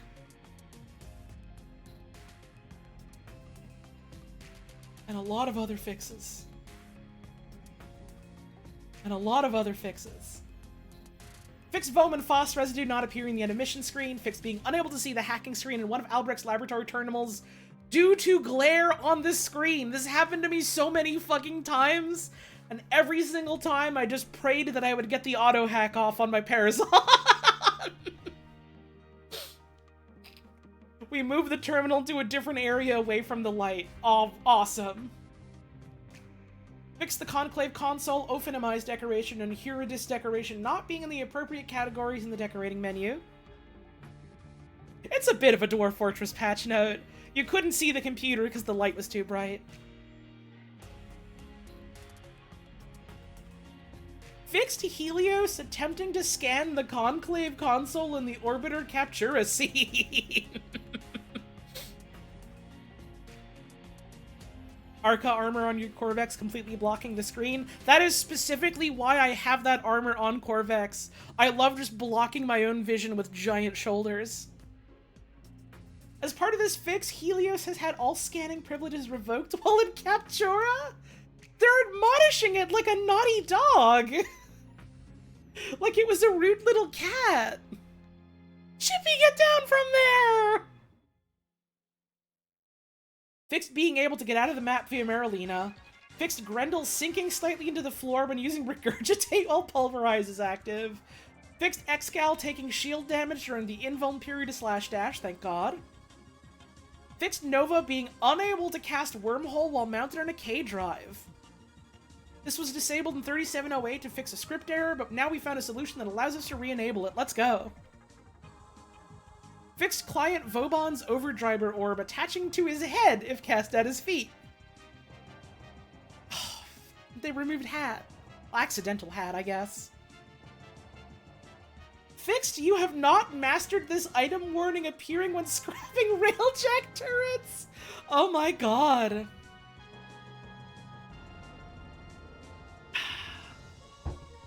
Wait, is there Arca Solstice stuff? I have, like, not seen any of the new Solstice stuff. I, like, logged in yesterday on a whim before they announced that the update was coming out today, and just, like, played dress up for an hour. I changed my Nova colors a little. Fixed cases of chat windowing moving across the screen when entering a mission, caused by chat windows retaining different settings for in-mission and in-orbiter hub. It's not in yet, but it will be. Okay, dope. Your chat window size and placement will remain consistent regardless of where you are. Fixed elemental dominance, Cerberus and Carnan evolution displaying the wrong stats in the arsenal. Fixed case of rain not falling in Cetus. They were having a drought! Fixed some wonkiness with how drone decorations align to surfaces through the orbiter. Loss of function in the sacrifice quest when reactivating an Orcan cipher that had been partially solved. Texture tears on certain Solaris NPCs' coats in Fortuna. The minimap and objective markers overlapping on various pause menu screen while dead. Vix being unable to navigate the equipment submenus, upgrade appearance, etc. in the arsenal with the controller's D-pad or virtual cursor. Fixed offset issues with the Dex Rakshasa leg armor on the Volt Raijin skin. Fixed infested runners and leapers freezing and disappearing when dying to electric damage. I'm gonna miss that though! I'm gonna miss them just kind of standing still and going away. I was always so charmed by that, but that's fair. Now they'll convulse in their death throes like the rest of them. Fixed missing hacking terminal at the start of a spy vault in the Grenier Forest tile set. Fixed flickering walls in the Grenier Galleon. Players getting stuck on a certain part of the tile set in Sia's visions. PH appearing and health pickup is blocked, pop up in Deep Arcadia missions. Oh, PH, I'm gonna miss you. The Steam Link privacy and TOS prompts having misaligned UI elements, duplicate press X messages appearing upon ability rank up, customized cursor changing back to default after relaunching game. You shoot rocks for 4 hours, now what? 4 hours more, get to it. Fixed being unable to chat link the Stalker Smoked Green Sigil and Stalker in Action Glyph, a rare case where Eidolons could spawn during the day in the Plains of Eidolon. Someone get those giant sentients some melatonin. This is why you read all the little bug ones, is because they sneak little jokes in there for you. You're rewarded. You're rewarded. I'm getting rewarded with little jokes. Fix being prompted to save settings even if no changes were made. Fixed Kome's custom HUD lingering on screen after returning to Dojo from a Railjack mission. Fixed Kome's Omakuji UI pop-up text being doubled. Flickering shadows on some of the storage carts in the Sneaky Sabotage Break Armor mission. Rare bug where weapons with damage that convert to another type due to incarnate forms or mods would not apply the changed damage type to the status tooltip in the Arsenal UI. Noctua's pages not turning and it not closing during Dante's idle animations. Issues with the Aureli's dodge roll animations. The Aminata playing a closed-to-open animation every time you selected a tint color. There's a couple things that do that in-game. Adjusting the visage ink while an animation set is equipped, causing Drifter to bop around. Cross-platform save linked accounts listed in profile missing their suffix numbers. An issue with Exceltra Prime's impact sound missing. Issue with the UI after returning from swapping and equipping it in the arsenal. Beam, i.e. Artax, and Shotgun, i.e. Sweeper, Sentinel Weapon, VFX being misaligned on the Ortis Sentinel skin. An issue where text suggestions in the chat window would not work properly if a non-English character was used. It'll now try and match as close to the letter to help prompt text suggestions. More. Fixed Volcax's charged radial attack critical chance and multiplier stats not appearing in the Arsenal UI. Being unable to select config loadouts at the bottom of the duplicate config list if there are many loadouts to choose from. Grayed out damage numbers appearing when melee influence spreads status effect. This was a rare case where if you, for example, dealt a toxin status effect without any toxin damage, you'd see a big gray 0 next to the toxin status icon on all nearby enemies. This was misleading and made it seem that the enemy was invulnerable to damage and the status was not transferring, when in fact it was just not dealing any damage directly. We've removed that 0 from appearing when dealing no damage, now you'll just see status effect icon when transfer has been successful. I like that a lot, actually. That makes that so much more clear about what's happening. Spotting issues with non-Xmas enemies and spy missions, the snow piles and the festive interior decorations orbiter scene being partially see-through, several issues with settings, max frame rate settings not saving if set below the display's refresh rate, issues with display default settings and Windows-specific display mode, the field of view default being incorrect. Fixed HC Beast Companion appearing in the Arsenal UI after maturing Beast Companion for combat. Huh. Clients not benefiting from each other's physique aura into Viri. Mischiefs, Smedikavat's precept. Radial blind VFX not showing on enemies for clients. Fixed applying a mod link that uses an Exilus mod slot on an item that does not have it unlocked yet, installing the Exilus mod anyway. If affected by the above, you'll be prompted to add an Exilus adapter upon opening upgrade screen. You can either accept or cancel and remove the mod manually. Ah, you can't cheat your way into an extra slot no more. You gotta pay for it. You gotta pay for it. Fixed companions alerting rogue necromechs in the Descent to the Heart stage of the Heart of Deimos quest, making it increasingly more difficult to complete. The companions are now hidden during this stage to prevent this from occurring. Oh no, your damn dog could anger the fucking mechs onto your position. Fixed crash that could occur if you aborted a railjack mission while a crew member was controlling a turret. Temporary functionality loss when entering a streaming tunnel as the operator due to broken animations. Cases of railjack fighters not spawning, resulting in an inability to complete the mission. Oh, Jake Coffin, your music is so damn loud, man. I gotta turn that shit down. There's like once or twice I had the fighters just not fucking appear in a railjack mission. Fix another crash that could occur if you aborted a railjack mission while a crew member was controlling a turret. So there was 2 of them?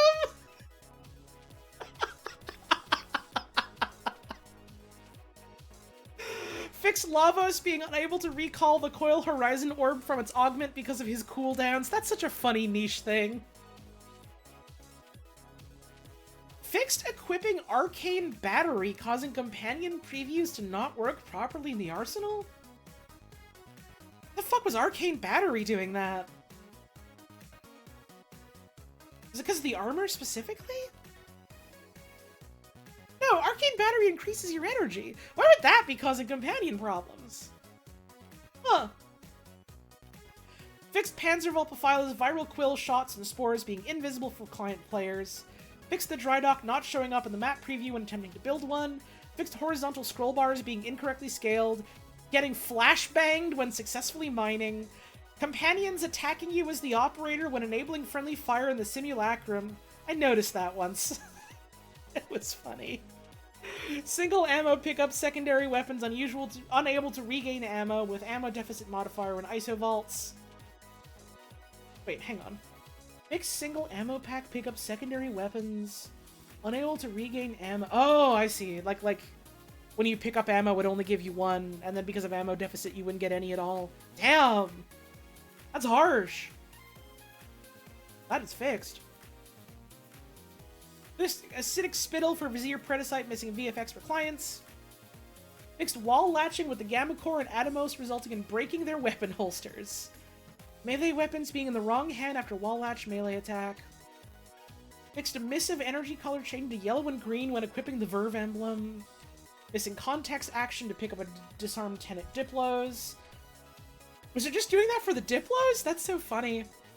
You get your Diplos taken off, you're never getting those again. They're gone now. That belongs to the fucking Grenier hammer throwing guy now. That's his.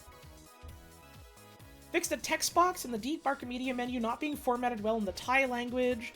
Auto-install for Necromech heavy weapons, incorrectly equipping ineffective mods on certain guns, such as slash mods on heavy weapons that do not have innate slash status. Oh no! Fixed emblems on Citrine clipping into her arms occurring due to misaligned offsets. UI showing incorrect amounts of health gain from health orbs when using Restorative Bond, i.e. UI would display 50 health gain when the player actually gained 110 health, thanks to the mod. Fixed Opticore and Vandal displaying quick shot damage in the charge shot stats from the arsenal.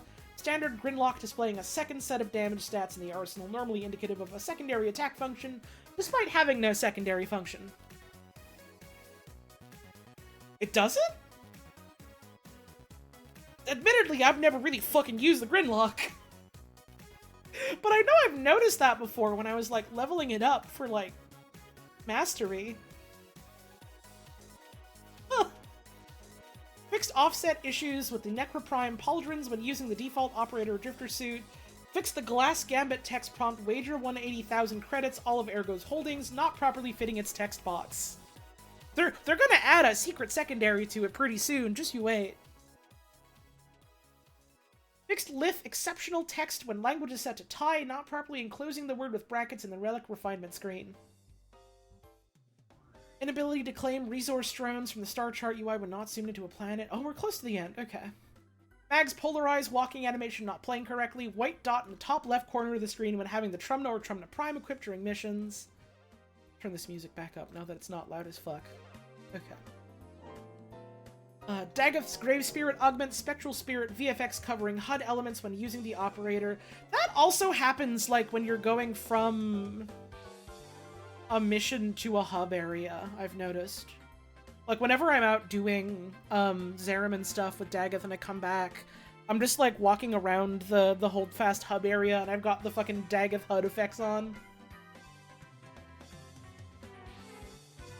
Fixed Frost equipped with Icy Avalanche, losing gained Overguard when falling into a teleport volume. Wait!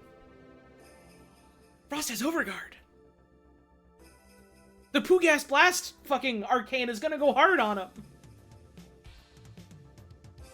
Okay! Damn!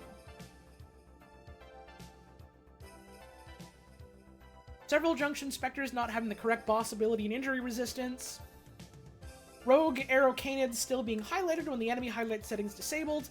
Light Warframes becoming mini in the simulacrum after swapping to and from Titanium with Razor Wing active. Oh, you could be small. Not anymore. Nova's antimatter drop warp not speeding up on recast after charging it fully with the Tenet Archiplasmor while your energy is below the casting cost. Oh, specifically just with the Archiplasmor? Huh. Fixed Marilena having the default skin during Eureli's idle animations while her Pandaea Deluxe skin is equipped. Fix the interior of the Tempestari using the default Railjack appearance in the Call of Tempestari quest. Fixed Relinquish adversaries and view cinematics sharing the same input for controllers on the adversary screen in the codex. Uh-oh. Excess screen shake on Apothic dioramas during the Silver Grove quest. Rare crash when falling off and quickly remounting your K-Drive as client near the Fortuna elevators in the Orb Palace. Excuse me. Being unable to use the codex search function in different... I scrolled up. Oops. Where was I? Being unable to use the codex search function in different screens without closing the codex between searches. Crash when loading into a break Narmer mission while using a controller with Steam input. Fixed Call gaining access to Warframe weapons and abilities while in the Zarim and Chrysalith Captura scene.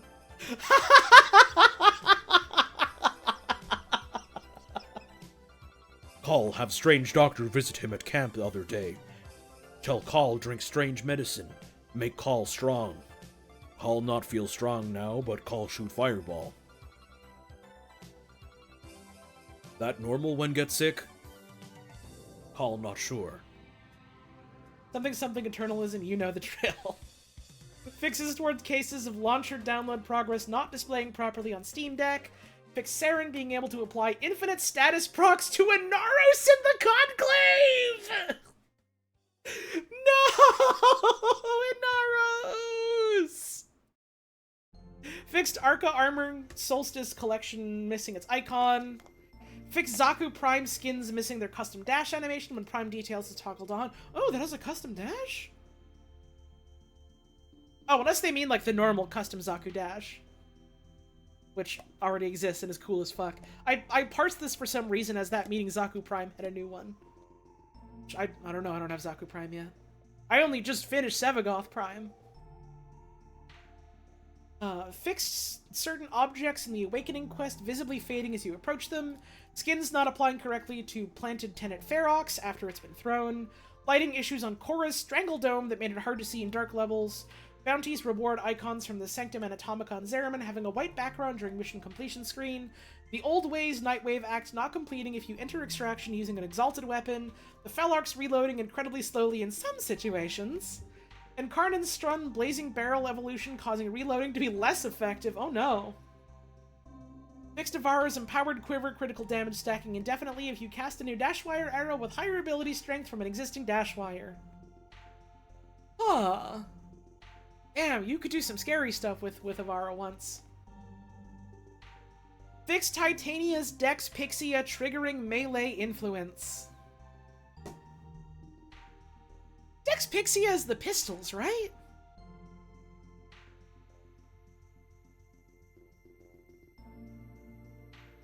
Dex Pixia is the pistols, right? Why was that doing melee influence? Melee influence is a melee weapon. Well, that's funny. Fixed rare crash caused by Dagoth's Rakali's cavalry. Wait! Summons! The fucking summon arcane! Titania has summons! She has razor flies! Does she also proc the arcane? Oh, fuck!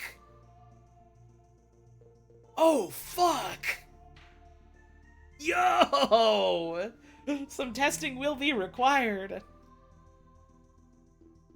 Rare crash caused by Dagoth's Rakali's cavalry. Disconnected ground textures in one of the Deviri circuit tiles. Fixed a gap in one of the caves in the Grenier Forest tile set. Puzzle hack in Netracell missions triggering search radius reduction.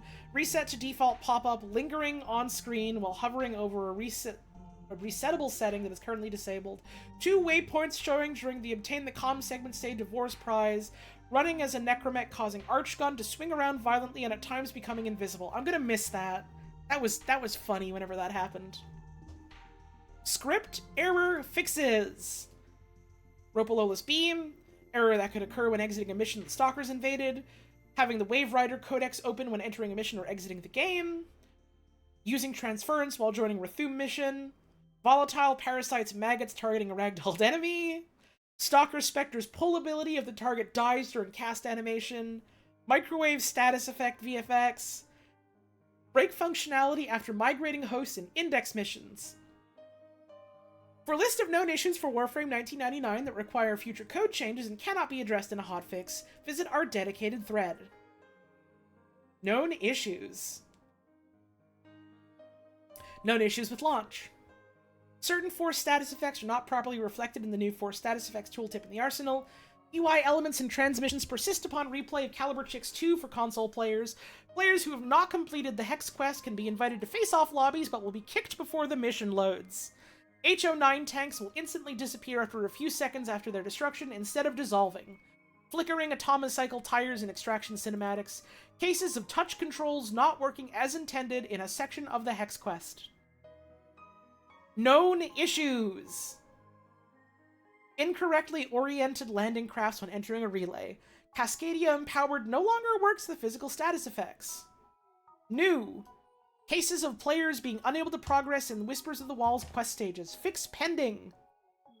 Players also will not see the Necrolisk doors open during the opening quest segment, but can still pass through them. Loss of function when changing loadouts in POM2 while in Höllvania Central Mall. PH text in a new area introduced within Warframe 1999. Players sometimes seeing stuck on please wait after chatting with a protoframe in KIM. Drop chance boosters not applying to enemies in the Index and Rathum applies both to Steel Path and boosters. Dante's Noctua is unmodded in 1999 bounties. Oh no! Kill 10 Eximus calendar to-dos does not count for missions started from Central Mall. Investigating reports of Profit Taker missions crashing if started from Fortuna. Unable to progress past a certain mission in the Nata quest. Known issues requiring a code fix.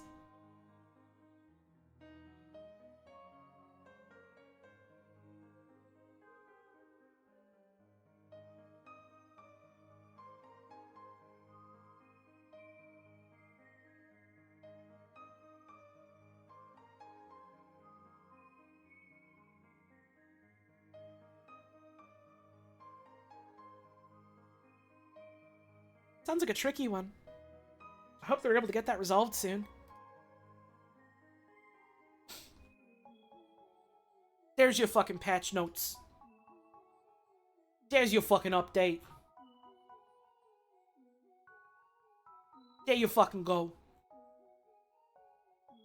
Now you too are ready to play Warframe 1999.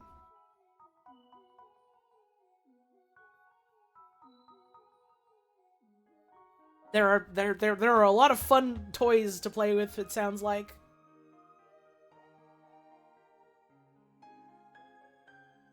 That's exciting.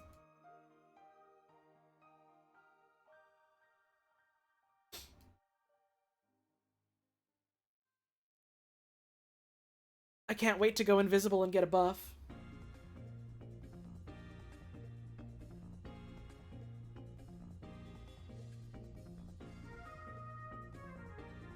I can't wait to get Overguard and do a nasty fart on people.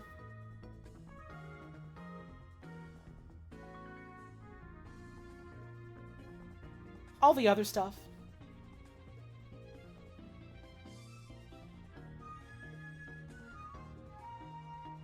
I want to try out Cyto9. I want to play with him. I want to blow people up with our sniper rifle.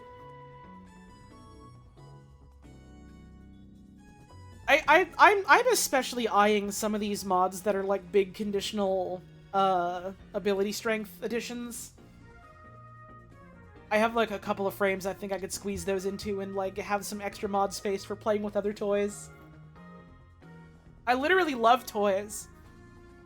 I will do everything in my power to offload like stat thresholds somewhere else so that I have more room in my mod space for fucking toys. It's great to equip toys. See, the fucked up thing about Kome is that the way a lot of her skills work, she doesn't really need super much in the way of like a lot of raw like number stats. So you can kind of getting away with just equipping a bunch of toys on her. I haven't had the chance to like super get into it yet because I got her and I was like, great, I got her, and then took a break. I kind of like that about her. I gotta play her more. She has kind of a specific niche, but I kind of like the sound of it.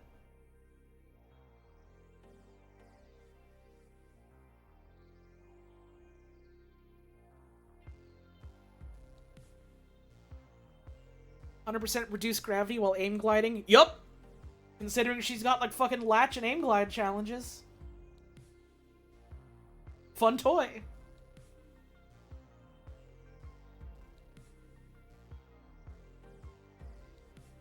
This is a girl that's made for toys. There's a puppet we found in the attic and she loves toys.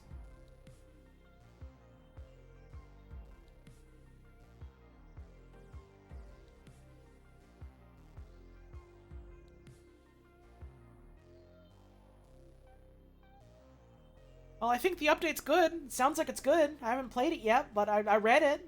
It's a good update to read.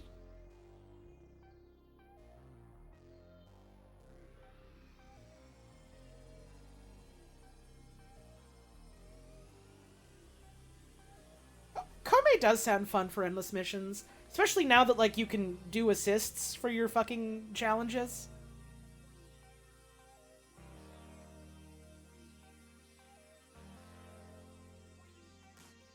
Now she'll be good for multiplayer endless missions, too. Yay!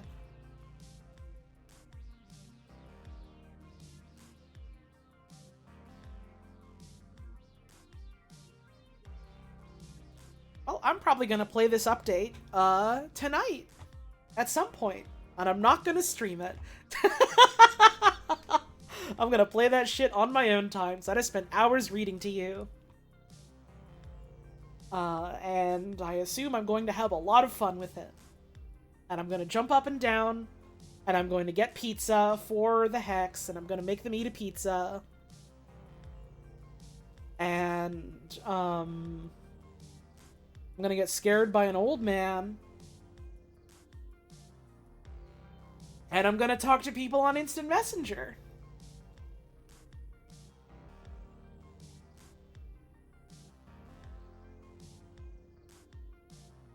Well, thanks for tuning in. I don't got much more to say. Thanks for subs and tips and stuff today. I might be live tomorrow. Maybe. Depending on, like, what time I get home from visiting my sister.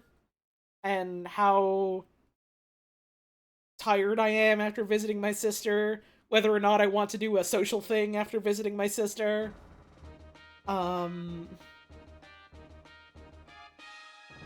Maybe. Maybe I'll do some fucking Anton or something if I'm up to it. Sunday we're doing more Mario with Puzz. We're doing more Mario Sunshine. I don't think we're finishing Mario Sunshine, but we're gonna get more blue coins and more shine sprites, and we're gonna get close to beating it. So that's exciting. That will be fun.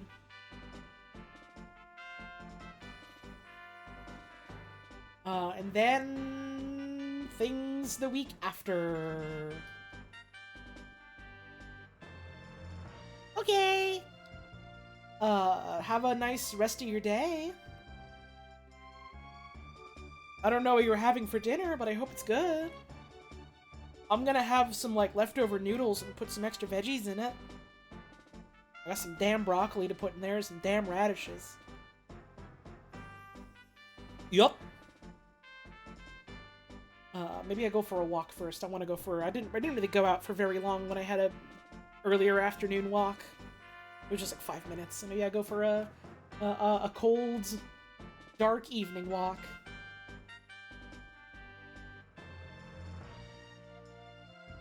Okay, I'm running out of things to say. Bye.